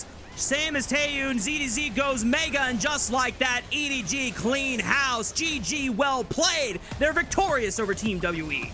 The Arn and Wink duo find their first win reunited in the LPL. It's on an EDG roster this time that takes a game against WE. They will play each other again on Wednesday, but this is a big step for EDG in their opportunity to play in that qualifier stage, for them to make it to that third place in the group and hope that they can perform in the qualifiers, perform in the Ascend group when we get to that second round of the stage of Split 2. And we can't state enough how important it is for EDG to net this particular win against Team WE, because this puts them in strong contention for at least third seed. And not to take any credit away from EDG and their potential to maybe, break into the top 2 seeds, considering that they were somewhat close against Weibo Gaming for the first 18 minutes, who knows, right? But at least just based on paper and what we have come to know about all 4 of these teams, where everyone should be expected to fall, this is the kind of the best what you're hoping for as EDG. And if they continue ramping up from here, great. Then they can push into that upper echelons of tier. Yeah, and maybe that will happen. Maybe it won't, and maybe just beating WE is the take-home that they can have. But even still, they take that, and then they can use this chance now to play in the qualifier. If they qualify for the Ascend stage, they then get to play lots of really good matches. And yes, it feels awful if you get your, if you're just getting beat up every weekend on comp games. But just being in that Ascend stage means that you are guaranteed to play in summer as well, right? Like, that's one of the consequences for 2 of our teams in the LPL of Split 2. 2 of them don't play summer, right? This is it for 2 of this is the final split that some of our teams will end up playing in 2025, which is crazy to be saying in March, right? Yeah. But just getting as many wins on the board now can be so important, and is so important as well. Yeah, and it goes to show that both EDG and Team WE, knowing how possible it is for them to be one of the teams that misses Summer Split altogether. That's why they made the roster swap in between the first and second split. They felt that it was the most necessary to give them that extra edge, that extra boon in performance. And, for EDG, it was reuniting On and Wink, And, you know, so far, at least in the early 2v2, it's paying off. There's still some left to be desired when it comes to the later stages of the game as a duo, particularly for On, and just making sure that he is positioning well, as you called out during his Ezreal game. But I think Wink is having a fairly solid, respectable showing in his first 2 games so far. Yeah, I'd agree with that. I mean, Wink was no problems with Wink this time round. I mean, you know, some of the drawbacks that you so frequently see from supports is that they're warding a place where they're not supposed to be. Well, I think that the issue that we're seeing this time round is a little bit of overzealousness, and it comes from Monkey. I think for WE, there were a couple of times where we're just thinking, actually, you probably can't be hitting that ward. You actually can't queue through 4 Krugs into the enemy just for 60 gold. And you know, it looks really rough on paper, and in you know, the eyes that you see, you're like, wow, okay. But in that moment, in that split second, you'd be thinking, oh, I need this gold, I'll do it to be done with the consequences, and then you are immediately punished with the consequences of your actions. And maybe that is just a little bit of that rookie nature that we're getting from Monkey, right? He had 1 good game for WE in split number 1, and we need to see him sort of dial back into that style more so than just getting caught out in positions where he shouldn't be. Yeah. I'm going to chalk it up to a little bit of Vi protest, where if you're a rookie jungler known for playing carry picks, and then your team tells you you're playing Vi this game, and you're like, no, I don't think I will. I think I would rather throw my life away 3 times, and then you'll never make me pick Vi again. That is best case scenario. And then your team's like, well, we can't put him on Vi, guys, because then he's just going to be kind of careless with his cues and where he goes, since it is a one-way trip once you go forward. Who knows? Maybe in the next EDG game we see later today against BLG, Monkey, or not EDG, WE against Weibo Gaming, I should say. We'll get a chance to play something a little more in his wheelhouse, what he made a name for himself in the LDL. But taking a look at the post-match graphic, I mean, it's not good when you're out damaged by enemy support. That's the takeaway. Oh no! Oh no! That's the takeaway. Maybe if enemy supports Vel'Koz or Brand or something, we can make an excuse when it's Leona. Bad news. But even still, right, looking at where the beneficial parts of this WE roster are, I do think that Taeyun is playing about as or up to a level that is serviceable for the LPL. I think he's doing, honestly, with the pieces that he's got, he's not doing badly. And with 35% of the damage share as well in that game, certainly looking to perform as much as he could. And, you know, even on that Corki game that he played earlier on in the day, was still trying to get some good amounts of damage down in these team fights. But I mean, for EDG, it is just a highlight reel of honestly very good sequential plays. Yeah. Pog votes. Is this a Xiaohao Pog, or is it a ZDZ Pog? I'd prefer Xiaohao, to be honest. Yeah. ZDZ played very well, but I think that Xiaohao played also incredibly. I mean, this is the Pog winning play right here for me. Just being able to buy so much time with a well-timed ult into stasis, and that pretty much baits all of Team WE's hands into overextending for the play and pretty much seals the gold lead. This was tragic. I mean, this was really good from Wink, to be fair. This was some solid body blocking and marking that you called out in the time. And you know, for EDG, there's plenty of good things to be looking at. I think that ZDZ came away with a couple of kills on the top side, which then set him up very easily to be able to just run away with that side lane matchup, and run away he did. Cube never really felt like any sort of a threat, right? I don't remember thinking, wow, this Corki's going crazy. It was always just kind of there. Just another standard Corki performance, which, you know, if you're throwing it top lane and sacrificing what could have been another frontline member, another engage, that's not the scenario you are hoping for as Team WE, as we should be rounding out our Pog award from, or at least what the LPL official broadcast deems worthy of deserving. You can't see it, but I'm drum rolling. Me too. They do a drum roll anyway. Woo! Yeah, 3 for 3, baby. Yeah. That's actually pretty rare. That's pretty rare. Normally I conflict with the LPL broadcast quite highly. But I'm 3 for 3 today, so we're happy. Hey, I know we're like thousands of miles away from each other, Barood, but Dap me up, bro. Good. Lovely stuff.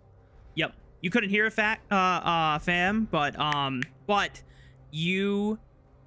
it was the sickest dap sound. It was a clean, crisp smacking of two palms. It was beautiful. Like in the Sistine Chapel, the bros, they go, and That's right. It echoed. Yeah. Do you want to be Adam or do you want to be God? I'll take either, man. Good Take cards either. to draw.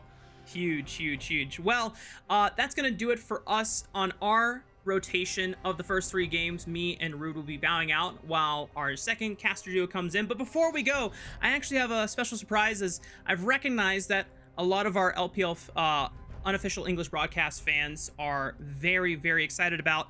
Oh, wrong camera. Give me 1 second. I'm working on it. Oh, wait. I need to turn this camera on. Guys, I promise. This is going to be worth it, guys. I promise it's going to be worth it. It's going to be worth it. It's going to be worth it.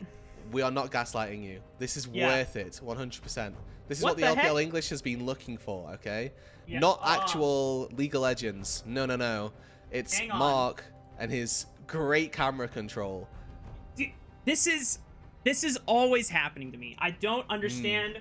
Oh, wait. Pause. Joko Cam. There we go. He's passed out right now. But you know, hang on. I'm just gonna.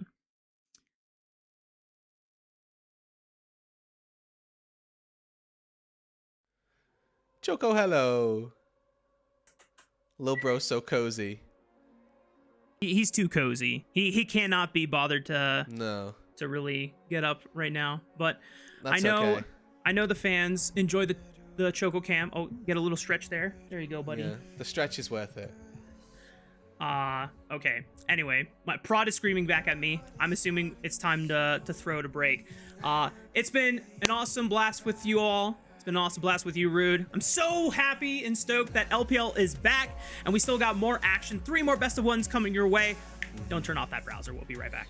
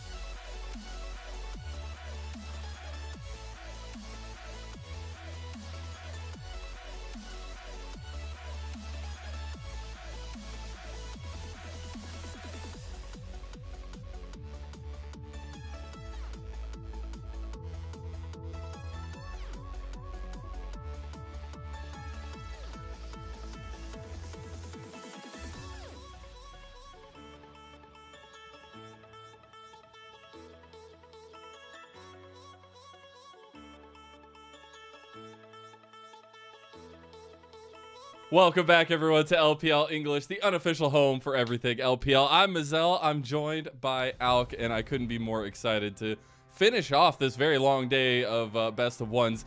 We're just running like the longest broadcast possible today, I guess. Do not remind. No, don't bring that energy. 'Cause you saw what happened last time, Demacia Cup Day 1. You were there for that. Yep, I was Okay. there. I was on point and present.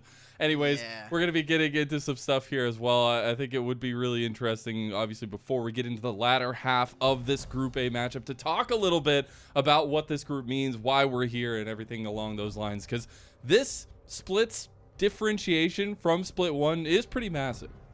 I don't know. Where do you want to start? Do you want to start with the actual groups, or do you want to go into the format? Because the I think we format gotta talk is I think we got to talk about format first, because we know Okay. there's 4 groups. yeah. We can guarantee there's 4 groups. There's going to be at least 4 teams in all of them. It At is seated least. on Split 1, but so far a lot of the groups. Again, this is the first day of our placements, and I don't want to say these are too unexpected, right? Like EDG, they played both of their games already, but I think it is the content of the games that is most important to Yeah. the viewers. Billy have looked not on point, kind of similar to some of their Split 1 performances, and Weibo, a little bit of a weak early game. I think that is still more of the mistakes of Split 1 really starting to haunt our top-level teams here in the LPL. Yeah, you see a group breakdown. At least we're here fighting it out in Group A, but each group only has 2 days of games because we are doing 6 best of ones. That's a pretty tight turnaround to be getting placements for this one here as well. Double round robin best of ones. This is the most world's Peak group Fearless, stage by of the way. Peak Fearless. Everybody was asking, do we have Fearless here for Split 2 placements? I can guarantee you no champion will be repeated in the individual series. So exciting stuff so far, at least for the start of Split 2, but again, it is all about kind of ramping up really quickly. We're going to do a marathon of games over the next 8 days just to get our placements ready for Split 2. If we do have time, I would love to bring up the format graphics, if at all possible, Kai, our lovely producer behind the scenes, because it is very interesting, at least the first stack. The first one. Yeah. Thank you so much. Yes, Oh, I like God. it. Bring on Love the it. chaos. But this is a little bit of a breakdown of exactly what we're looking at. It's a lot of separation across a lot of different situations here, Alk. Yeah, that first half of the group, so like if everybody at home is like, there we go, thank you to our producer. This is what the placement format is right now. Top 2 of each group go to the Ascend. They're going to be playing double round robin best of 3s. It is the top 10 teams, and how they get there? Well, the third place teams play a qualifier series. They play a best of 1, then they play a best of 3. It's double elim, and the top 2 get to join the best teams here in the LPL. And I think the big change for me is kind of the shedding of a lot of the lower end games, or I think some of the games that wouldn't have impacted the standings as much. The Nirvana group only playing a single round robin is super tough.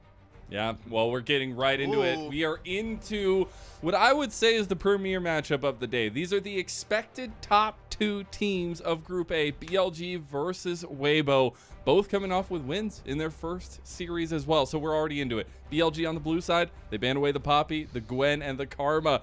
We see the Callista, Skarner, Yone banned by Weibo on the red side. A lot of differentiation in the meta of bans right now. But first pick remains the same. If it's open, it's going to be Rumble. Yeah, Rumble, expecting to see Galileo. And for everybody at home, we are on 25.6. So if you are looking to see some lane swaps, for right now, it seems like that's dead. Maybe we get some iteration on that later on. But immediately, Weibo answering really with wanna bring it what I back. think is one of the newest and I think one of the best champions that Xiaohu's been able to pick up recently, which is his Aurora. I love the Nefiri hover for future for Tien. I know keep getting baited in, man. Mark was talking about it earlier. We got Wade doing it on the other side too. It ends up being a classic combo for Weibo though. A lot of priority in this setup between jungle and mid with the Aurora Vi combo.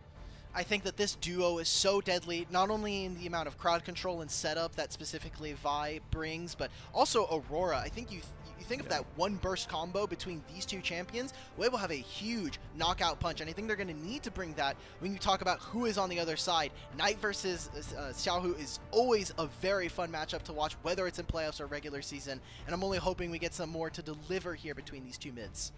I like the champion Aurora, so I'm glad even after all the nerfs, like we still see her prominently even at first stand and things like that. Now we have a throwback for Wei, a classic jungler for him, obviously in the meta as well. But if you remember his time all the way on E-Star all that time ago, it definitely made his name a lot more on the Xin Zhao here. But that's a little bit of a throwback. We do have the Varus to lock in, so utility with a lot of fighting in the front for BLG, a very aggressive comp for them so far.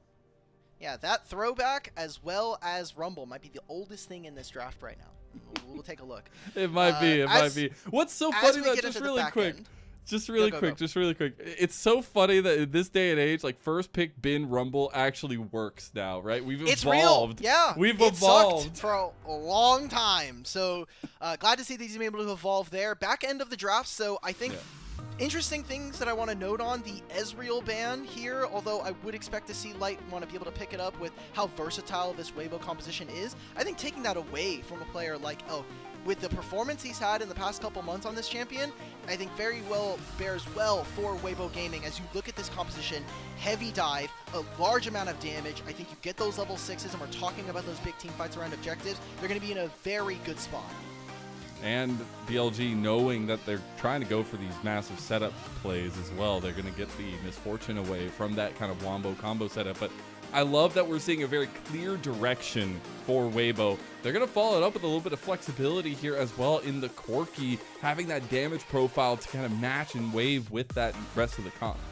And what I like about both of these compositions right now is that it feels like everybody is going to be able to contribute in a team fight. It's not going to be seeing one person just autoing away or throwing some spells. They're able to apply some crowd control. And here for BLG, it seems like they really want to try to measure on the dive that Weibo is showing and just say you're not going to be allowed to. We're going to have the Galio. We're going to have Renata as well. This Xin Zhao is also going to be able to provide so much utility. So BLG are welcoming all of this damage from Weibo, and what I want to see from BLG is how they're able to kind of keep them at range, keep them at distance, and dictate when fights occur.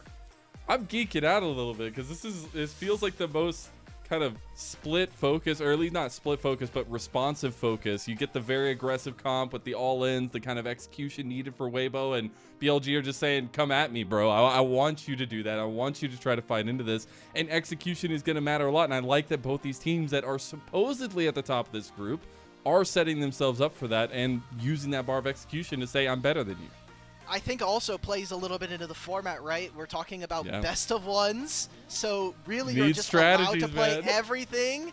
You could just lay out a lot of OPs. We're not worried about, hey, looking into game 2, game 3, fearless. None of that. We can just get ready right into this draft. And I think, like you were saying, such an explosive game.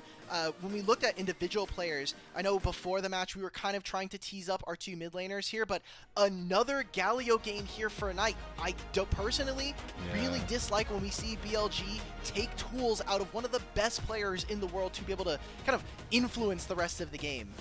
That is what makes me sad. I know we're getting all into like the stylistic nature of the compositions, but give the golden left hand the opportunity to make those plays. And I don't know if it's going to be the case. Maybe he shows us out on the Gallia. We'll see in that case. But it's definitely playing towards the team a lot more. And if you look at these teams on paper, I mean, yes, the last time we saw them was in that first round of playoffs just last split. It was a 4-game series. BLG ended up taking the victory, but it was hotly contested. And I hope we get that same kind of energy here, even if it is a best of one. Both compositions playing into the hand of exactly the strategy these teams want to play. And a step forward in the group here to go 2-0 and take a momentary hold over Group A. We're into our 4th game of the day, BLG versus Weibo.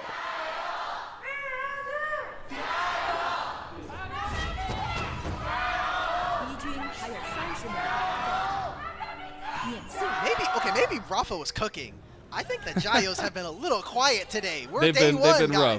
They've been rough. They've been rough for sure. And these are like pretty two well-respected teams. But I do love the shout leaders just crying their hearts out for the team. I mean, that was passion right there. It doesn't matter. I think that's really great that we have people that are willing to take it upon themselves, kind of lead the charge for the rest of the fans. So as we get ready for this game, again, really big, like you were talking about in between while we were getting ready for draft there, it was the fact that double round robin, but you're playing best of ones in this group. Getting top 2 immediately qualifies you for that Ascend group.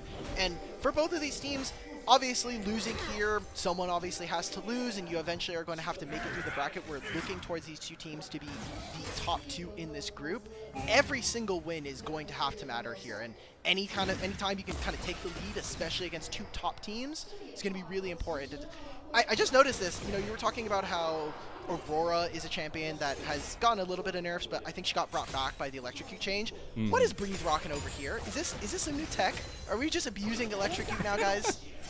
Hey, got to take some good trades, I guess, into the Rumble setup here. But I guess that's where we can talk a little bit about what we've seen from these 2 teams. We've seen one game from both these teams. I don't think you could take all that much of a read from it as well, but I'm very curious to see how it kind of pans out going into a second game for both of these, and especially with some of the reliance on Breathe and Bin in their last series as well. And also just, I think, the level of play that the 2 top laners have given us. Now, again, Rumble and Mbessa are going to be looking to do 2 different things in this game.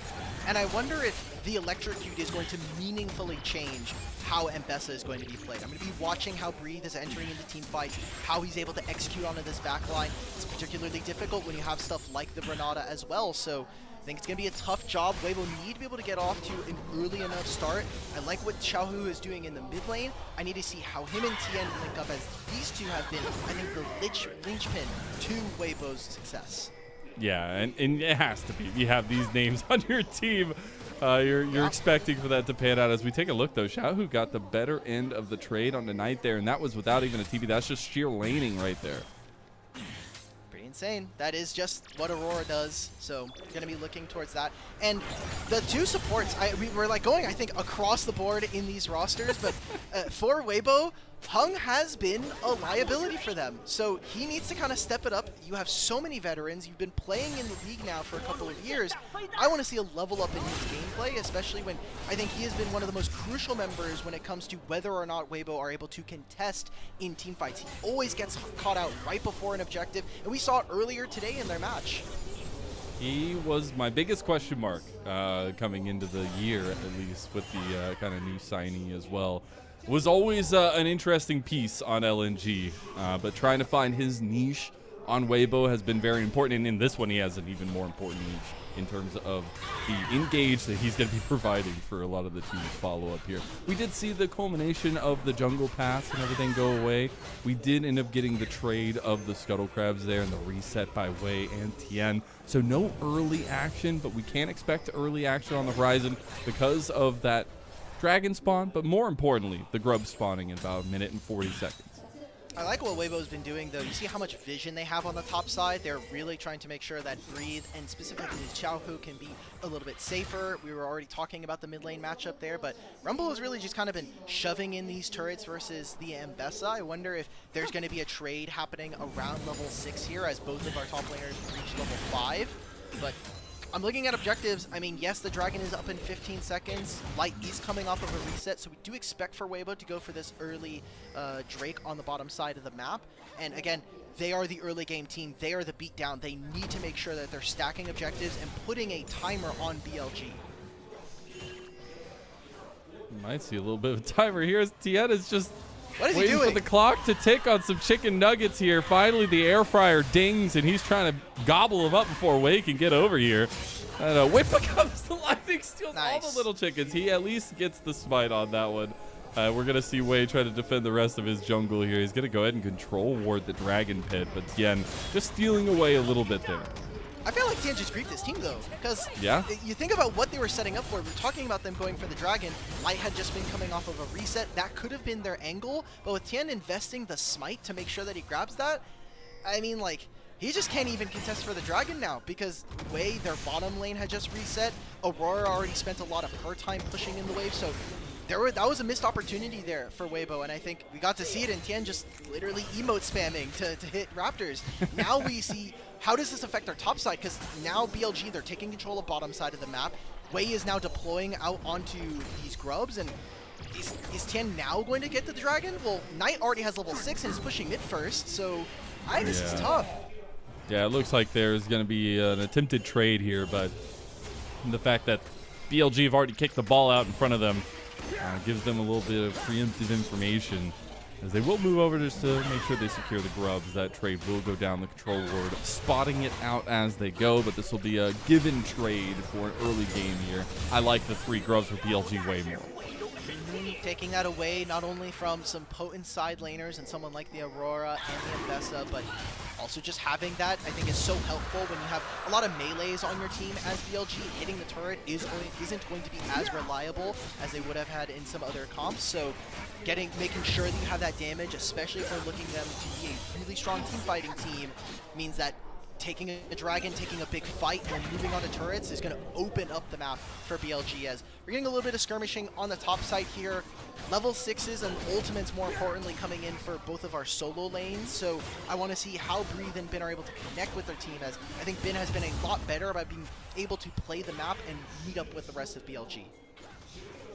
I like how BLG are playing with this comp too, because they're very centered around team play with this comp, because they not only have a lot of anti-dive, but their solo lane combos are really good when you layer them on top of each other. So they're trying to play towards each other. They actually got a little bit of an invade there, but now Knight, having transitioned back through towards mid lane, was on bot side of it and ends up taking a hefty trade from Tian and Xiaohu. Tian is trying to split the map right now by just constantly getting onto respawned raptors, making sure that he can open up, and while it is trying to protect from it, the Valkyrie still ends up getting hit by the Chains of Corruption. Not going to be hit by that combo, though. Ends up getting away with his flash. Now maybe a bit of a rebuttal here. Xiaohu with the angle hung. That engage hits the dredge line. I am seeing magic on my screen right now as Xiaohu gets hit under turret, but they still get the kill. First blood to Weibo. Meanwhile, Knight getting everything used on him. Cease and desist combo, and Tien looking to take down the golden left hand. Needs one more combo, and that's 300 smackaroos to Tien. Wait, Breathe. They just used ultimates in top lane. Breathe going in. Cross the map. Okay. Everything. We're not going to get more kills. Oh, man. What a great opening gambit here for Weibo, because we were like, okay, they didn't make anything happen in mid. They were talking about them splitting open the map on the bottom side, and Tien finds a solo in mid. He's holding the wave for his mid laner, and then that bottom lane play, it would have been great if it was only on having to use his flash, but Elk as well loses his summoner, and such a big trade here, specifically getting the level 6 on both of the bottom laners here for BLG makes it so that this trade is able to occur, but unfortunately one of those spells from Elk does not land, and this here is, I think, the backbreaker here, because not only does it land onto Elk, it is all of these summoner spells now gone from the bottom lane, which is a very fragile lane. You are double ranged. It's great for the poke to be able to harass, but Nautilus has so many tanky stats, and I mean, this is just a great job from Tien to protect the mid wave from, I mean, Knight just making sure that he can't move. I mean, that's huge to pick off Knight there. Knight caught a little bit lacking, but I gotta say, just a personal opinion, I think On takes the hook there. I don't know, that might just be me. We're both AD carry players, so I'm not gonna even bother commenting on this one. Maybe a little biased, but he flashed out of that one, so Elk died. Anyways, we'll see if it ends up mattering as a whole. Right now, decent kill advantage for Weibo, but still very dead even in the map state. Wei gonna redeploy towards top side as we have grubs in about 30 seconds. BLG gonna keep pressure in their solo lane because this is where they've been winning. Yeah, we need to see what these two mid laners for these two teams are going to be able to get done. As you see, BLG, they're the first ones to move out onto this mid wave. And then now it's Aurora sitting in the bot wave. She's going to have first access to crash this wave. It's going to be a turret or a wave now missed. They can play on the top side. Go with the combo on the Breathe. Ends up getting the smite there as well. Breathe will just be pushed out under turret. Doesn't have TP, so you're going to need to stay to clear that one out. But it was all preemptive for this grub spawn as Wei goes for the Scuttle Crab in front of that one. But they need to execute on this very quickly, because Breathe can take his recall with this minion wave crashing. He'll just be able to TP top, catch the wave. It will allow for BLG to start the objective. Knight is roaming. Entrance. Here it comes. They're going to get the combo, and there you go. They just want to fight as a team, and they're doing so that way as Crescent Guard comes through. Tien is getting lower and lower, gets the reset of the bailout, and On is still alive. That's insanity, and BLG calmly, collectively take the lead. It was a fight over river vision, and it turns into a huge skirmish there for BLG. You have to know, we're teleporting in. I mean, look, Breeze completing an item. You still have big carries here, despite missing the ultimate from Xiaohu. BLG feel no inclination to continue these grubs, so this is going to be at least one of these stolen, stopping them from getting more of these epic monster slaying feats of strength. It's going to be a little bit of a hitch in the plan for BLG, but I think honestly with the way the game was going, he'll take that. And they show off the strength of this composition. I mean, it's very bold-faced, right? It is telling you exactly what it wants to do. It wants to get a big engage, get a heroic entrance, and we see it play out right here. And this was the question that we were talking about, which was, has Hong improved? These are the moments in games where, especially against better teams, he is going to get punished. And this has happened time and time again so far, just early on this year, and even thinking back into his career last year as well. So we need to be able to see this team kind of right the ship now. With Tien, you still have a lot of gold access between our two mid-jungles here, but I'm getting a little worried. Those deaths are really, really reminiscent of so many games for Weibo. It is indeed losing a little bit of the momentum that they were building up with, but we do have first items coming up for majority members here as well. So Sundered Sky is going to be providing a lot for both Wei and Tien, as BLG looking for a top lane play onto Xiaohu potentially, as they are moving way over. There's a lot to invade while he's over here though, and it's going to be a little bit of split map as Weibo are going for a dragon. But it's so hard to dive this wave because unlike Xiaohu, or unlike Rumble, he can just delete a wave and buy himself 35 seconds, you know? So this dive where we saw Weibo put 4 members down into this lane isn't going to turn into much. It's going to grab them the second dragon, but I think BLG are more than happy to take all of these topside camps, get gold for Elk and On, and now with 4 grubs, they can take a ton of plates before they come down. God, that's actually so much gold going to Elk.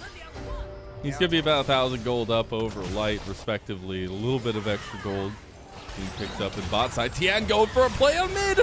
Bin is caught out, but Xiaohu doesn't have the damage to stick it home. We were just talking about it. He makes another magical dredge line play, and this guy's hooks are insane. It's the first to 3 here for Weibo, but they need a single more objective, and that turret's already been taking a lot of gold now into the back pocket of Elk.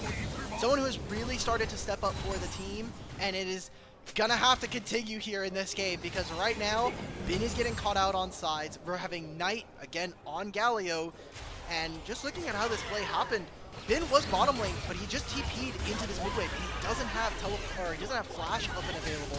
This hook landing is just magical. Like you said, I mean, they had the bit of first one. there.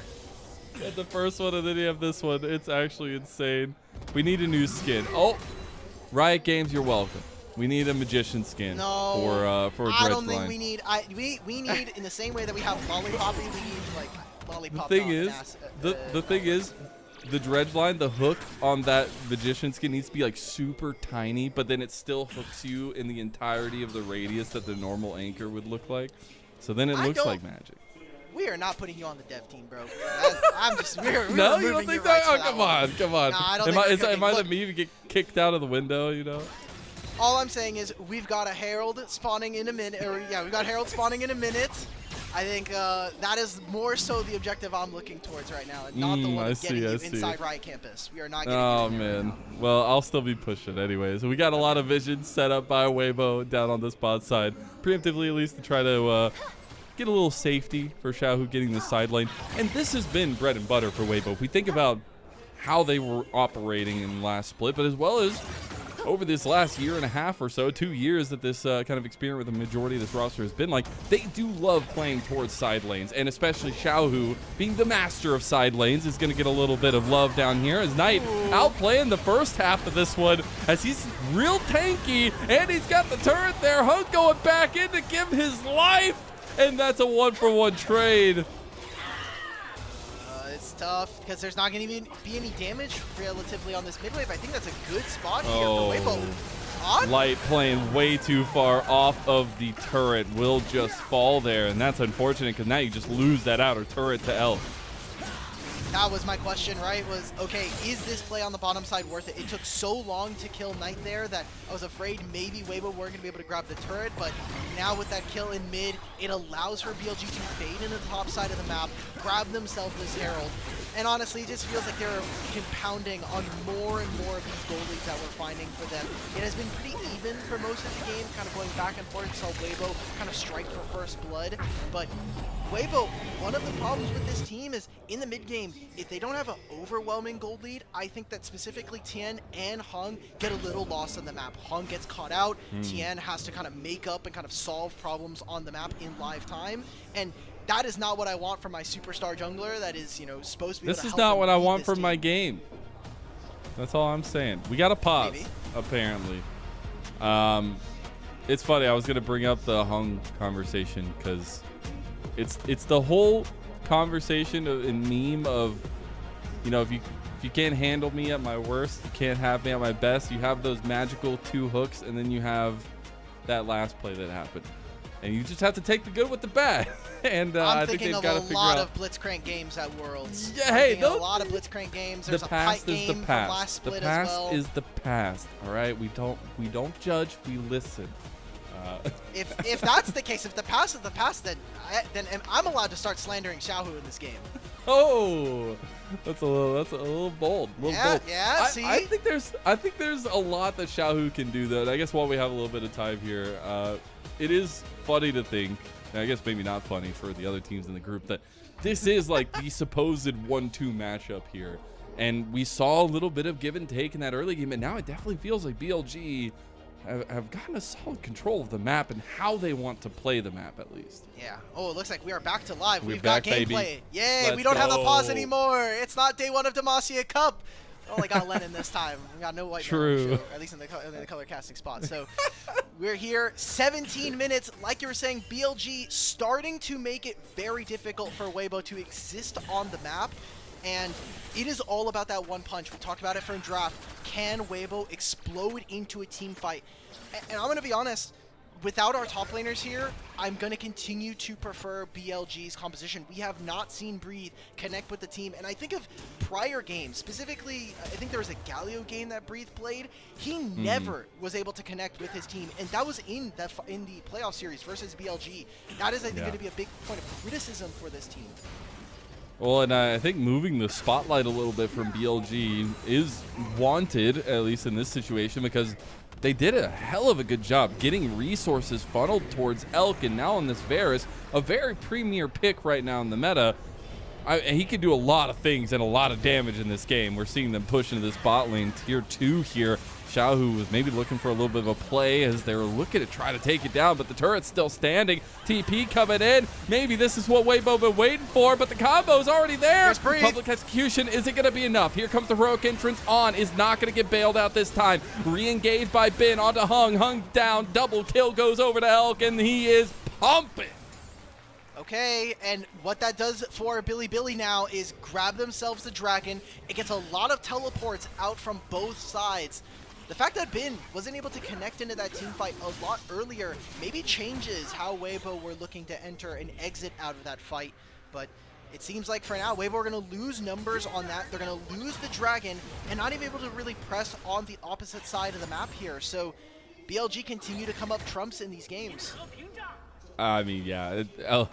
Elk got a little close that time, but I think Elk and Odd have really had a premier game here to potentially move them up to 2-0. Now we do have Xiaohu getting long bombed by Bid and a little bit of a knock-up there, as they will get the side lane kill onto the side lane king. And BLG running away with it. Now 3,000 gold up. They have all those 5 grubs as well, as we're going to take a look back at that initial fight in bot lane. I mean, but just look at how different this fight is, right? Like, Tien doesn't have the Q. We're just now investing, but Light is nowhere near this fight. And the big opener for me was, again, how does Breathe get in? He gets a little bit of damage onto Elk, and they're able to execute on. I don't think that's worth it. I think Sembesa was absolutely useless in this fight, alongside Hung, who literally just walked in and died. I'm pretty sure I just lost like 10 years of my eyeball use after watching Xiaohu's flash there. All right, the past is the past. We don't speak, The past we listen. is the past. Yep, we're listening all right. We're listening to something, and it might be Weibo just dying as another catch-out kill goes to Elk, and the man is 6-1 on this on-hit Varus, and that's a hell of a way to start off this series against Weibo. Biggest piece of criticism for BLG was that, hey, your bot lane's great, but can they actually play from a non-advantage state where you're constantly diving the bottom lane? It feels like over the past year and a half, Elk has really started to level up his individual play. And honestly, if we can get a season where him and On play like 15 to 20 games on point, that is championship material there for BLG. That was championship material. This is the bot lane that ran rampant on the league for so long, even when Ruler was in the league. And I think that's what I want to see BLG get back to. I think, yes, Knight and Bin, they're incredibly talented. But when BLG was at their best, it was when they had multiple carry options, and that relied on Elk and On having incredible games. Now, Weibo struggling to find something on the map here for themselves. They were moving towards top side a little bit, but the real estate is very, very small for them to operate in. Well, we were talking about, hey, like, you were going to be able to play in the early game. I think for Weibo, you're looking at these two items that are starting to come in. Tien's already finished them. Breathe is on his way towards it. You have Xiaohu and Light that are about to finish their second items. If they can't win on this next power spike, they're never winning this game. They're already down 5,000 gold. They can't even rely on something like a soul stacking mechanic to try to win them the game, as it's already been delayed by another 5 minutes. And you really don't want to have to try to play against like 3-4 item Varus at this point. That is, especially on hit Varus. I mean, we haven't actually gotten to see on hit Varus as much in recent history, at least. But every time you do and you see it in the hands of somebody like Elk, it's always very fun to watch because he is just shredding team compositions. Now, I will say, with a little bit of a lull on the map, I think Weibo are definitely benefiting from that and trying to get to these item spikes. The biggest problem is, though, you're just now hitting second items there for majority members on Weibo, and you just don't have that keep up in gold. Luckily, though, BLG haven't forced the issue and aren't starting at a con. They're not pushing the pressure too much. They're actually playing pretty reserved. BLG are not that tanky yet, right? We were looking at BLG. You look at what kind of tank stats they're going to have. They have a lot of HP, but not necessarily a ton of resistances outside of someone like Knight. So you need to be able to find knockout punches. You need to be able to make picks out on the map. And that comes across when we see Tien and Hong actually able to get linked up together and find plays. But as of right now, it's kind of Weibo scavenging around the map, seeing what resources, what gold are we allowed to pick up? Am I allowed to hit any of my camps as Vi? These are all questions that Weibo are asking themselves. And BLG are just saying, hey, we're going to keep asking questions, and as long as you have no answers, I think your Nexus is as good as gone. Tien answering that question if he can hit his camps right now. It's a hard-hitting question. He's going to be able to get the Krug. Hard answer is yes for now. Yeah, for now. There is another dragon coming up in about 30 seconds on the opposite side of the map. You already had some presence there from BLG. They're going to move back towards mid. I think they were a little wary of the Atacon setup and maybe looking to try to start that one up themselves now as they move a lot of presence over towards this top side. Man, I just see 3 items complete here. Elk has Terminus now, so he's going to continue to get tankier and tankier. If he gets a Jock Show, then I feel like it is almost quite over at that point. Even if it gets a Wit's End, he's going to be feeling great. They're going to completely avoid Weibo. They don't even want to try to say, like, hey, they're going to have item spikes. Just keep pulling them around the map. Right now, Elk is hitting onto this dragon, and as long as Knight can survive, looking around, teleport here is available for Bin if he wants it. We've seen this before. I don't know. It's a 3-man taunt. The turret is ticking, and now you got the TP coming in. Knight is surviving, and Hung taking shots, and On hits a massive hostile takeover across the back line. You thought BLG were playing towards Dragon. Well, they are taking both. On gets hit though. Hung trying to get that engage, but Way, beautiful flash play with that 3-talent strike. And now you have the re-engage by Light, but he's going down to Bin. It's a little bit of a trade here, but the problem is, big man on campus. Elk is coming to save the day. All that kill, all that gold. It's going right the way of BLG. And Breathe, he's trying to get on, but he can't do it. And On survives yet again. Bin with the clean double kill. And it's going to be the Otacon there. BLG can do no wrong here in their second game of the second split here in the LPL. I don't know what to say, Lennon, man. This game has been quite over for a long time. We didn't get any early action, at least not enough for Weibo to meaningfully make an impact on this game. And some of the dives on tonight have been that one was really tough to watch, man. It was tough, man. After you get that initial 3-man taunt, I say you just back away, dude. Like, I'm pretty sure this is 4, no? Okay, I thought Hong, maybe Hong technically got taunted. He's like, I need to land on this guy. I need to throw down. Taunted for sure. He took those turret shots, and that flash play from Odd, it's obviously very reminiscent to the obvious play that you make on Renata all the time, the one we saw Chris make, but it makes a huge difference there. Unfortunately, it ends up being a little tricky. And it's so much damage, and you look at how Wei is able to immediately jump right into the back line, cause so much disruption. And even when I was like, okay, maybe Weibo can win this, you have Sundered Sky, low HP, 10 misses his flash Q, and we already talked about it. Elk, man of the hour in this game. Such a big one. And with how this game is looking, we are seeing BLG potentially on the verge of starting 2-0 in this group, and that is so important. Again, double round robin, best of ones, and you only have 2 days. You're gonna have 6 games in total. So kind of the magic number is 3. Okay. 4 is very likely of hitting a first place as BLG starting up this Baron. Wei says, Elk, you can finish another objective for us. We'll take the fight. As he's going to look to go back. Oh, okay, Bin. Bin is cooking them alive. He's got 1 kill. They're looking for more. Double taunt there. Knighted Bin. The solo lane powerhouses of BLG get turned around on. But they had the Atacon revive, so they'll be right back in the game shortly. No way, Knight, you're building a Magi's on Galio. All right, that's all I needed to see. That's this game's over. Knight, man. That's peak Knight. Such a Knight thing to do. They have Baron, they have 5 Grubs, and hey, they still have those 3 Otacon buffs on these 3 members pushing down into the mid wave. This is probably just going to be the inhibitor and then them recalling, as Weibo now kind of have to look at their base in tatters, and any chance of a fight is going to have to come off of multiple picks, multiple members of BLG being out of place at the wrong time. Can I just say how disgusting it is that you could be dead when they kill Atacon and you still get the GA? Yes. I'm not, it's fine. The Baron buff, yes, because you technically don't die and you're technically still alive, so it just gives you the buff anyway. No, the Atacon GA still technically also stays like if you're dead when you get. It's crazy. Anyways, they are literally running rampant onto Weibo here. The biggest thing though is a redemption story for BLG. I mean, yes, they made it to playoffs last split. They didn't make it to finals. And anything but finals for BLG was an absolute disgrace, it felt like. And now they're looking to make good on that by going 2-0 to start as they get a big engage on them by Tien. Hostile takeover does its job yet again. This is why you draft this composition. And BLG executed perfectly. I said it going into the game. This is about flexing who's mechanically better on the Rift. And BLG answer in folds. This is a full-on strategic diff by BLG, and they're trying to put the finishing touches on it now. Even with the low health bars, they've just got 1 Nexus turret between them and a 2-0 start. 1 will fall, but the Nexus is the target, and BLG go to 2-0 in Group A.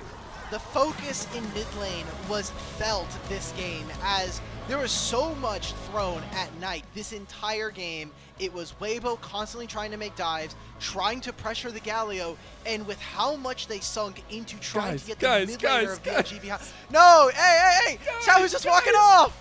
Guys! They lost their minds. The greatest to ever do it.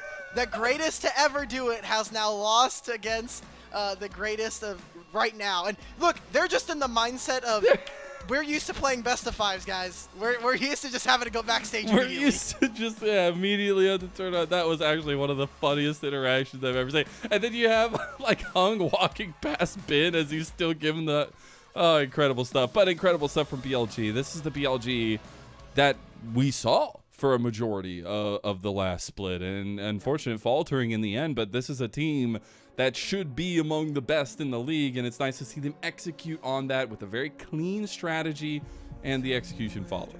I think honestly we need to be a little bit more realistic with where BLG is going to be. A lot of teams that are going to be making such a long gauntlet. You think about their competitive year last year. They went to all of the internationals. They went deep into grand finals or winning every finals. Then they go into Worlds. They go to Worlds grand finals where they end up losing in a game 5. They don't play Demacia Cup because they're all kind of in Cancun for a little bit. I was going to so. say they're in the middle of the jungle. Yeah. And then you think about their split 1. Some of it was good. Some of it was terrible, right? The fact that they don't make it into finals, terrible. The fact that a lot of their games looked a bit questionable, that's not good. But we need to see what this team looks like with more time, learning some of the new stuff that's on the map. And obviously, I think once they are more on form and they have a little bit more time together this year, I think that is the form when I think later on in the year is when we're going to get to see the actual monster of BLG. True. I think there's a lot of ramping up to do, but it's nice to see some of the bubbling up to the surface here of what this composition of team can do, because this is a team that's built to win internationals, it's built to win worlds, and unfortunately haven't gotten to that grace just yet. But this is also where you talk about Weibo a little bit. They're 1-1 now in the group. Things are going to get a little tight for them as they move forward, and obviously they still have another game to play, but at least today, and more games to play on Wednesday. But this team seems to lose a lot of direction in that mid to late game setup, which is, I feel like, shouldn't be the case, at least with the likes of Tian and Xiaohu. Yeah, just those two names alone should be able to guide you, and if you don't need it anymore, you've also got Breathe in the top lane. Like, you have all of these players that have been around for a really long time that have also been able to have a lot of experience, particularly in that top side when we talk about going to internationals and going to worlds.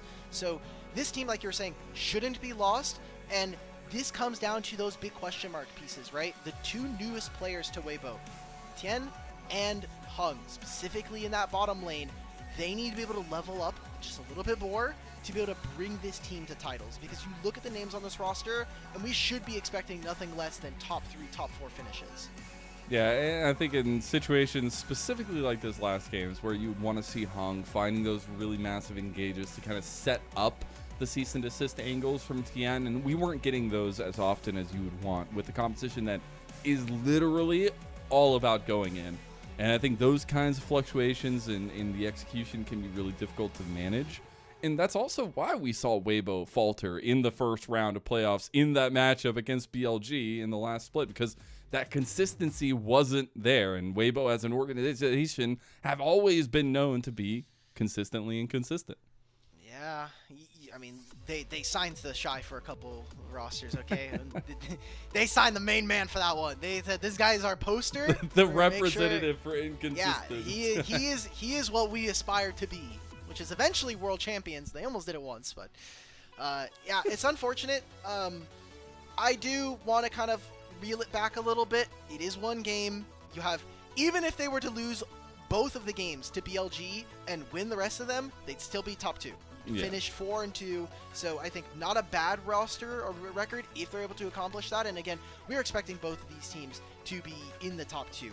If they aren't, it comes off of massive performances from the other two in the group, EDG or WE. If WE find an upset, I don't know what's going on then. I think this group stage is already played for itself. I'm very curious to see what the final touches will be, because again, we talked about the format earlier, but third place gets to go to a little promotion series to see if they get into Ascend or Nirvana, so you have more options even if you aren't just the top 2. Fourth seed obviously goes to the Nirvana group, and that's never where you want to be, but it's a situation where there's a lot of opportunities. Again, you have 3 games on 2 separate days, and you're hoping you're feeling pretty pumped and at least using that momentum on those days itself. And we can see here now, turning that attention back to BLG, that I think momentum is definitely going in their favor here. They've handled some good wins. They have one more series today, one more game later on in the day, and the way they're looking, the way they've been drafting, seems like they have a very clear idea of what they want to do. Yeah, I'm excited for both of these rosters. I think you look at like what they were doing earlier on in the year, and we're like, okay, maybe there's some potential there. For both of these teams, I mean, I'm looking at their future schedules, right? I'm even kind of looking at the next game right now. We are going to be having, just want to make sure. Yeah, so we have Weibo versus WE. They need to be able to bounce back. It's their last game for today.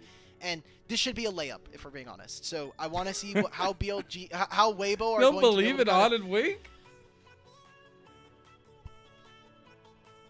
Wait, it's WE. It's WE. I believe in On and Wink. You say, okay. I believe in On and Wink. I don't believe in I guess that Taehyun we and shouldn't have Vampire. believed in On and yeah. We could save that part for that team, but I really, we need to see good games from Weibo against the other two squads here.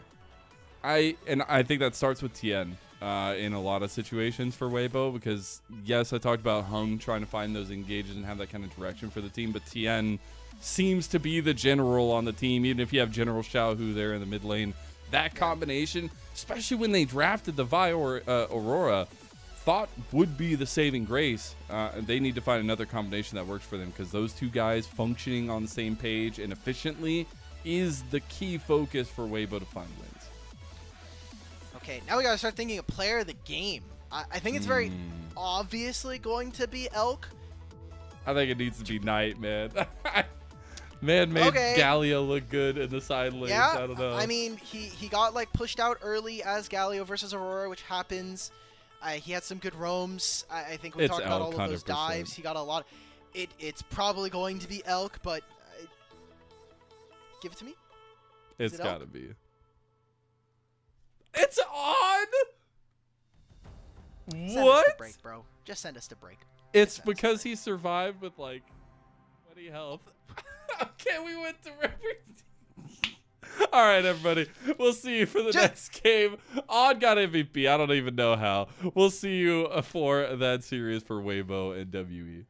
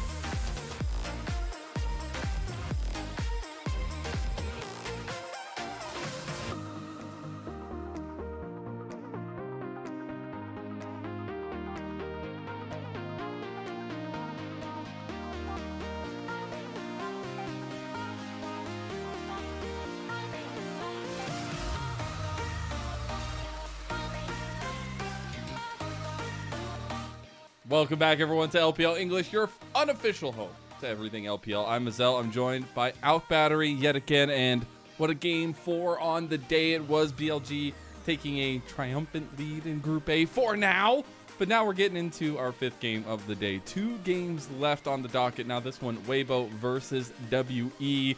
Weibo, they were giving BLG a run for their money, at least for a little bit. See if they can kind of focus that into a dominant win over WE. I feel like we kind of said that about WE in their game against BLG in the second game. We're like, okay, maybe WE's got some hands, and then BLG closed it out. BLG again versus Weibo do the same thing. And now here, Weibo coming off the back of a loss, Weibo or Team WE doing the same thing. For the last game for both of these two teams here today, and their 3rd game coming into this group, it is very important for them to pick up a win. For Weibo, obviously we talked about a lot of the stakes for this team already. For Team WE, starting off 0-3 is basically a death sentence and is going to immediately put you in the bottom half of the group. Yeah, and going through the format again, you do not want to be in 4th place. You maybe want to be in 3rd place if you have a chance, but you definitely need to be picking up wins here. And I think for Weibo as well, in terms of their pride and confidence moving forward, I think the win is just as important. And we could talk a little bit about what we want to focus on for these two teams. I think we put a decent focus on Breathe in the last time and this mid-jungle duo for Weibo. I think we just got done talking about it. I think it's still the same. I don't think much has changed in the last 5 minutes. So I definitely think mid-jungle combinations are going to be extremely important for Weibo to execute on. And Team WA, I think, is really can be exciting for the sole fact that the caveat. You got to be real, right? Like, this team has not looked good so far this year. We're 4 months in. They have a very negative win rate when we're talking about best of 5s from Split 1. And so far, the Korean imports in Karis and Taeyun have actually had individual games and individual plays that I think are really exciting for this roster. I'm just hoping that with the addition now of Monkey and kind of fading out Tianjin from the rest of the roster, hopefully this team's able to bring it together, because I think we're getting glimpses of it every now and then, but it just feels like there's no structure in these games. There's no one that is able to properly lead them. And again, the support play, man. Vampire, I don't know what Aragon was smoking on that day, but this guy has not proven to be him. I think one of the biggest problems is what we're used to in the LPL for so many years. I mean, obviously this year has been different. Is a lot of games for every team. You used to have a single round robin, best of 3s through 17 teams. And now you see in the last split, WE, I mean, they played like literally 3 best of 5s, right? Or something along those lines. So it's just such a stark contrast. We don't get a lot of track record for these teams. And I want to see WE try to hit the ground running here, even if their last series didn't go well, even if the last 2 games didn't go well. Put something together here against Weibo. We see Weibo on the blue side this time around are going to be banning the Renekton and that Skarner themselves with the Jace as well. WE banning the Rumble and Kalista so far on the red side. I want to see a team play up against Weibo and maybe drop the Kalista ban. We haven't seen it from Light all year long, and in a lot of cases where it is up and available, they seem to just dodge it. I think of very much of their JDG playoff series in particular, where they're very afraid to first pick this champion, even banning it on blue side. So I'm interested to see as we get further into this what Weibo are going to be looking for. With Rumble already taken off the board, I think Mbessa gains so much extra value, and we still have a lot of powerful junglers here for both Monkey and Tian. All I'm going to say is they should have made a really minute rule change to where Fearless applies on the entire day of games. So if you've played the you same get to comp, start you off can't first, play. you win the game! I mean, you're not wrong. They do get the Mbessa yet again for Breathe. We'll see if it executes a little bit better than last time around. But we'll see a lot of solo lane focus between these two teams. I think rightfully so if you're going to try to look for some advantages. That Corki top didn't work out last time for WE, so maybe something a little bit more normal this time around for Cube. This is good. This is okay. This might look a little bit strange, but I think giving keys to the kingdom to 2 of your best players performing, perfectly fine. And you think about the archetypes that Cube and Monkey are going to be playing, probably going to get another Wukong, another Xin Zhao. For Cube, it's those kind of weak side tank-ish skirmishers. So This could even honestly be an angle here for WE to start thinking about their Udyr here for Cube, as Weibo continuing to index on melee champions can really start to play into that focus. It's gonna be a very, I guess, normalized composition setup so far. I feel like we've seen a lot of Zids out already on day one. It feels like the meta is leading that way for sure. Maybe looking for a little bit more wombo combo setup though with the Misfortune for Light. I am very confused here, Lennon. I mean, we're getting Misfortune. Yeah. There's not a ton of setup for her, and now we're going into the back end of draft, and all of these supports can be taken away. You can get rid of the Alistar, you can get rid of the Leona. There's no Rel either, so they're gonna have the first pick on red side here for WE. They can take away one of the supports that they don't look to ban, and that's one of the harshest things that you can have going into Misfortune is any kind of support that can lock you down during your bullet time. They instead go for a little bit of banning of the solo lane focuses here, as Talia is banned away by WE. We'll see what the bans are going to end up being for Weibo, but right now it is that supportal focus for them in the Braum. Support are they looking for? With Braum taken away, my eyes, again, Leona becomes such a high value target. Maybe WE so to ban the Rel secondary here. My problem with this Misfortune is this could have just been a Caitlyn. Light is a Caitlyn player for sure. We've seen it time and time again. And Misfortune, so much of her power budget is placed into her ultimate. She doesn't have very much outplay potential. Instead, Weibo, or WE, focusing in on mid matchups that are not going to be fun for the Aurora, taking away a lot of good champions from Xiaohu. With that side lane menace of the Rise, the Alistar is the final ban away by Weibo. We'll see which support WE want to go with here, or maybe just go with the jungle setup to wait for that supportal counter, which, zooming out and out of context, you know, the Vampire getting support counter for WE is actually hilarious to me, but we'll see if they actually go for it too. Is this going to be another Wukong game for Monkey? I don't want to make the joke. He does like it. He likes the champion a lot. It just has to happen. It's just okay. So strong team fighting here for Team WE. They're going to have to be able to keep their opponents at distance. Wukong and Aatrox are going to have such an important job here in this game, whereas Weibo, big wombo, dive in on an enemy backline, so much crowd control between Bri Tian and Hung Ao on this Leona that you need to have Xiaohu and a really high DPS mid. Honestly, now that I say that, and I look at this composition, I could take a Galio here. I could take a Galio here from Xiaohu. Okay. Hey, he saw Knight do it. He wants a little bit of a turn of his own here, at least in this one. In this kind of composition as well, I think it works very well. You have a lot of options to go in on with the heroic entrance. We'll see if he can have that level of execution that we saw from last time around. Poppy is the final locket here for Vampire as support. Huge value coming in from this Poppy, but when and where he's able to get his steadfast presence is going to be important, because I think in the most ideal world for Team WE, every single dash is stopped by Poppy. That is never very low likely odds that is ever going to happen. You're probably going to be stopping 1, 2, maybe 3 different dashes. And here for Team WE, I think they're remarkably squishy here. So Weibo can play with these really strong lanes, continue to move out, and how we see these mid-jungles interact is going to be so key. Yeah, the setup in mid-jungle was always the big focus, especially in this one.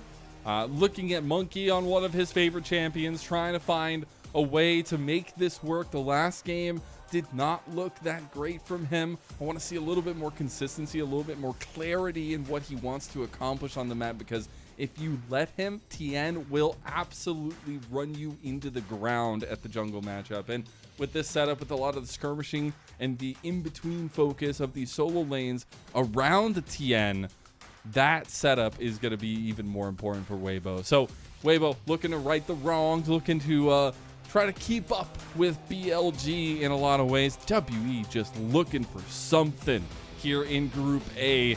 We're getting into our 5th game of the day. Only one more after this on the first day of LPL split number 2. We got a lot more games ahead of us, so make sure to hang on. This is game number 5, WE versus Weibo. And we'll see what these mid-jungles have to offer.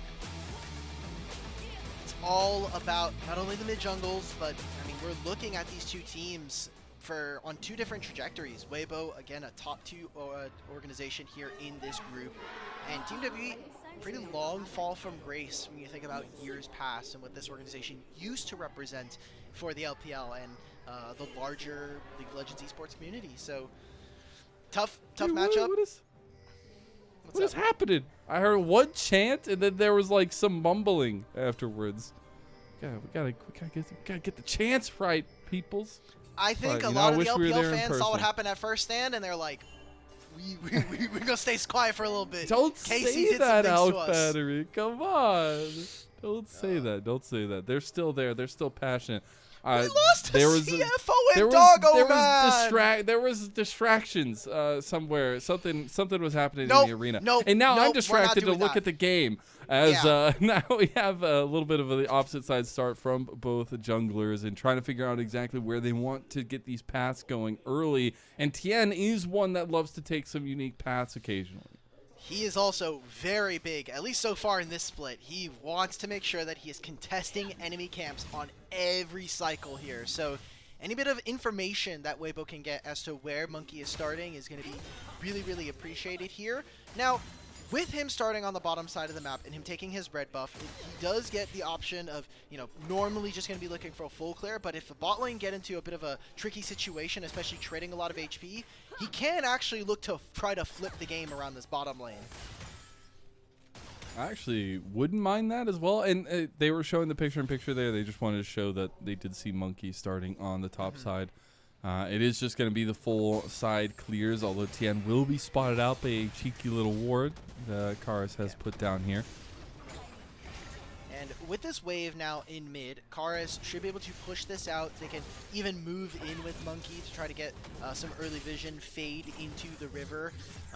I'm looking towards our two top laners here in this matchup, especially now with Tien walking up and with where the wave is. Breathe is taking a lot of HP, and most of this is just to make sure that Cube keeps this wave underneath the turret and forces him into really uncomfortable spots. Really, actually want to see a little bit more movement and execution out of Breathe as well in the Mbessa. I think last game definitely left a lot of want there. And against the Aatrox especially, I want to see him have more impact in the team fights. Because I think it's pretty easy for Cube to kind of just stick his face in there and be impactful. We are going to see those culminations of the clears towards these opposite sides for both junglers. So ships in the night as of now in the early games. And it's going to be Tien with him finishing his side of the camps first. He does have this ward that Cube does have that is going to be able to spot him here. Breathe can push this wave. And half HP between these two. I still really like Breathe in this matchup. I mean, it's Mbessa has the level advantage as well. So much mobility on this champion. You can just trade. Has the grass procs as well. Oh, you're just cast cursing. Keep going. Keep going. That's what Cube wants. Says keep talking, Out Battery. They just have a lot of healing right back to him. Cube realizes he's under duress here. Tien coming around for the dive. This is important for Weibo to execute on. And it's the culmination of the path. They're going to get Cube under turret. Tien takes the turret. Cube gets the 1-for-1. He's got 8 seconds. He's going to be able to teleport as well. He'll probably miss out on this entire top wave, but a good trade coming in from the top laner of Team WE, making sure that they're able to go even in that. And Tien, they completely fumbled that early game dive. It was a great flash from Cube, which completely opens it up. And now they're in a position where Monkey's going to continue to farm. We even saw that Xiaohu use a little bit of his timer to just move into the topside jungle, get some vision down, but that is a huge blunder, I think, from Weibo. That's a huge gamble, honestly, to just go for a 2v1 dive this early on. Typically, you'd see confidence in a 3v1 dive, but they just wanted to, get the heart's pumping, I guess. I don't know. Maybe they wanted to wake up the crowd a little bit. You got a lot there. of damage. Like, to be fair, they're like 200, 300 HP Aatrox with fully stacked Q on Xin Zhao and this Mbessa. I think it's relatively safe to go for that dive. It's just the flash, and we're probably going to get a replay. We'll be able to see it in time. So We've got Dragon here available. Now, Monkey is on this side of the map, but his bottom lane is just constantly having to deal with waves pushed under his turret. I think with the recall of Misfortune, maybe there's a small timer here. Now with the Scryer's Bloom as well, Tien is revealed to be on this side of the map. Cube has to be so careful. He's just going to say, look, I'll give up this wave. I'm going to look to TP, or I'm going to look to walk on over. But that does mean he's going to be missing at least some experience. It's already a level 6 here, and now grubs are spawning. I think it's a little bit risky. We're moving bodies over here for WE, and I actually think it's a massive call for them as they're bringing Taeyun up towards mid lane with the grub spawning right this second. All WE are going to be positioned on this top side of the map. I'm looking at experience. Experience tolls right now. I just don't think you're allowed to fight on top side, right? Like, Breathe has almost full HP, has the ultimate as well. Cube is nowhere near to being as powerful as a Sembessa, so why risk it? Put our options towards the bottom side of the map, and they're not even starting up the Dragon. I think the fact that they're kind of taking a little bit on this might end up backfiring on them. Tien is taking a bit to kind of finish up on the grubs. I thought maybe there was an actionable timer for Weibo to potentially look. They're not even going to get the objective. They don't even get a Dragon. Huh? Okay, and then we just take the fight. I mean, this really good map play from Wave. I'll say it's WE's slip up. Absolutely. Their macro decision making there was so lagging behind, but Weibo's response to pressure them in that situation was huge. But why are we sitting in mid lane like that? Why as Vampire are we flashing? There's no level 6 here for Light. We're under 0 threat of them killing us. I have Aftershock and I have Steadfast Presence still available, and the passive resistance is there. I think it's a huge mistake here for WB. The control word. You can't get it. I'm going to go insane, Alec. Maybe it's all a bait. Maybe it's all, I don't know, man. That control word is the most important thing in the world right now to Vampire, and he'll get his gold. Respect. Let's go. This is tough to watch, Lennon. I don't know what to do here. Now they're going to try and make this play again on mid. We already saw what happened last game trying to make these plays against the Galio. It might work in the meantime, but over time, I don't think it's going to be able to pay the same dividends here. As now, Weibo are just going to use their advantage in bottom lane. Xiaohu just got pushed in mid so they can go into bottom side river. They can feign access onto this Dragon. And look where Monkey's going. He's going to his top side camp. So, I mean, Weibo could do whatever they want in this moment, as Team WE seem like they don't know if they really want to go for an objective or start a fight. Just a very clear difference in terms of strategic know-how and how they want to move around the map right now, at least for the moment. And giving WE the benefit of the doubt when their team comes together. Maybe it makes a difference. There's a Dragon on the table. Not going to be really the focus at all right now because Grub's in about 2 minutes. And it's kind of funny to see still how Grubs is so impactful to these early games for the LPL in general. I mean, League of Legends in general. But when you can find those big advantages early, it makes it that much easier to snowball forward. And that's what Weibo are trying to do. And you think about the historical trends of the LPL, being willing to fight, really trying to push the limits mechanically of what you're allowed to do, especially out on the map. So makes sense that we're kind of seeing a little bit of that, but Weibo are a team that are always going to be willing to scale. They are always going to be willing to say, let's push the game to 25, 30 minutes. Let's try to play on 1 and 2, 3 item power spikes and see what happens, right? Like, do you really want to play the have you ever game versus Xiaohu and Light? I don't think very many teams, especially not a team of Team WE's caliber, I don't think they really want to play that game. You definitely know things are going bad when you look at the gold lead there on that left side graphic, and it's all blue at the top. Weibo, speaking of all blue at the top, going to be looking for a play towards top side. Have multiple members up here. Karis able to... Oh, I was going to say able to dodge away there, but gets immediately public execution, and Hug misses the Zenith blade. Everybody's missing skill shots here, and Hug getting very low. They might still be able to get him, though, because now Karis has no abilities left. Vampire on the wayside, just going to watch his mid laner fall, and he tries to get the flash play, gets the wall bang. Tien tanking the turret here. Vampire just made a redemption play. Can Cube get anything? Do we? We're not using the ultimate. Galio's going to get all these bottom lane waves. It might open a play here for Team WE. They can start up these grubs when they go to spawn, but you're looking at the reset timers here. Tien can make his way afterwards. I think that's not all that bad, right? Like, that was almost a solo kill onto Karis. They weren't able to find it. They had to invest multiple members, and look at what they're losing. Xiaohu on this bottom lane wave. There was no mid push coming in from Team WE, so really all they did was trade some summoner spells, trade a couple of ultimates, and now Team WE are actually going to be weaker for the upcoming fights, whether it be the Dragon or the Grubs.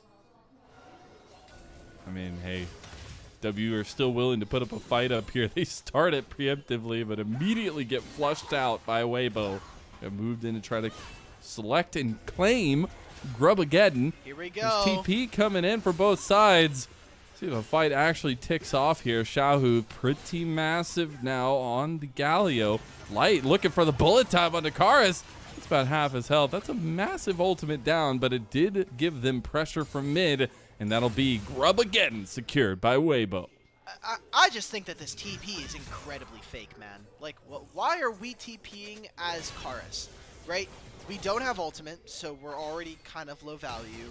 We don't have a completed item, so it's not even like we're playing on a massive power spike for any one of our champions on our side. So Team WA, I think, jumping the gun and continuing to put themselves in a bit of a hole here as Breathe. Oh, Cube got baited. He gets flashed out, though. Zenith play connect. Breathe didn't have confidence that Hug would hit that one. Backed away there, and Cube makes it out alive.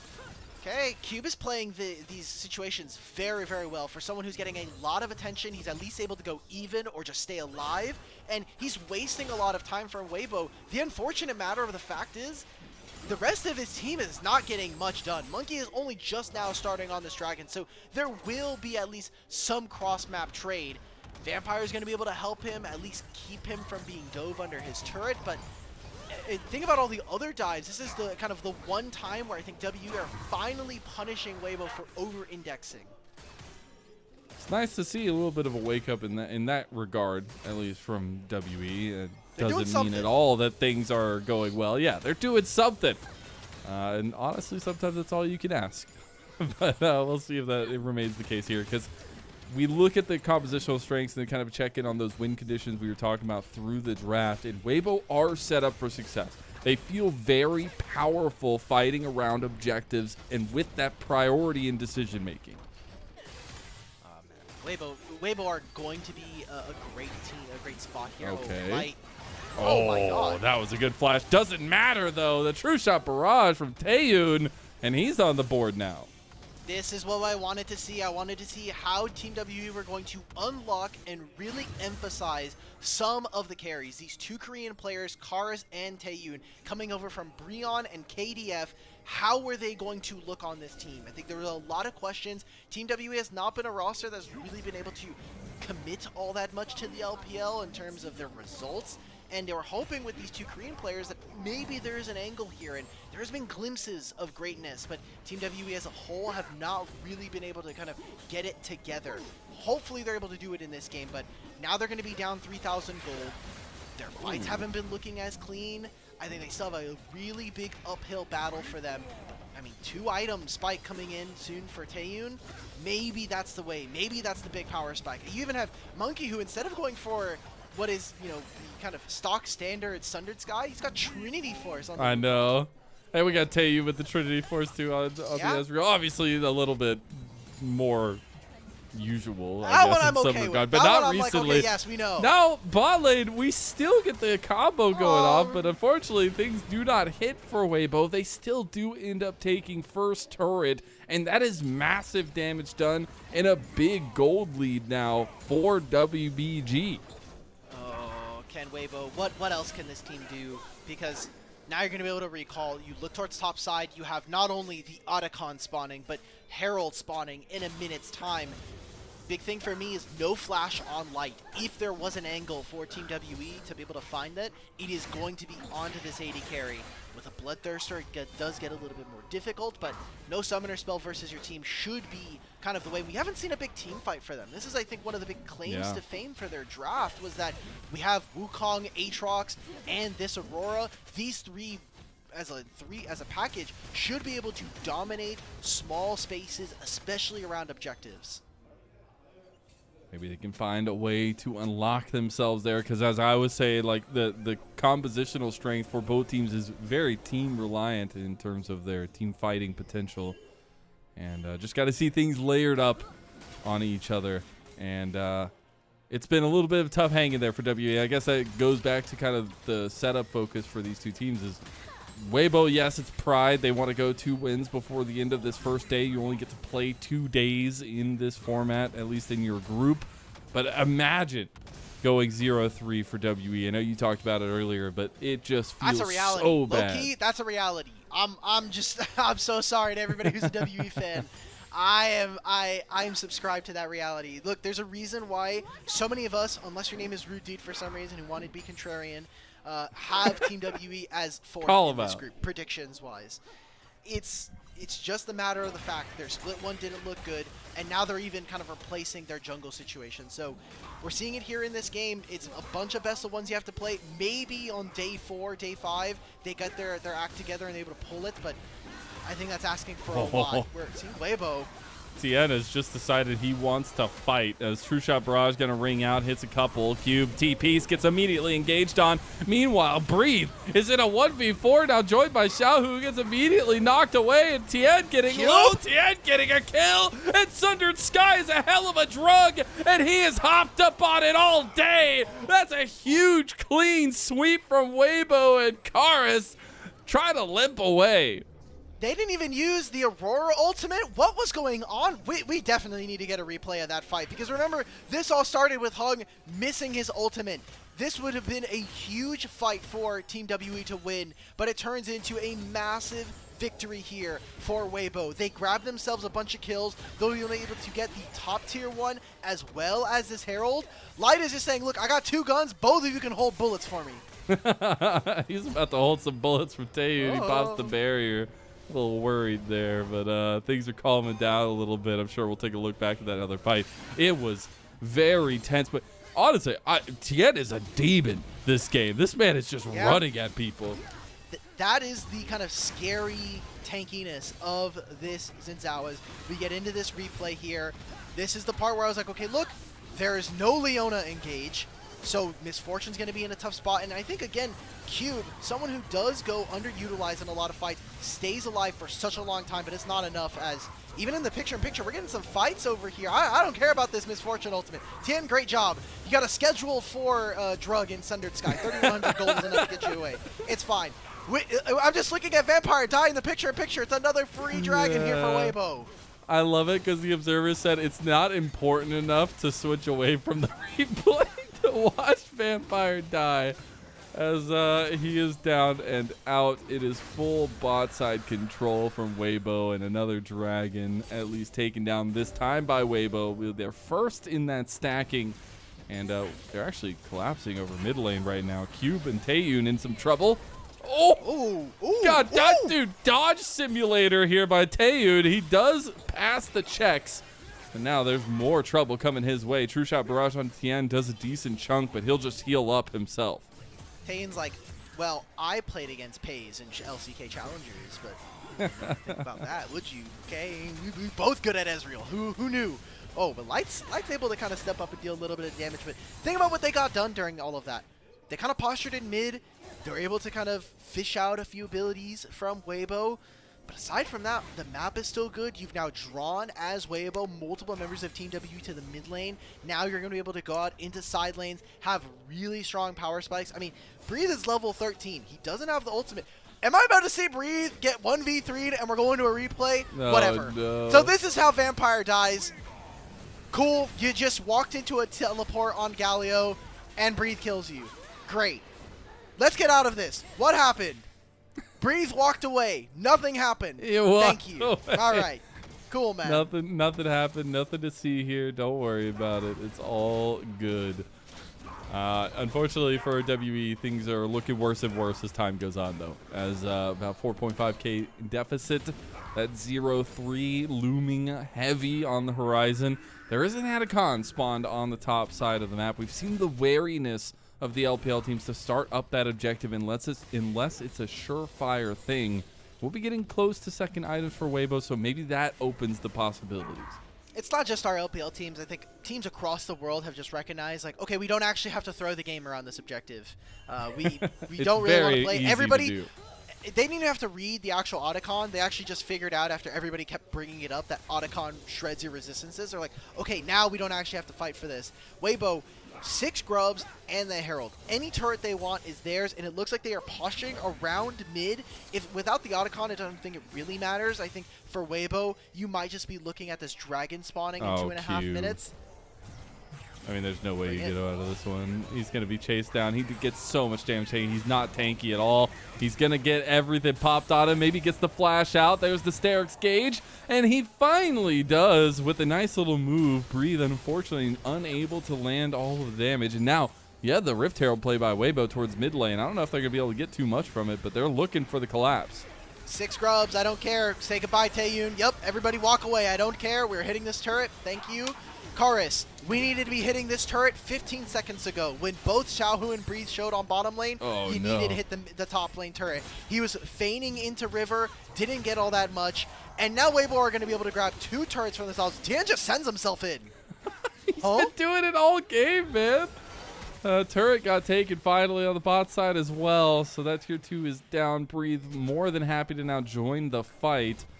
Taeyun able to poke down some decent damage, but Monkey is just starting up the Atacon now. Okay, I like it. Lennon, I'm going to lose my damn mind, bro. Karis didn't even push the full wave in no, top he lane. got seen. No! Traitor minions. It's okay, no one from Weibo is here yet. There's Hextech portals coming in. It's Hung and Xiaohu, but look at who else is out on the map. It's already dead. Team WE are going to be able to grab the Otacon here. Are they? But they need to get the flowers. All right, the Keep It Verdict has been utilized. Everybody's getting up here. The flowers starting to spawn. TP coming in. Xiaohu coming in with the rogue entrance. They don't get the flowers. They're trying to get out, but TP, I mean, that's going to put Cube in a terrible place. Cube's TP might have just turned it around, and WE are being dashed to the wall here by Weibo. Public execution, and we'll stick to the namesake for that one. Vampire no longer exists. A 3-man taunt from Xiaohu, and it's a double kill coming through from Light. Weibo can do no wrong, as you said, with a clean ace. Just put the 3 in the lost column, WE. It's over, guys. Like, we're not doing this game no more. We didn't even push on top wave. We lose a big team fight. Like, it's 11-3, almost 8,000 gold. And that's not even to mention the experience differentials are going to be coming through. Weibo have been able to play this game with so much poise. After the last game, maybe Xiaohu said, look, they picked Aurora. I just lost the Aurora Galio. Why don't I just pick it? Why don't I just do this? You know, maybe this matchup is really OP. Xiaohu's looking like a little kid there in his player cam. He's just smiling from ear to ear. But it's like the most unfortunate Poppy ultimate because it's literally the one champion who can get him back into this. And it is a fair amount of these roses going over to Weibo, but just like, like you were saying in the call, we just left Cube out to dry here. And then this ultimate lands and they're able to chase them out. Xiaohu to be fair, it was a Galio. late as hell TP. Exactly, yep. So many things going wrong for Team WE, so many things going right for Weibo. And I feel like that is just kind of name of the game and kind of a similar story we're going to continue to tell about Team WE of the almost and the could have haves, but not quite getting it done.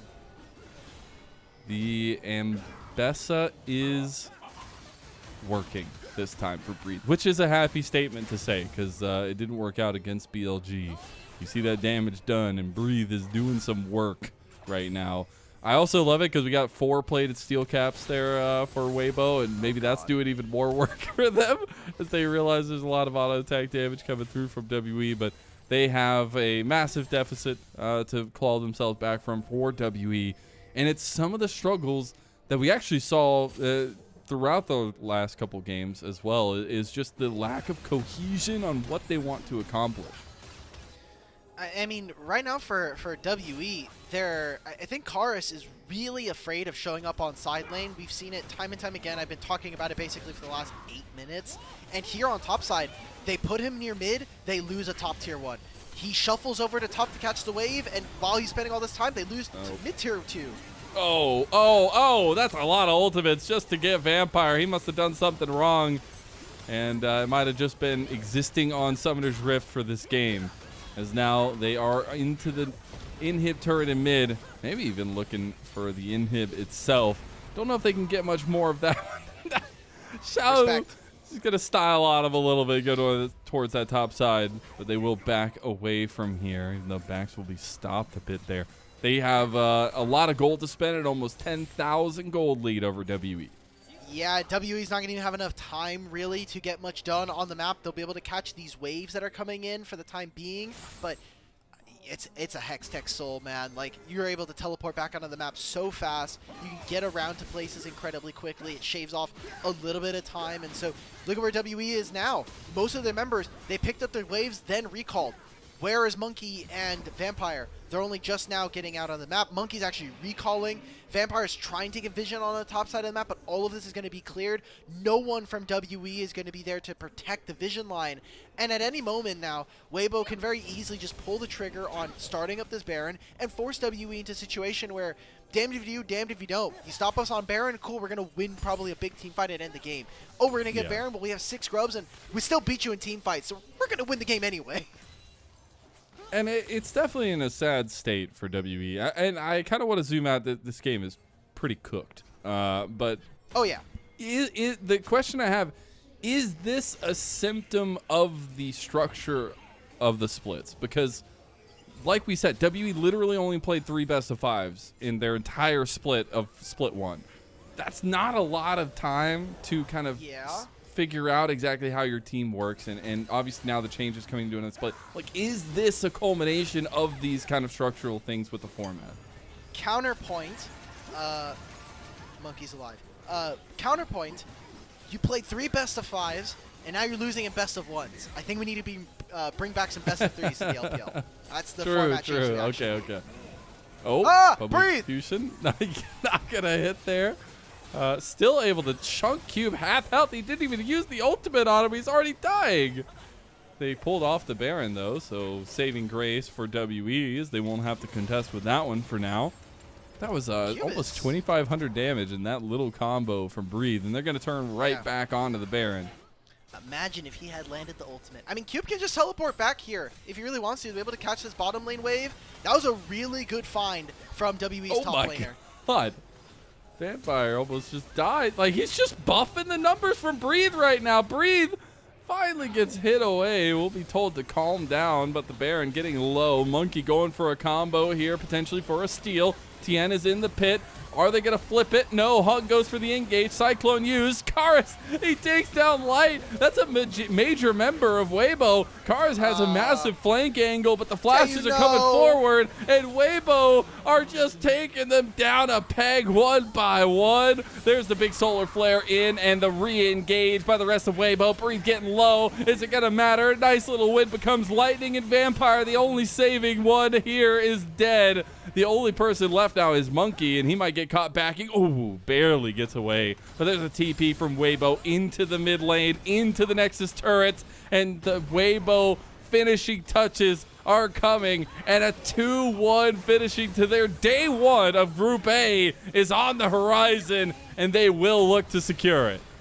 The mid jungle here for Weibo, all smiles coming in, as the boys in white and black are going to be able to finish up, like you were saying, 2-1, so winning record going into the second day of the group stage, and very important for them. Again, magic number is 3 in either of the columns. You get 3 wins, you're most likely locked to make top 2 and get out of the group.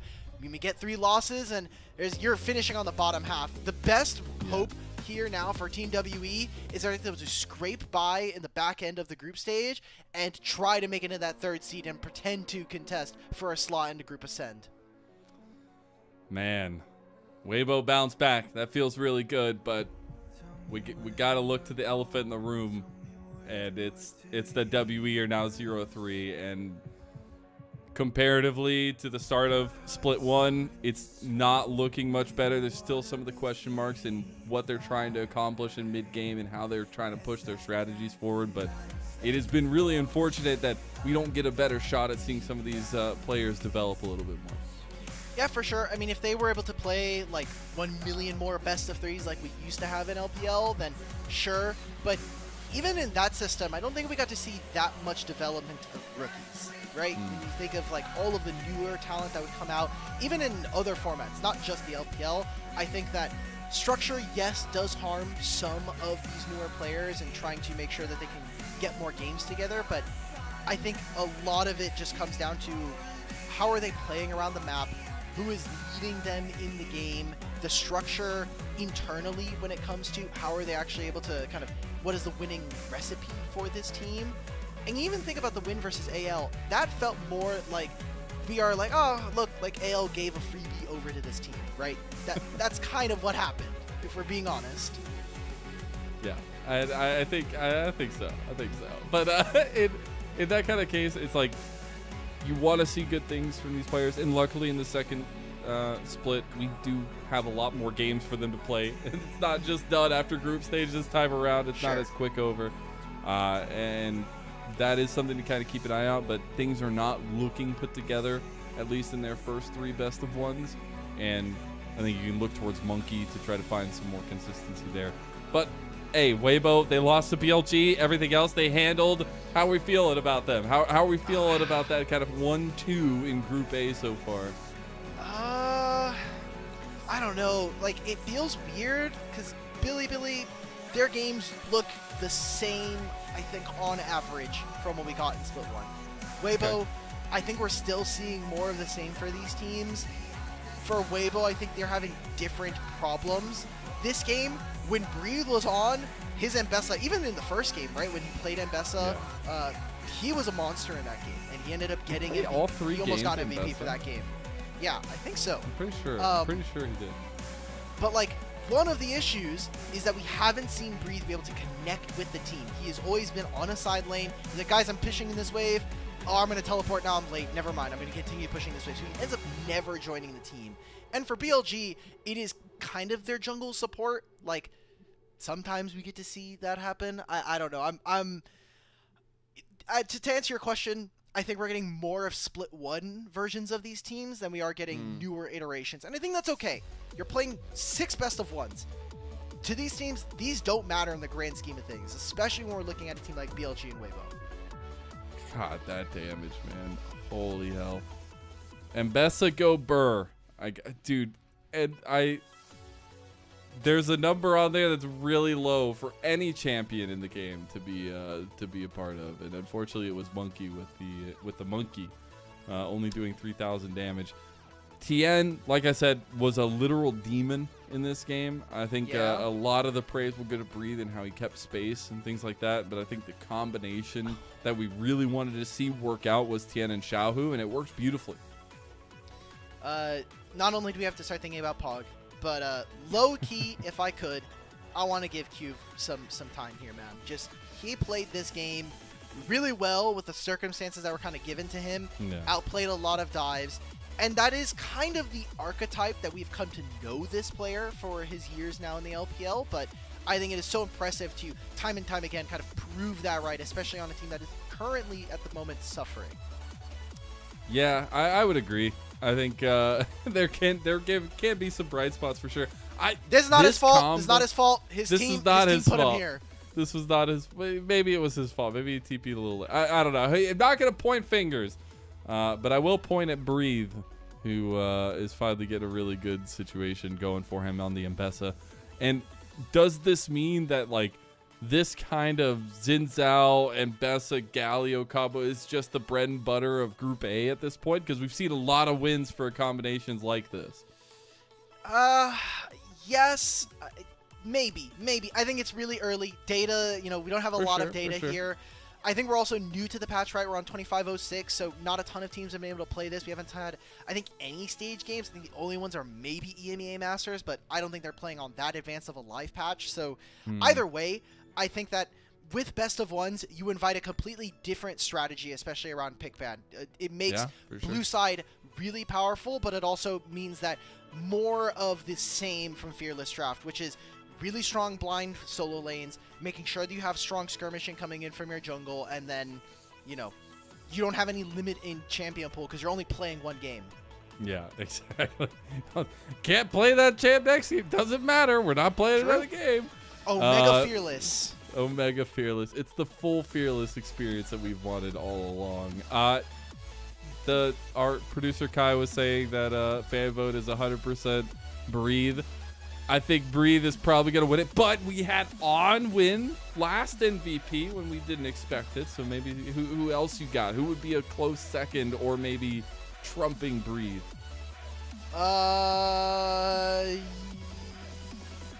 Nobody? Most likely is probably 10. Okay. That's as Just far try as to I'm get going people. to go. But yeah, I think 40% damage share on Ambessa is already pretty disgusting, and he actually proved it this game that he's actually able to have a big impact. I would agree. Breathe does get MVP, 88% KP, 8-0-7 on the Ambessa. Gets a really good game to finish off day one for him and for Weibo at that 2-1 score line. You love to see it. Yep, and good, especially now it's his first MVP, so congratulations to him, at least this year, so we can kind of give him some praise. Has had a bit of a rough start, especially with how early Weibo left out in playoffs in this last split, so expecting exciting stuff, especially as we get further into groups here in Split 2 placement.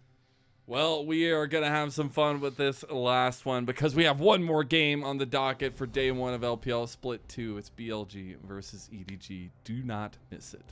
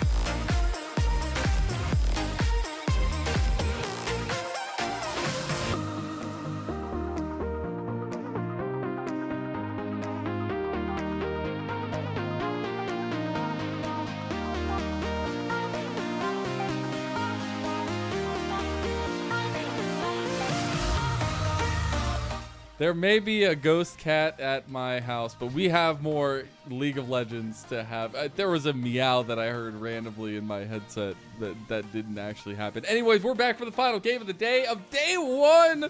We're here with LPL English, your unofficial home of everything LPL. It is now BLG versus EDG. I'm Mazel. I'm joined by Alk Battery. And what a day of games. I mean, I will say some of them have been one-sided, but some of them are pretty exciting, and I like that switch up with the best of one structure. Yeah, I think it's the fact of the matter is that yes, it is just best of ones. You're gonna probably get more one-sided games, but also, again, it is the content of some of these games which is really important. I think our first 2 series that we got to see, Weibo versus EDG actually seemingly now with the change with On coming in, On and Wink, the duo starting to find their synergy yet again. And the WE versus BLG team or matchup started to look a little dicey for our boys in blue. So as a last game of the day, I think despite any expectation, I think we are still looking for BLG to be winners here. But not only is their form a little bit weaker than what I think fans would expect coming out of international play, EDG are starting to ramp, I think, just a little bit. I think give this team a little bit more time. Maybe some more best of 3s in split 2 proper. True. We're cooking.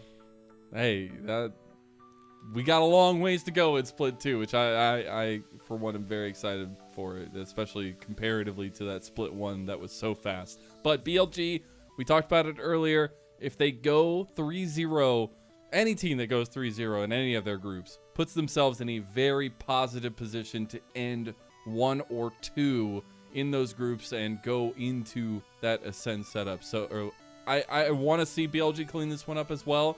I want to see if they can find a really confident execution-based comp, because that's what they've done so far all day.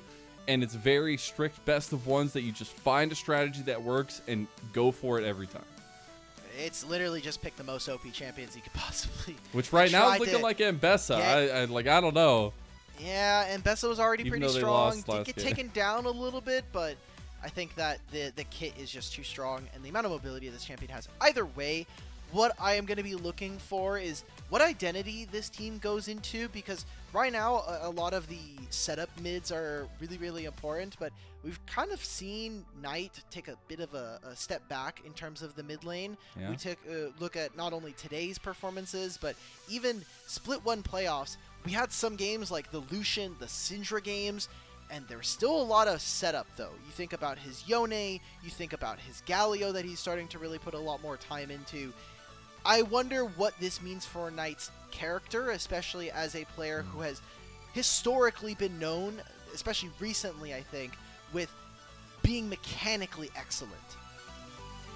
Well, gonna need some mechanical execution here, as the Yone isn't gonna be locked in, but I'm sure he'll get something that needs hands. And nonetheless, EDG on the blue side this time gonna be banning away that Yone, the Mbessa, and the Aurora. So the 3 big premier picks off the table. BLG gonna ban away the Rumble and the Skarner and the Jace. See what EDG want to go with the first pick of the game.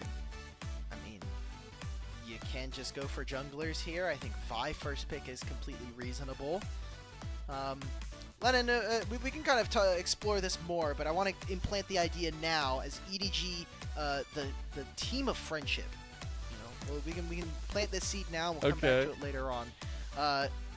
Yes. Angel getting one of his most iconic champions. That, the Twisted Fate, these kinds of champions are able to play the map. I think it's perfect for a player like him.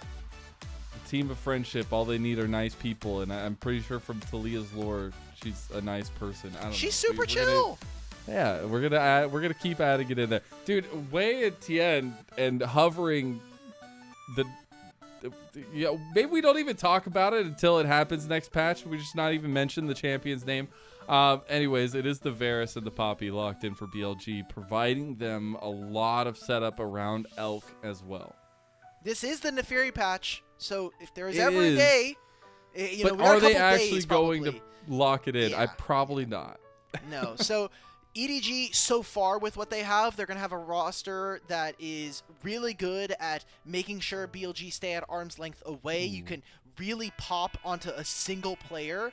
And so what I want to see from BLG is how are you going to be able to operate around that? Sometimes you can try to outrange your opponents. Sometimes you can just try to outstat your opponents, especially when we're talking about making sure that you have a bunch of, bonus damage. Maybe it's another Galio game in the mid lane here, but Knight is really, he's like, look, if Zeka got to do it. He was laughing, man. He was laughing. All right.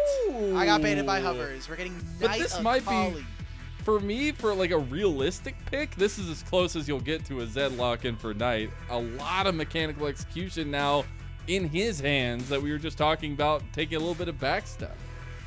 Okay. Big performance. He needs to have a big one. This can't just be a resident sleeper, Akali game where he gets carried by one of his team members. Really hoping we get to see him play this Akali. So now here in the second half of draft, so many junglers taken off the board, and I think this Poppy is doing extra work here because now as a flex, this is allowing for BLG to kind of play with their cards a little hidden, and so big focus I think is going to be which junglers are going to be available. My eyes still going towards this Xin Zhao that's available, and especially for Xiaohao, getting something like either his Lee Sin or his Viego could be a big win. So EDG here, game planning that this isn't going to be a supportal Poppy and that it can still be flexed. They're going to take away some of the big support matchups, at least in terms of the Alistar already. Jungle focus for BLG, taking away Xiaohao's aggressive picks with the Vi and the Xin Zhao. I'm still looking. Lee Sin, Viego for Xiaohao. You could also go for the Wukong that is up.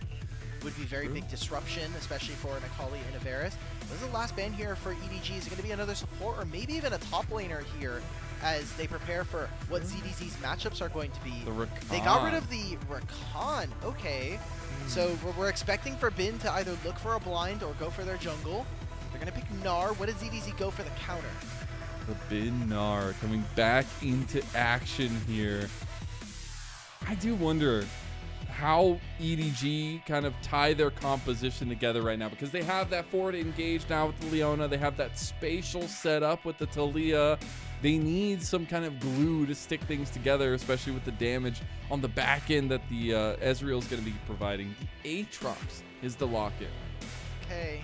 It's fine for the lane matchup if Aatrox can handle this Gnar, but it's going to be very difficult. We get into team fights, Gnar's going to have so much more input. EDG, what is your final pick? And honestly, we need to know where this Poppy is going. You know, we were saying that there's a probably high likelihood that this could go into jungle, and On has been a player who I think has had so many unique support picks. Maybe playing with a little bit of house money here and making sure they can get On another counter pick.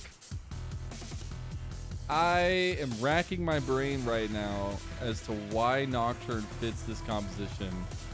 And there are obviously some synergies, but I'm not a big fan. I need to see Xiaohao pop off on this if it's going to work for this comp, because it doesn't feel like it's going to be very efficient for it. But it is going to be the Renata yet again. We saw BLG destroy the map with this combo of Varus and the Renata, so maybe they do it again. EDG had the option when they had these first three with the Talia, Ezreal, and Leona to just say, look, we can play out range, we don't have to play dive.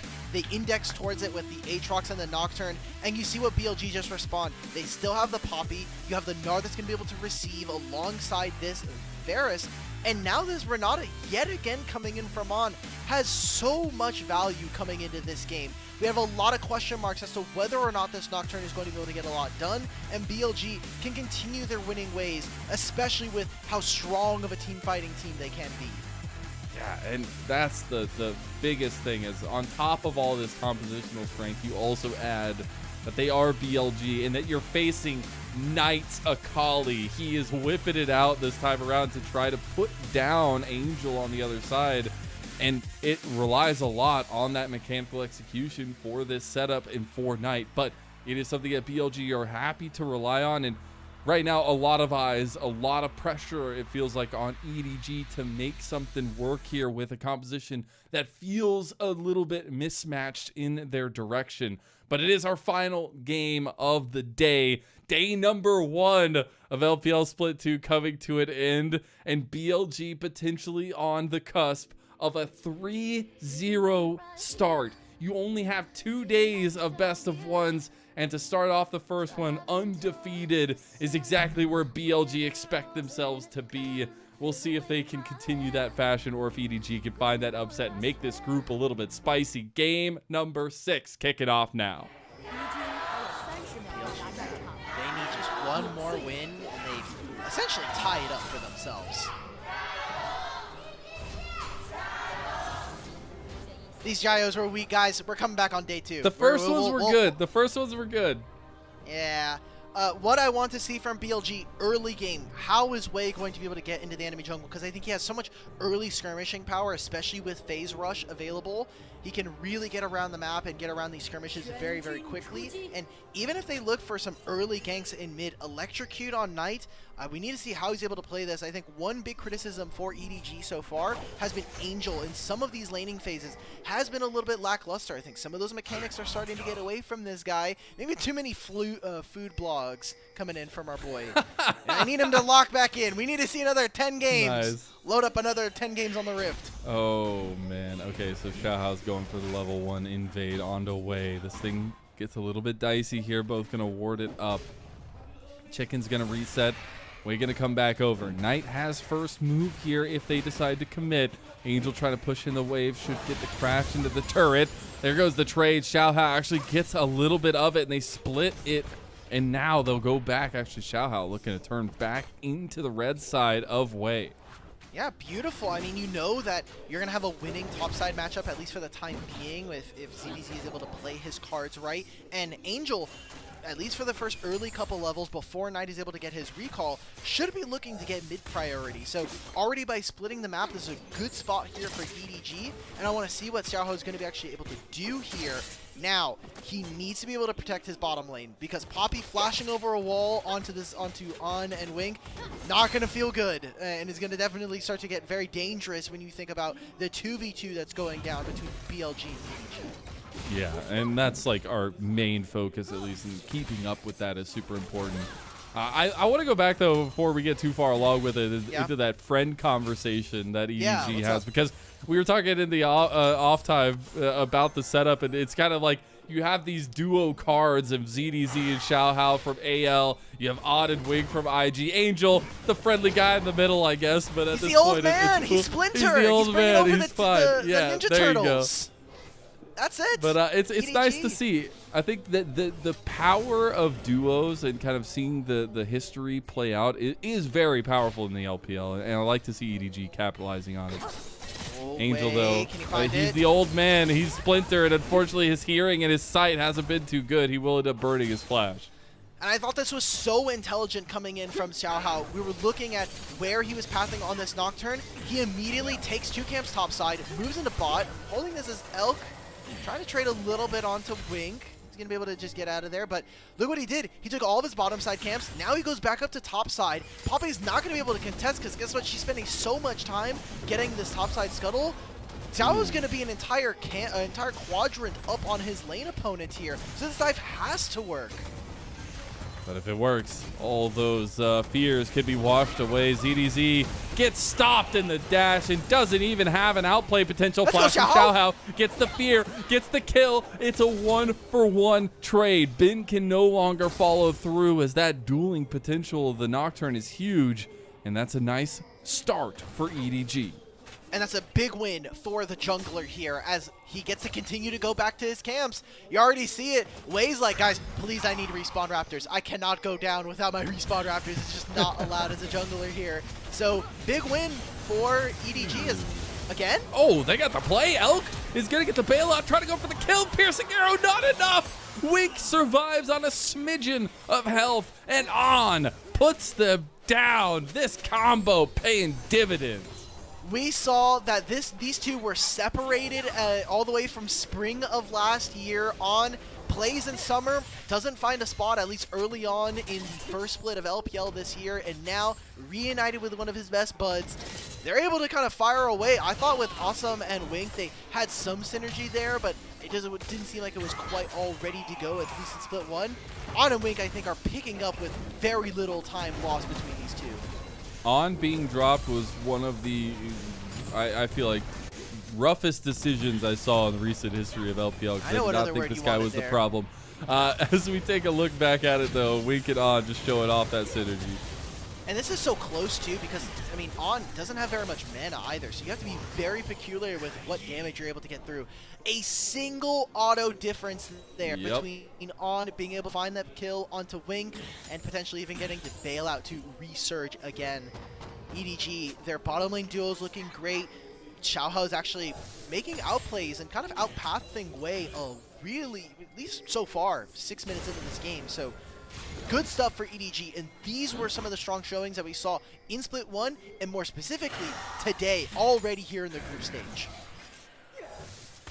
Love to see some of those little moments that kind of pile up over time. Now we are looking at a state of the map where both sides of the objectives are on. We have the Dragon on bot side. We have the Grubs on top side. EDG looking to put focus on bot side. Dragon already started up by Wei. This might be the first time in recent memory that we haven't had Grubs started up in the first minute that they're spawned. As On gonna step in. The Alco Gaming. You gotta watch out. He doesn't know. He knows. Oh no! He's gonna run away, gets feared, gets locked down, gets taken down. One auto, and there you go. Xiaohao comes up with another kill. 2 for the Nocturne. And imagine he does that now pre-6. He'll have his camps, he'll be able to recall here, go towards the top side, play, and specifically try to cover ZDZ as he is still kind of suffering under this bottom lane wave. After they get the recall here, I'm expecting for EDG's bot lane to deploy out as some plays onto the bottom lane. Knight has level 7. Knight's here. Yeah, this is tough. This is a massive level difference. Gets locked down at first, but perfect execution. Oh! Elk gets the snipe to make way for Knight's missed shuriken flip.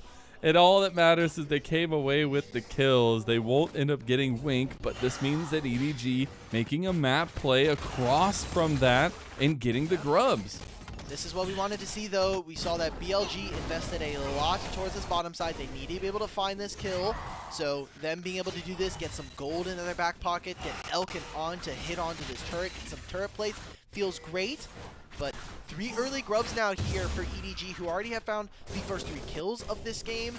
Now, with Xiaohao, he needs one more camp and then he's level 6. Maybe there's another play in the next minute and a half here, especially with, I mean, really, with no objectives up. I think this is the perfect time for EDG to create some chaos and start to fish for some summoner spells out.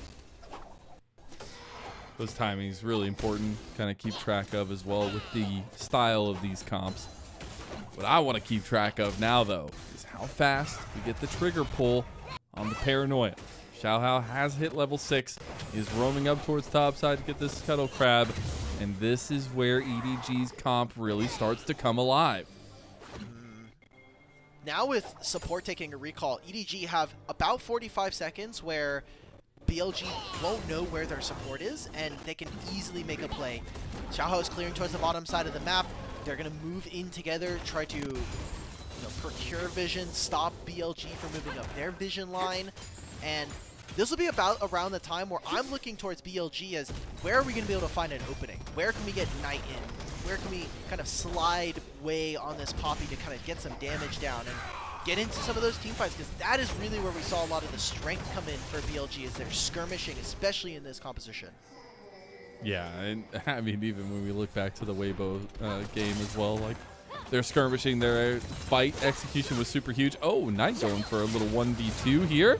I guess no big deal when you dodge out everything, and now Wei coming in, but he takes a little too long, and Paranoia has come through. Xiaohao can't get the kill. The heal coming through at the last second from On. True Shot Barrage goes wide too, and Knight has fancy feet as now BLG move in to defend mid. Respect to Knight. He knows that certain members of his team are walking towards mid, and while it looks a little bit dicey to do that onto Angel, force out his summoner spells. Now you're playing a Kali into Talia. You know, Talia has no flash. That is a great spot to be in, especially as your BLG's mid. And that's what you were just talking about, trying to get some of those summoner spell timers down in front of these now objectives now for a little while. We'll see if they can utilize some of this map pressure, though, afterwards. But it is also something to think about. With the Grubs in about 1:35 or so, EDG could look at Grub again this game. We're going to take a look back, speaking of, at this mid lane play. I love how he plays this. He knows that there's no E, there's no threat of these two, especially with very little damage. It's only this entire, literally it's just this. And by the way, Dude, Poppy just completely insane. saved this play. Throwing the E, interrupting him in the middle of his auto attack, saves Knight there with barely 10 HP. So huge stuff coming in for BLG.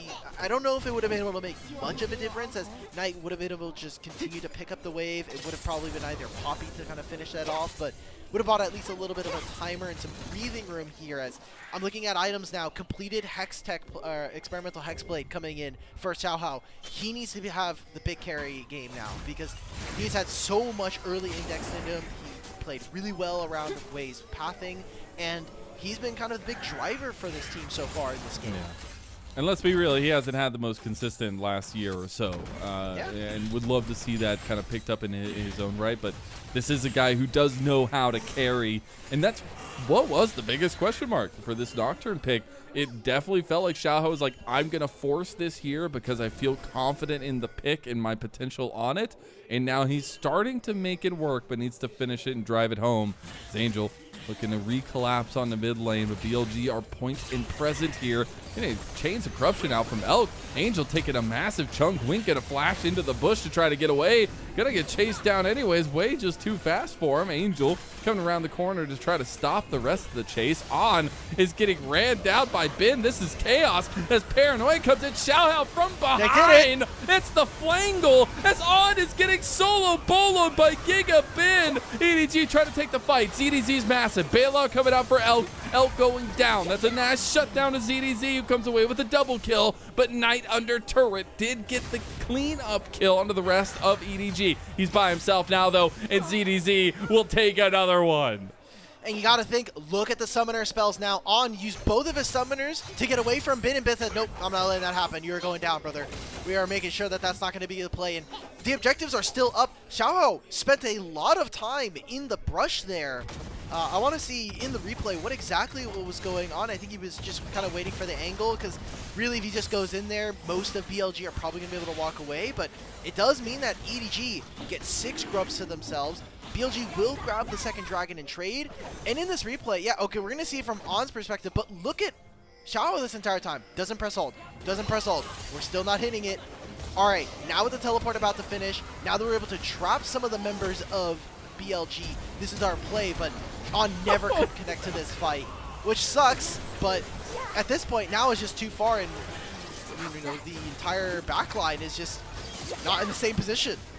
When you're arcade shifting over a wall and then flashing back over that same wall, you know something's not going right for you. We're taking a look back into the live, though, at EDG and push BLG out of top side. They're diving onto Ben, and they get a kill for On there. Meanwhile, that Paranoia going to blind out On. They're trying to take the turret now, getting a couple plates there for themselves. Elk and Wei have finally shown up, trying to clear the wave. But a lot of money going the way of EDG, and they have 1,000 gold lead over BLG. 6 grubs. I don't want to get too excited right now, but EDG are holding gold leads against BLG and also looking mechanically competent up against their counterparts here. So need to see how they can continue to apply pressure onto Bilibili, as BLG have shown time and time again, not only in this year, but in last year, you know, some weaker early games, and then random mid-game team fight comes in, and we just win the entire thing. And that is where I'm kind of looking towards some of the veterans on this roster. Bin and Knight, the solo lanes, kind of the left and right hand almost of the LPL at this point. And if they can have those big team fight wins, that is where we start to see, I think, BLG come back into this. You have a Gnar, can have such a big impact in a game. Yeah. Knight on a Kali, man. Enough said. Yeah, I mean, Knight needs to have that big game. I know you said it earlier before we got in the game, but even more so on this Akali needs to have those moments. And you can see he's trying to find them. He's going really aggressive with a lot of these plays, and you love to see him playing towards the edge. But EDG, man, I just got to set up a little bit here, because if they do end up finding a victory here, it makes this group a hell of a lot more interesting as well. Yeah, and not only just for the group implications, but just for EDG as a whole, right? Think about what this organization was able to do historically, and then you think of the last couple of years, it has been pretty miserable, right? Like, if we're being honest. Oh, do we find On? Gets the flash, okay, but it would be such a great story for them to not only win up against BLG, but then we need to see them in the rest of the group. So again, baby steps here for them. We need to see them actually close out if they want to kind of make that come true. And for BLG, they want to stop that from happening.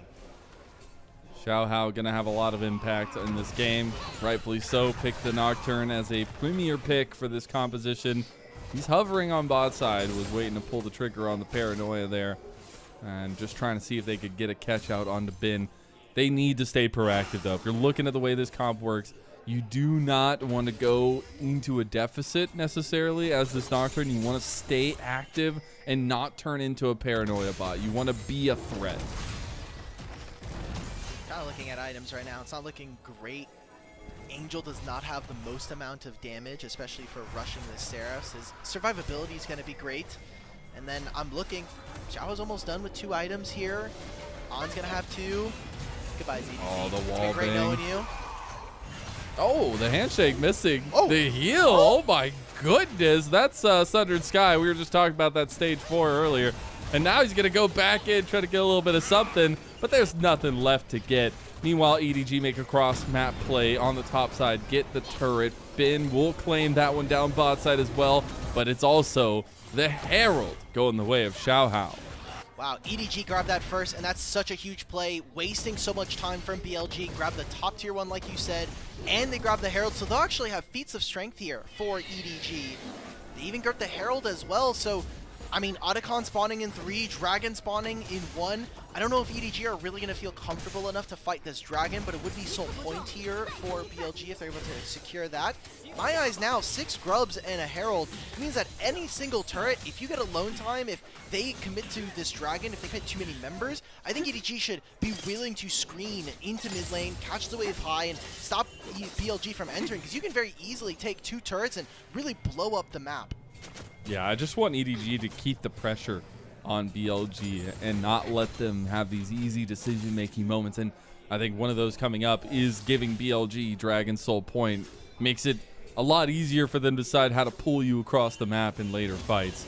There is also a little bit of the item differential. It doesn't look like we're going to get second items before a fight could technically go down for this Dragon setup.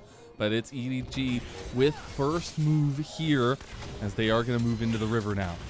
And this is exactly what I wanted to see, though, right? Dragon is spawning. Look at where EDG are. They're in the bottom side of the river. They're stopping Wei from entering the choke. And Gnar right now just went Mega. So there's not going to be a Mega Gnar available here for the side of BLG. This is such a great play coming in from EDG. 6 grubs, summon the Herald, now move in. It's going to take this objective. They're going to get mid-tier 1, and now they'll have access to the Dragon. All the pings are coming down. They know Gnar does not have Mega. This needs to be them sending it. Paranoia, they got it. They sent it. And now they get the flash. Angel can't hit that one. Seismic shove not going to connect there. And now BLG can move in to stop the Dragon take. So they tried to make the plan. They tried to execute. They did get part of it. But BLG will end up getting the Dragon Soul Point after everything. After Bin flashes, that should just be it. There's no reason for Angel to be looking that desperate, at least for the play. So, like we were saying, it's going to be the soul point still going over to BLG. This game is neck and neck. It is about 800 gold, and almost all of that, I think all of it actually, is in Xiao Hao right now. So he needs to be able to drive this team home, get them across the finish line here, and while the play is sound, I think the macro here from EDG is really starting to show, and it's starting to pay off dividends for them. I think part of that play was so well executed. Part of it. And, you know, sometimes it's all that really matters. It only counts not, in horseshoes and hand grenades. bro. It's like one of my favorite sayings. Yeah. Even though when I tried to say that, like my first year on the LPL, I got weird looks because we had a bunch of Australian and British people and they have no idea what that means. They say which I thought was they hilarious. literally have an entire construct called a shoey. I do not want to hear any criticism from our Aussie brethren. No. No. Good times, good times. Anyways, we're looking at the little bit of a siege that could happen on bot side, but more so it's just map control that EDG are trying to wrestle away from BLG. They still have the lead, and they're looking for a play now on Odd, but it was all a bait. CDC, not like this, bro. Oh, no. They didn't get the TP, I guess, out from Knight, but that's tough. He just missed stunned target ultimate. Oh my god. All right, ZDZ, look. It happened. We're going to move on. You get one. The power of Everybody gets friendship one, okay? wasn't enough. Yep. Power of friendship was too strong. He was blinded by the Leona ult in real life. It's okay.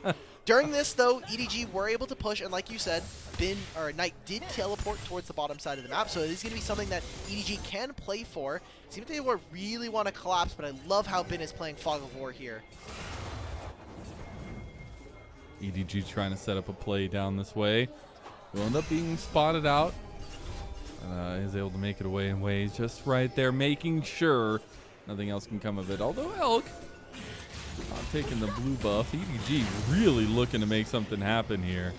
Not able to fish out anything just yet, though, but I do like that they're looking. It shows their compositional awareness.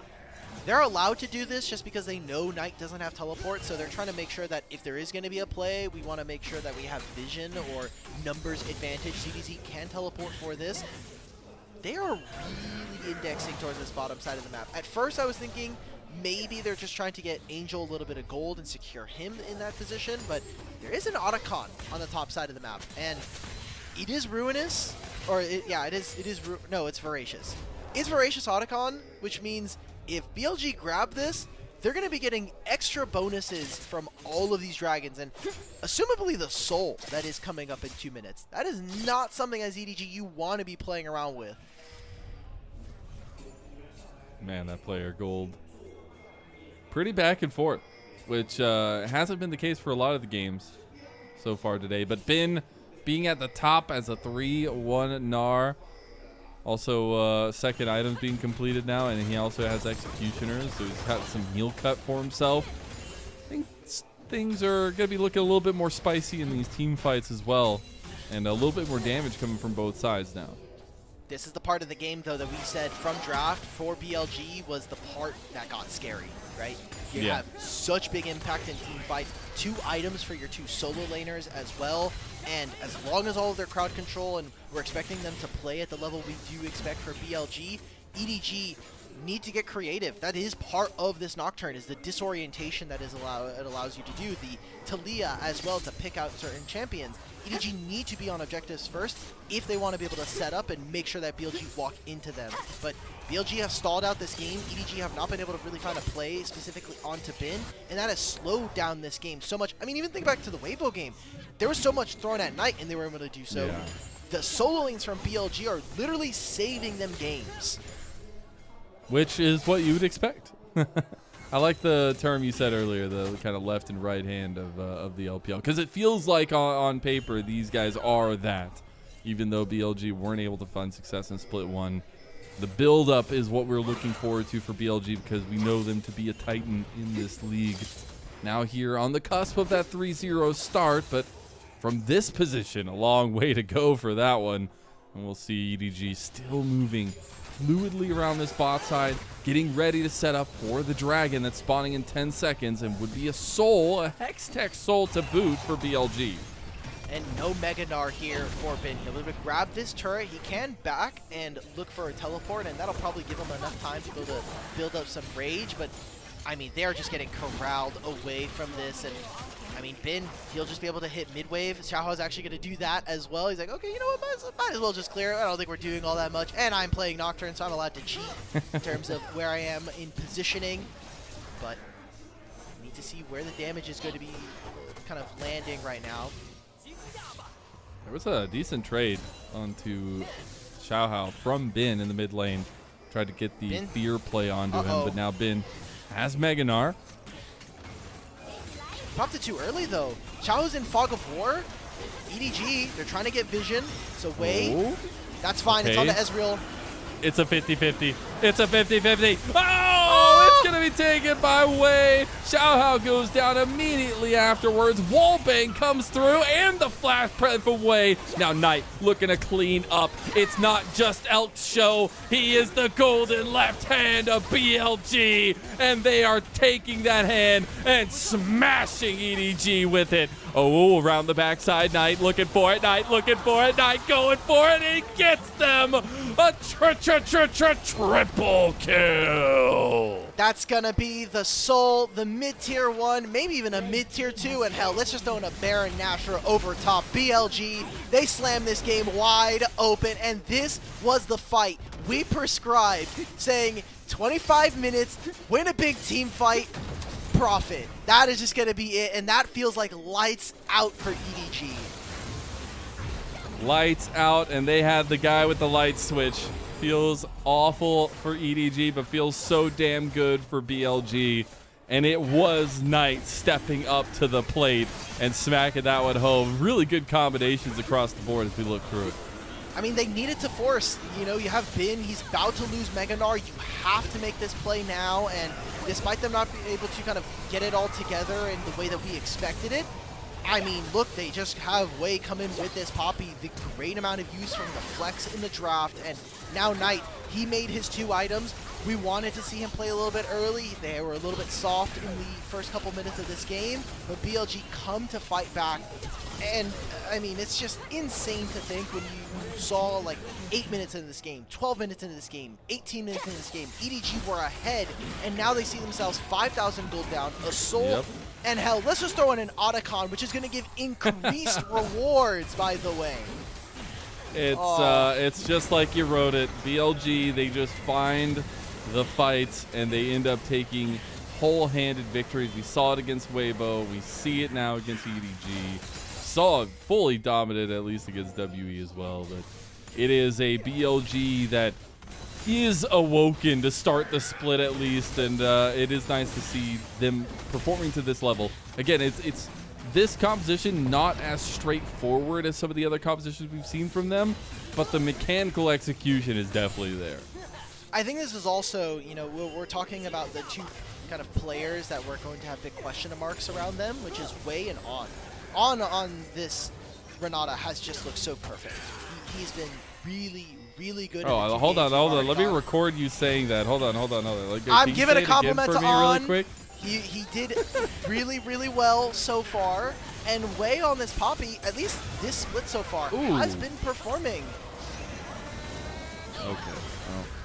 Oh, they're still going for it. They say, we're going to try to get him. Oh, no! Xiaohao almost dies. ZDZ comes in to clean him up. Oh, no, Xiaohao! He's still alive. He's still alive. Okay, finally dying to Wei. ZDZ is the bastion that stands for EDG, but even he's running away. Bin tried to get the Mega Gnar combo, but can't do it. ZDZ is still cooking. He's still going. The bailout is there, but look at ZDZ. This man is a world ender, and he's looking to end BLG's ending, as now it is all over this topside fight. EDG finds something. Beautiful caster curse, no notes. There are no notes here for us here on the broadcast, as BLG, they take an over envious fight. They don't use a lot of their summoner spells there, so I think BLG, recognizing that doesn't quite end the game, it brings the gold a little bit back in their favor, but I mean, there's still 6,000 gold up, and think about all of those summoner spells that are no longer going to be here for EDG. I mean, yeah, Elk tries to find this onto On. I thought this was really adventurous. Again, he has the Renata, one of the big parts of how much value this champion provides. We talked about how this composition from EDG thrives. And this right here, Bin's nowhere near this fight. I get it, Knight. You guys are very far ahead. You have Hextech sold. You can go for it, but I think this is just BLG being a little too happy in this game. They're a little too happy right now.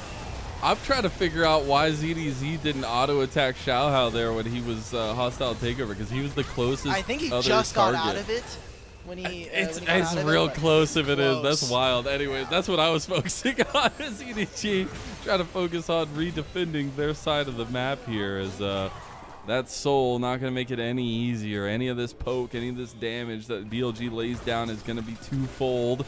And you see them using this 1-3-1 setup to fruition. Okay.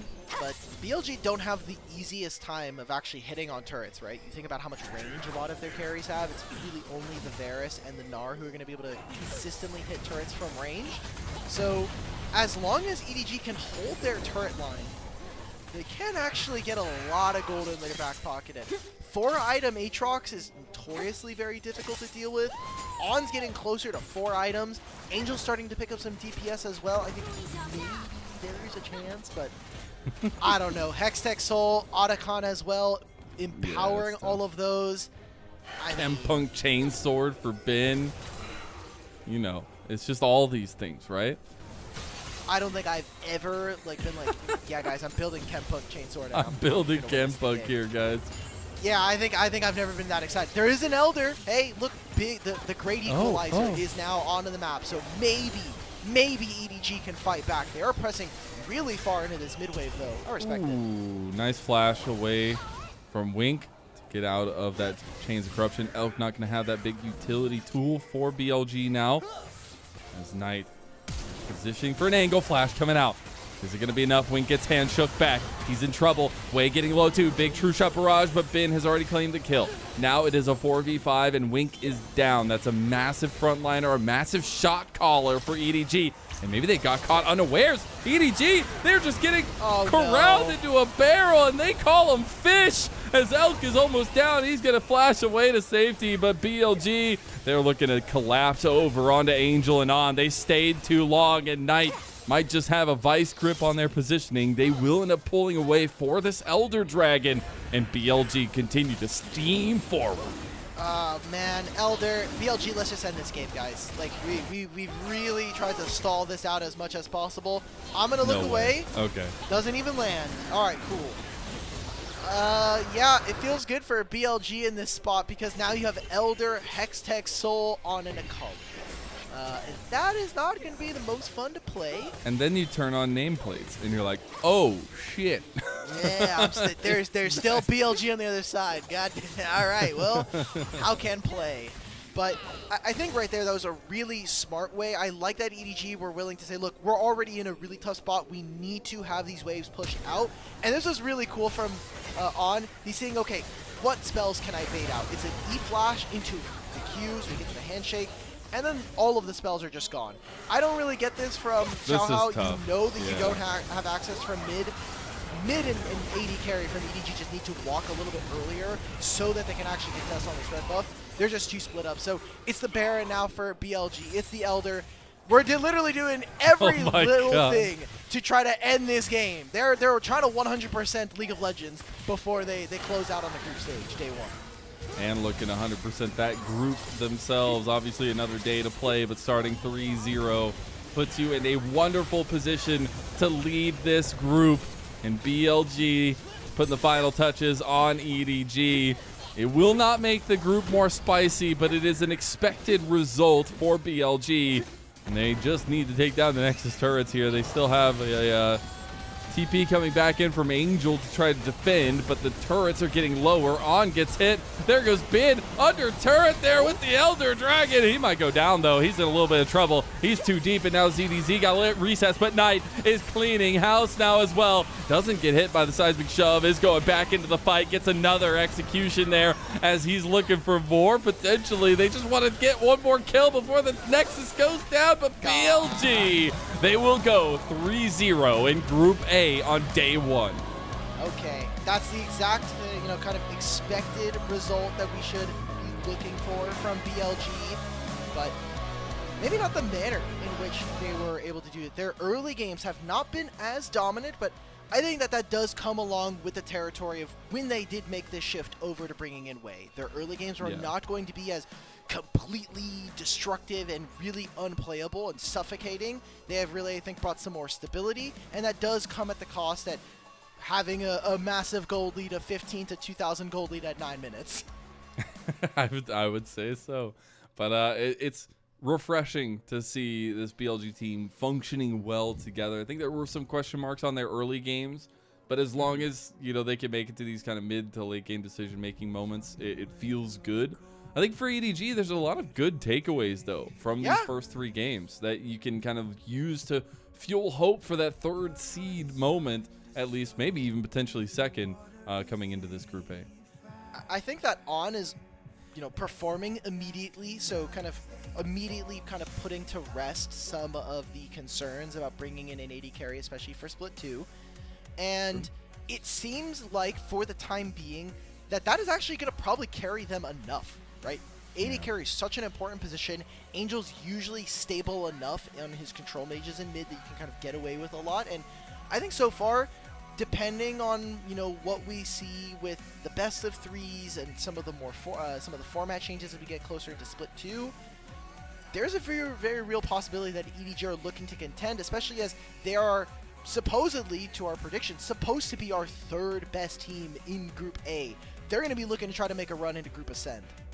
Yeah, and that comes down to consistency from Xiaohao and ZDZ. I think a lot. You could see some of the bright moments from ZDZ when he can pick targets and pick approaches at least. But I definitely want to see some more tying up of the loose ends for EDG in that fashion. Maybe lean on those pre-built synergies with On and Wink and Xiaohao and ZDZ some more. And I think that'll be important to keep an eye out for EDG going forward as well. But man, I am just wondering, do we get a similar story, I guess, to BLG? There's a lot more games. There's a lot more time for BLG in this situation. But they looked so dominant to start off the split in Split 1. They lost in playoffs. Their team was terrible. Not their team. Their group was awful. Their group was awful. But this team provided so much hope and so much legacy with that last year double championship. Those expectations are still there from the fans out. Yeah, that's completely. I think that's very true and very honest for the fans to say, like, hey, we have the basically 95% of the same roster. We were already kind of moving in Shun and Wei out of the roster already into summer. So we've had this team for, at the very least, 8 months, right? So why aren't we getting championships? Part of that, I think, is Split 1. They just weren't paying attention to TT, and that's why they ended up second, and they had to make the entire lower bracket group run. But then it comes to kind of question, now we're in Split 2, you have a couple more games, you're going to have these placement games, then you're going to go into Group Ascend, we're playing double round robin best of 3, then you have playoffs as well. I think, like we said in the first game versus Weibo and our top level teams, especially someone like BLG, are probably going to be taking this time to ramp up and say, look, we're here to play at MSI, we're here to play at Worlds. These are the events that we feel are more conducive to our success. Yeah. And I get to see a very good result from BLG, not only in the way that they won, very typical for them, I guess, in terms of getting that one big team fight and just blowing out the game from there. I feel like every Gold Grab has been like that today for them. But it was a holistic team performance, and we got to see Knight on a mechanically based champion on the Akali. It wasn't the Galio, it wasn't these kind of team-based compositions. It was Knight, take us to victory, and I'd love to see that. I guess if you really want to get into conversation, who's our Pog this game? Because I think it has to be Knight. Don't let On get it again, man. Like, I know On's been doing great, but On's been kind of low-key smurfing these Renata games. I'd be honestly willing to say Bin on this Gnar was really impactful in a lot of these fights, but I think there's an argument between the 3 players that we have already mentioned. Yeah, I would say so. I think there was good moments for everybody. I was very appreciative of Wei's Poppy. I don't know if it was the most clean Poppy I've seen in the jungle. I think Tien probably still holds that for me. But it did its job, and it was very effective in this composition. And that's all the you need kind to of do. That's the kind of decision making I want to see more consistently from BLG. Just pick good things and make them work, right? They were. Hey, okay. I'm sorry that I have to be BLG defense lawyer over here. They were picking some good champions last split. They were. What did you like? The Nidalee games? That's fine. I didn't like Kanavi on Nidalee either, and we still sent it to first stand. So. True. I guess I don't really have much horse in the race then there, but I don't know. It's one of those situations where you have such high hopes for this team in terms of representation internationally, but also domestically, and I don't know. You got to meet those expectations, especially with the current state of the LPL and the tragedy that just happened at internationals. I really want to see this team be good all the way to MSI. Yeah, that I think is the more important part. We said in Split 1 that BLG not making finals was a failure, and I think that that's still categorically true. But if this is the level of form that we're going to get from BLG and kind of them continuing to level up, then I think fans can be more excited and feel like this is the BLG that I kind of signed up for when we were talking about this roster from the last 2 years. What I want to look forward to, not only in terms of POG, but now that we have finished our first day of groups, any early concerns or, kind of learnings that we kind of learned about our teams, or the playing a bunch of best of ones? It's been a while since we've had this format. Engaged junglers are like what everybody wants. That was already true though. We had Maokai still Vi. the same. But Well, now yeah, Vi we is gotta like change constantly on the ban list, which is pretty funny. Ben is gonna be the MVP. I Good. want to understand. Like he was good. Yeah, he was good. I'm trying to figure out where the votes went for all of these. But that was a fun we can day get our of games. producer to do that. Our So- producer can go source the votes. So I guess my big thought process is, we're seeing very huge similarities to what was powerful last split. Do you feel like there's been much differences in priority there? No, we're just getting less troll champions, right? Like, we're not seeing like random AP junglers come out. I think that this was always going to be the case because like game 1 Fearless is literally like, okay, like, yes, we can trade some of these OPs, but we are doing this with the recognition that we're not going to be able to play this champion later in the series. Yeah. In best of ones, you already were doing that. You're already picking strong blind pick champions. You're already picking Vi, Sejuani, Maokai, the like, Xin Zhao as well, Wukong. In support, you're probably going to be picking some kind of engage. You want strong skirmishing from your AD carry. And then mid lane is literally like, okay, like, are we playing for first 2 item spikes? Am I playing to try to get under the skin of like certain players and certain champs? Then sure. I don't think we're learning all that much from the format. What I am more interested in is the teams and players that have traditionally smaller champion pools don't need to work on that at least for right now.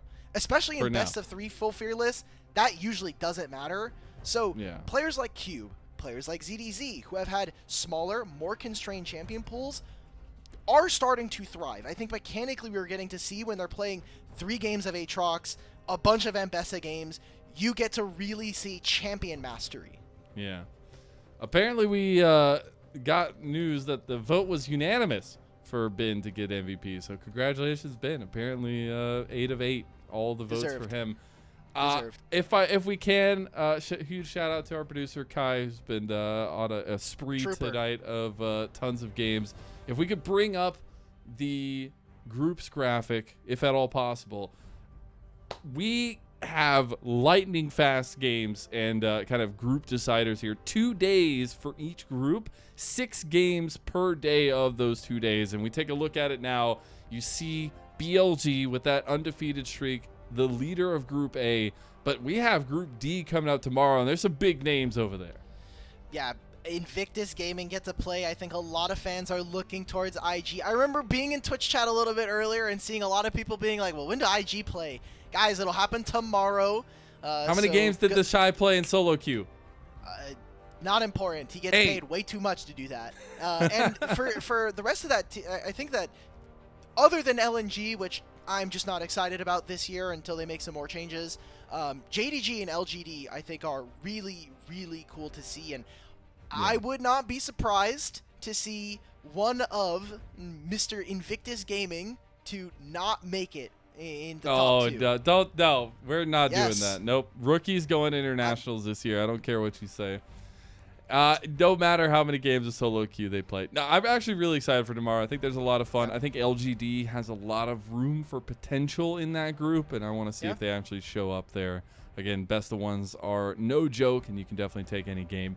But that is it for our day. Now, before we go, we obviously have to give a huge, very special thank you to our elite coffee supporter, Aaron Soup. Their pledge financial contribution helps level up the broadcast on a daily basis, helps us pay for all these cool bells and whistles, but also shows that people care about what we do. So we appreciate everybody, all of our subscribers, all of our supporters here on the channel. It's been an absolute pleasure, and I'm so happy that we're back for Split 2. We're back, It's going to be a gamers. banger every day for the next 7 days. So please make sure you tune in, at least for the first part of this. And then we're going to have a lot more after that. Thank you all, and we'll see you for Group D tomorrow night.